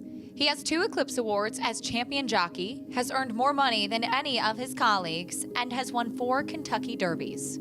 However, his legacy continues to grow, not for what he accomplishes on the track, but for his actions when off the track.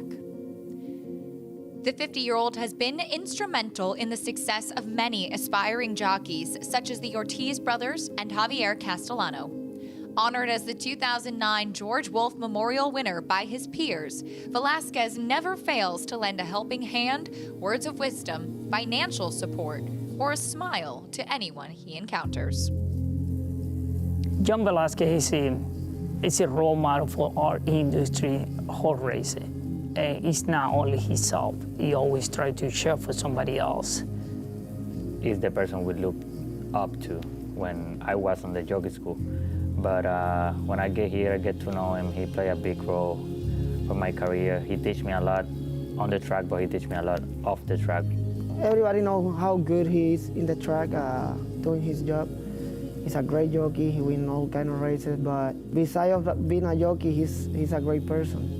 Velasquez, who is second in Breeders' Cup victories with 18, also tirelessly promotes safety for jockeys. He has been the chairman of the Jockeys Guild since 2006 and has been on the board of directors for the Permanently Disabled Jockeys Fund since its inception that same year. He's not only himself, he always look out for somebody else, safety first, and always looking for making progress, helping the industry, helping horse racing.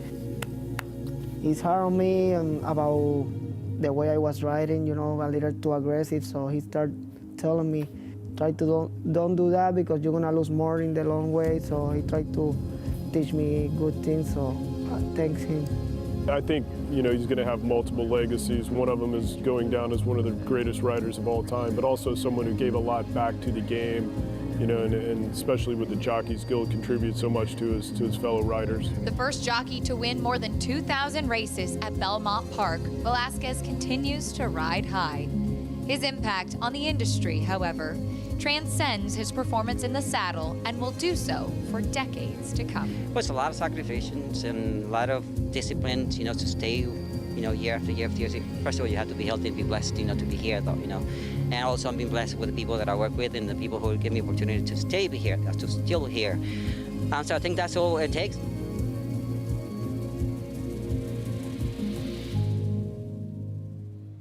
John Velasquez inducted into the Hall of Fame in 2012. All-time leading rider at Saratoga too, Paul. We saw that last summer when he won 694 victories, eclipsing Jerry Bailey for the winningest jockey at Saratoga. Got to interview him after that, and just feeling the emotion and the response from the crowd there, the impact that he's had on the sport and the legacy he's left really is so powerful to see. No, it is. I mean, I hate to say it, but Johnny V and I are the same exact age. And then we're 51. And I was talking to Johnny, and he's like, how come you're still not playing? I'm like, well, I had about 6 knee surgeries and this and that. These guys are so tough. It's unbelievable. I get people holler at me all the time, hey, come back play for the Mets. I'm like, well, I need a knee, I need a shoulder, I need a hand. Other than that, you'd be fine. He's winning the Preakness at 51. And we talked about Javier Castellano winning the Derby and the Belmont at 45. Pound for pound, I don't care what sport. They're the toughest. Yeah. The longevity is unbelievable. They're the toughest athletes. And it's amazing to me at their ages. Like, age is still a number. You got guys like Perry Utes that are in their 60s, and they canceled one night at Turfway when it was 20 degrees. They asked, actually, they raised the hands of the jockeys. Who wants to ride? Perry Utes raised his hand at 63. The 20-year-olds didn't want to ride. So you talk about the passion that these guys have. It's a passion. It is, and it really is a way of life. And Richie, I know you know about the injuries and what can happen out on the racetrack, and being able to be so incredibly dedicated to your profession. That's what it takes to be a jockey. It really does, and I appreciate Paul's kind words. Being a professional athlete at the highest level himself, to pay that kind of tribute, respect to riders, it really means a lot to me, Paul. But that being said, there are two things that really stood out to me about Johnny Velasquez throughout his career, and I was privileged to have a front row seat to his Hall of Fame career that he put together, was his approach to the game, how he prepares. And you never know how a rider is going to react to injuries. Some riders just don't have the constitution to take it. Johnny Velasquez had some very tough injuries, some really brutal accidents. He came back with more resolve, more focus, more dedication, and that's what a champion does. And that really stood out to me, again, because you don't know how a rider's going to react to that kind of thing. And then his selflessness towards his other riders. Now, we talk about the things we see. The Jockeys Guild, the Permanently Disabled Jockeys Fund. I can't tell you how many riders Johnny Velasquez gave equipment to. As a rider, you have to buy all your own equipment. It's expensive. I rode my first 10 races in a borrowed saddle from Kenny Hargraves, who's a trainer now in Louisiana, had ridden a little bit before I came along, until I could afford to start buying my own equipment. Johnny has given more equipment away, giving guys more money to buy that equipment quietly, no fanfare, no publicity. He is a truly good person and completely selfless. The impact that he's had not only on the game, but on so many young riders as well, being such a terrific role model. So well said, Richie. And I love getting a chance to talk to Johnny, too, and the insight that he gives, the way that he looks at races, the way he prepares, the way he thinks about it. You can see how his mind is always working, too. And he told me last summer at Saratoga, when becoming the winningest rider at the track, and he said, I want to leave the sport a little bit better. I want to give back to something that's given so much to me.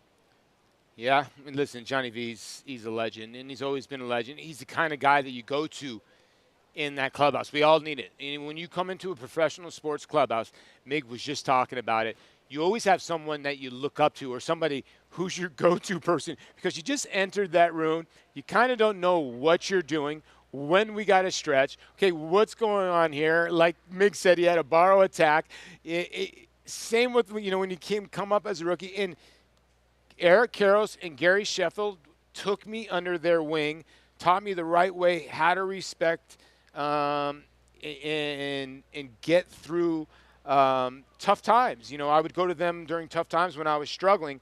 And then to get to the point where you hit your peak and you're ready to go and you're established and now you become an all-star like Mig did. Mig was saying, now I can ride my own races. I don't have to listen to instructions, because you know what?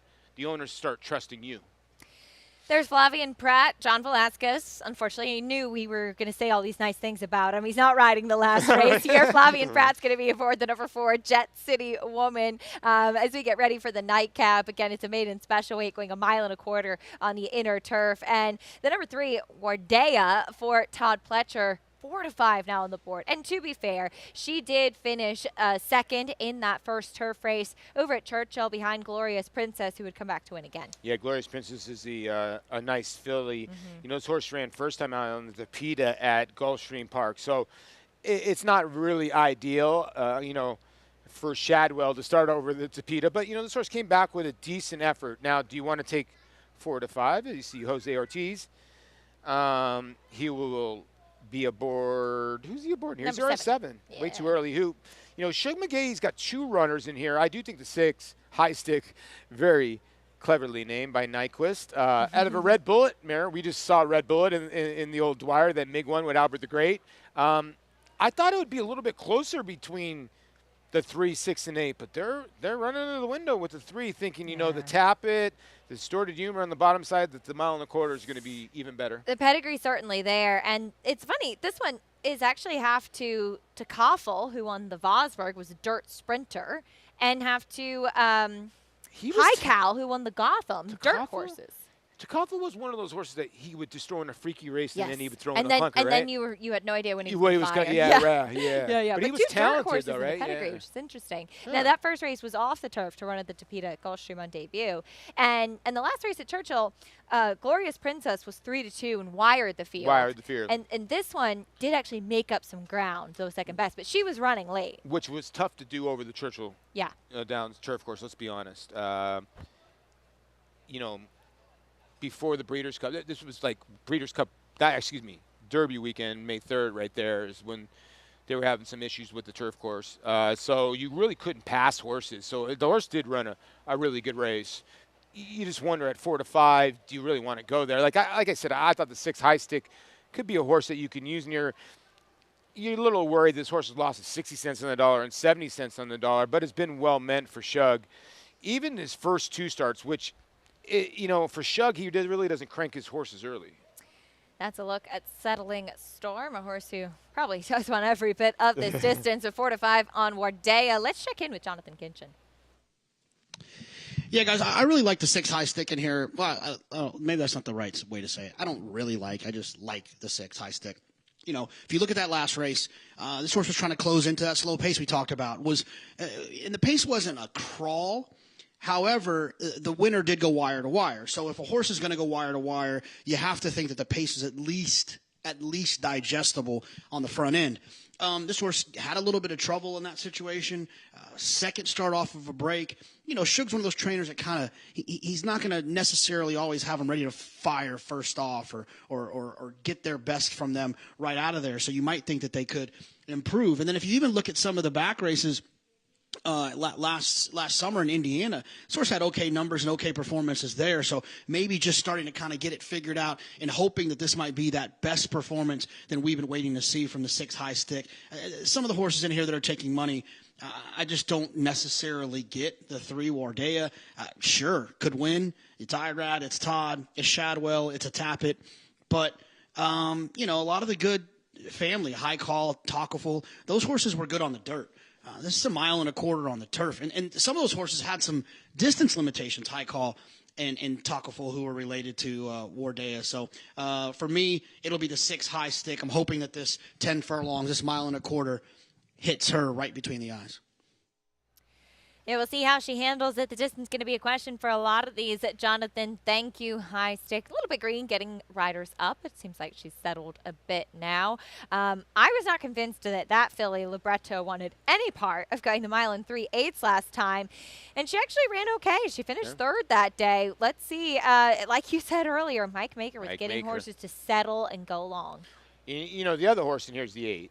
You cannot forget about the 8, Tabaret, here for Christoph.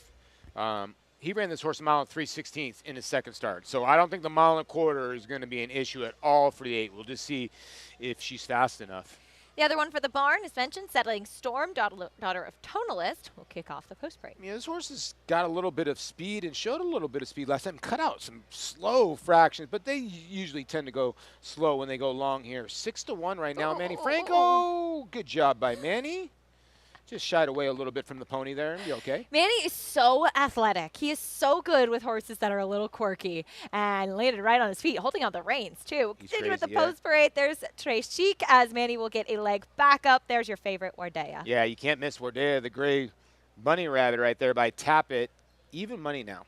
Jet City Woman, Flavian Pratt aboard. Anthony Dutrow, the trainer. This horse just missed. Now Johnny V gets aboard and goes to maiden special weight for maiden 40. Yeah, again, Flavian Pratt going to be that rider switch there. No Johnny V in the nightcap. No worries. There's the number 5, Geometrique. A horse that's 0 for 11 in 37 to 1, probably warranted. Here's the 6 High Stick by Nyquist. I chose this horse, Tepid. I didn't really love this race. I thought this race was 3-6-8. So I thought the 6 would be the best price. The other for Shook McGahee. There's way too early. Yeah, Jose Ortiz aboard. I'm wondering if he pushes forward. Maybe the 1 and 7 are the pace setters in here? Tawaret went by. More on her in a moment. There's the 9, Libretto. Yeah, you made a good point about Libretto. Gets into the Mike Maker barn, who he specializes in. Jorge Abreu is a great trainer, but he just specializes in these long turf races. The horse improved, and the 9's without a shot. And I know we didn't mention, we'll get to the 8. The 8 has got a big shot in here. This horse is, just reading through the tea leaves, when you think, okay, here's a horse that had a brutal beginning in her first start. She probably should have won first time out at Gulfstream. He goes right to a mile and 3/8 salty race at Keeneland out of that race. And horse that ran second's a nice filly. I just think that, at 5-1, she's a better proposition than the 3. And I also think the 6 at 6-1 is a better proposition than 3. The 3 can win the race, but I think the 6 and the 8 are the other 2 in here. See how it plays out. She's 9-2 right now. Let's go check in trackside with Richie. Yeah, guys, we'll start with the 1, Settling Storm, who was just a little bit unsettled and did that little dipsy doodle. You saw Manny Franco, again, his athleticism on full display, always being able to get his feet under him, hold on to the horse. And even with the pony in the warm-up, she was just a little balky with the pony. They just kind of putting her toes in the ground here or there, just acting maybe like she wasn't appreciative of the pony that much. The 3-horse Wardea, I tell you, I'm not going to pick her on top, but she certainly looks like she'll love every bit of the 1.25 miles. And I look for a certain thing in a horse's walk and the way they place their hind legs. They kind of put their hind feet down with a purpose, and it's just a very focused kind of thing. She tracked beautifully, meaning when she's stepping into her front hoof print, a very purposeful walk. Now, people say, well, what does a walk have to do with a horse running? It all has to do with their conformation and the mechanics that conformation will allow them to be successful with. And when a horse walks the way that she walks, it says a lot about the mechanics of their stride, even at a run. My top selection is the 8, Tawaret. She looks like she's going to love every bit of this 1.25 miles. She ran okay going a 1 3/16 from an impossible draw at Keeneland. And she's just got that sinewy, lengthy look of a horse long on the turf. Christophe Clement, just a tremendous conditioner, and she's going to be my top selection, guys. This could be the right spot for her. Richie, thank you. Joel Rosario going to be aboard. And Richie also mentioned the post. 11 of 11 going 1 3/16 at Keeneland. Not an easy task. No, if you ever looked at the stats at Keeneland, I would say from the 9 to the 12 hole at any distance of ground is you're usually hung out wide. It's very tough to win in the outer post positions. Where you get here at Belmont with the sweeping turns, it's a little bit better for the horses. Loading in for the nightcap, 1.25 miles on the inner turf. Let's send it up. John and Brielle one more time today.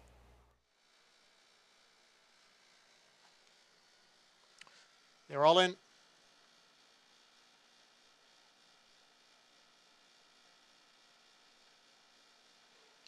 And they're off. That was a stumbling beginning for number 1, Settling Storm. From that inside post, High Stick goes out for the lead. Way too early on the outside. Now Settling Storm moves up down at the rail. Then comes Trey Chic, who's running in 4th. Tower Red is on the outside and in 5th. Geometrique and Libretto are together. Then Jet City Woman and the gray, Wardea, as they go around the clubhouse turn. High Stick is the leader here by a length, with Way Too Early in 2nd and a tough-to-handle Settling Storm in 3rd. Tower Red is running in 4th, the opening quarter 23-4. Libretto moving up on the extreme outside from 5th. Wardea has made her way up into 6th position. And then it's Jet City Woman and Geometrique. Farther back is Trey Chic. As they race up the backstretch, it is High Stick with a narrow lead over Way Too Early. Libretto on the outside runs in 3rd, 1/2 mile, 49 seconds. Settling Storm has settled down a bit now and is in 4th position. Then Tower Red in 5th, Jet City Woman on the outside. Then Wardea along with Geometrique. And way back is Trey Chic. It is High Stick who continues to lead here by 3/4 of a length. Way Too Early continues to run along in 2nd with Libretto on the outside in 3rd, 3/4 up in 1, 13-2. They begin the run around the far turn. High Stick, Way Too Early, Libretto, they remain 1, 2, 3. Settling Storm is down at the rail. Towerette is in between horses. On the outside is Jet City Woman and Wardeo, who will be forced wide as they come into the stretch. It is still High Stick, the one to catch. Libretto now bearing down on the outside. High Stick in front. Libretto runs in 2nd. Way Too Early is back running in 3rd. Then Towerette and Wardea. They are coming on for the finish here, and it is High Stick who is going to get her maiden victory, going 1.25 miles on the turf. Libretto held second, Towerette was third. You got any easier races? I wish everybody could see what I'm experiencing on the set right now. All he does is win. Paula Duca picking another winner. 6-1. Nice call with High Stick. Well, I mean, listen, again, Jose Lascano watching races. We've had 4 turf races today. They've all went gate to wire. Yeah. And so you let a horse like this get to the front end and wire the field. Yep. Got so comfortable, which is so important in these long races too. Getting comfortable, getting relaxed, able to save a little bit, switching his tail a little bit. Her tail seems like she doesn't love the crop, no. As you saw. Then Jose just went to kind of fanning her, just keeping her focused, keeping her busy on what was going on, and she was able to go gamely down to the wire. Libretto at 10-1, holding on for second. A little bit of a late run from the 8 Towerette, who did not look completely settled through the early part of the race. No, not settled in the early race, but you know, the horse leveled out really nicely late with Joel. It was wide most of the way, and so was Libretto wide most of the way. Listen, High Stick just took, and you could tell, yeah, you're right. When the crop was, that tail went up, he wasn't really loving the crop, but he was responding. And again, we say this all the time, guys, Jose Lascano is such a great rider, and he really is. I'll take him on the turf any day of the week, 365, seriously. I love him. Kind of one of those under the radar sort of riders, the quiet confidence, but just delivers really sharp rides and so strong, so good at getting the right kind of trip too, which is so important. He reminds me of that guy that you played with that was so good, but he's so quiet. He's not. I hate to say this word. He's not sexy. So he's one of those guys that just gets the job done. He's riding at 24%. He might come after you for that one. Well, I'm just no. What I mean is like all we hear is Jose and Irad. Man, this guy can ride. Yes, he can. But he there's really so can. many guys in this room that can ride too, Acacia. You know, so sometimes he gets lost in the shuffle. Then you look down at the PPs. He's 24%. It's crazy. Having a great meet and another winner here. Great ride from the number 6 High Stick, 6-1, 6-9-8-3. Not an effort to finish 4th for your even money favorite Wardea. Bring you prices and more. We'll wrap up the day. Race 9 in the books at Belmont Park.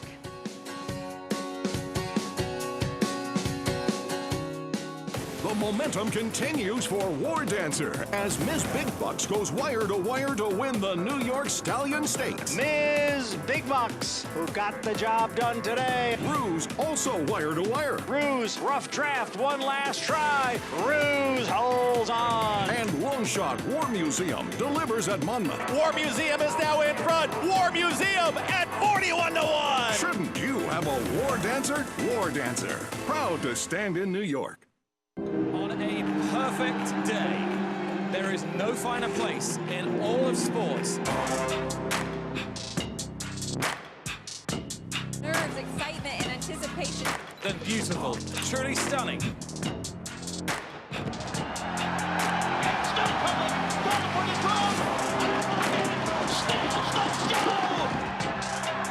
For the Breeders' Cup World Championships.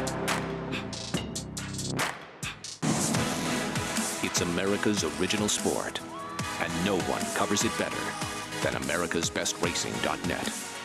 From the sport to the lifestyle, the best races, horses, and destination venues, cocktails, gambling, fashion, and more.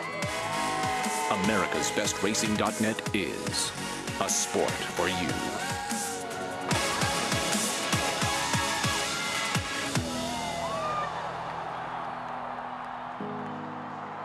Racetrack Television Network brings you every race, from every track, on every screen, every day. With monthly packages starting as low as $5, RTN gives you great value and access to more live HD streaming and race replays than anyone. Visit RTN.tv today to sign up and watch on almost any device, including Roku and Amazon Fire. RTN has packages that start at $5 per month.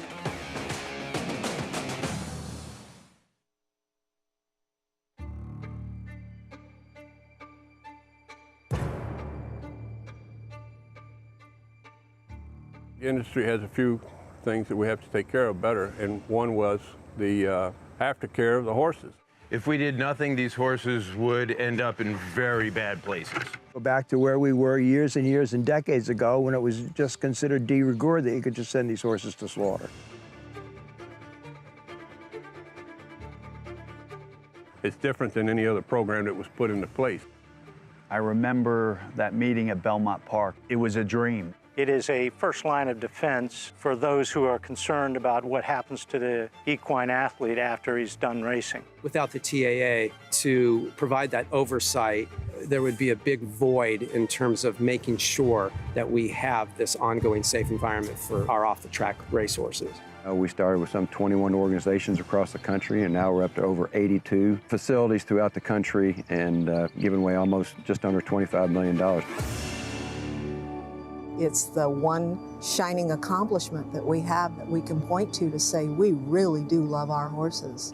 Just the word aftercare has become part of the discussion, has been part of the vernacular in a way that it was not when I started this position around the start of 2013. It's a daunting task that the TAA and its accredited organizations have taken on. And that's why the industry itself has got to fund it. Every time I turn around across the country, you know, the TAA staff is there, and they're shaking hands and they're kissing babies, and they're doing the blocking and tackling right that needs to be done. We have a social responsibility to make sure that thoroughbred aftercare is also #1 on the list.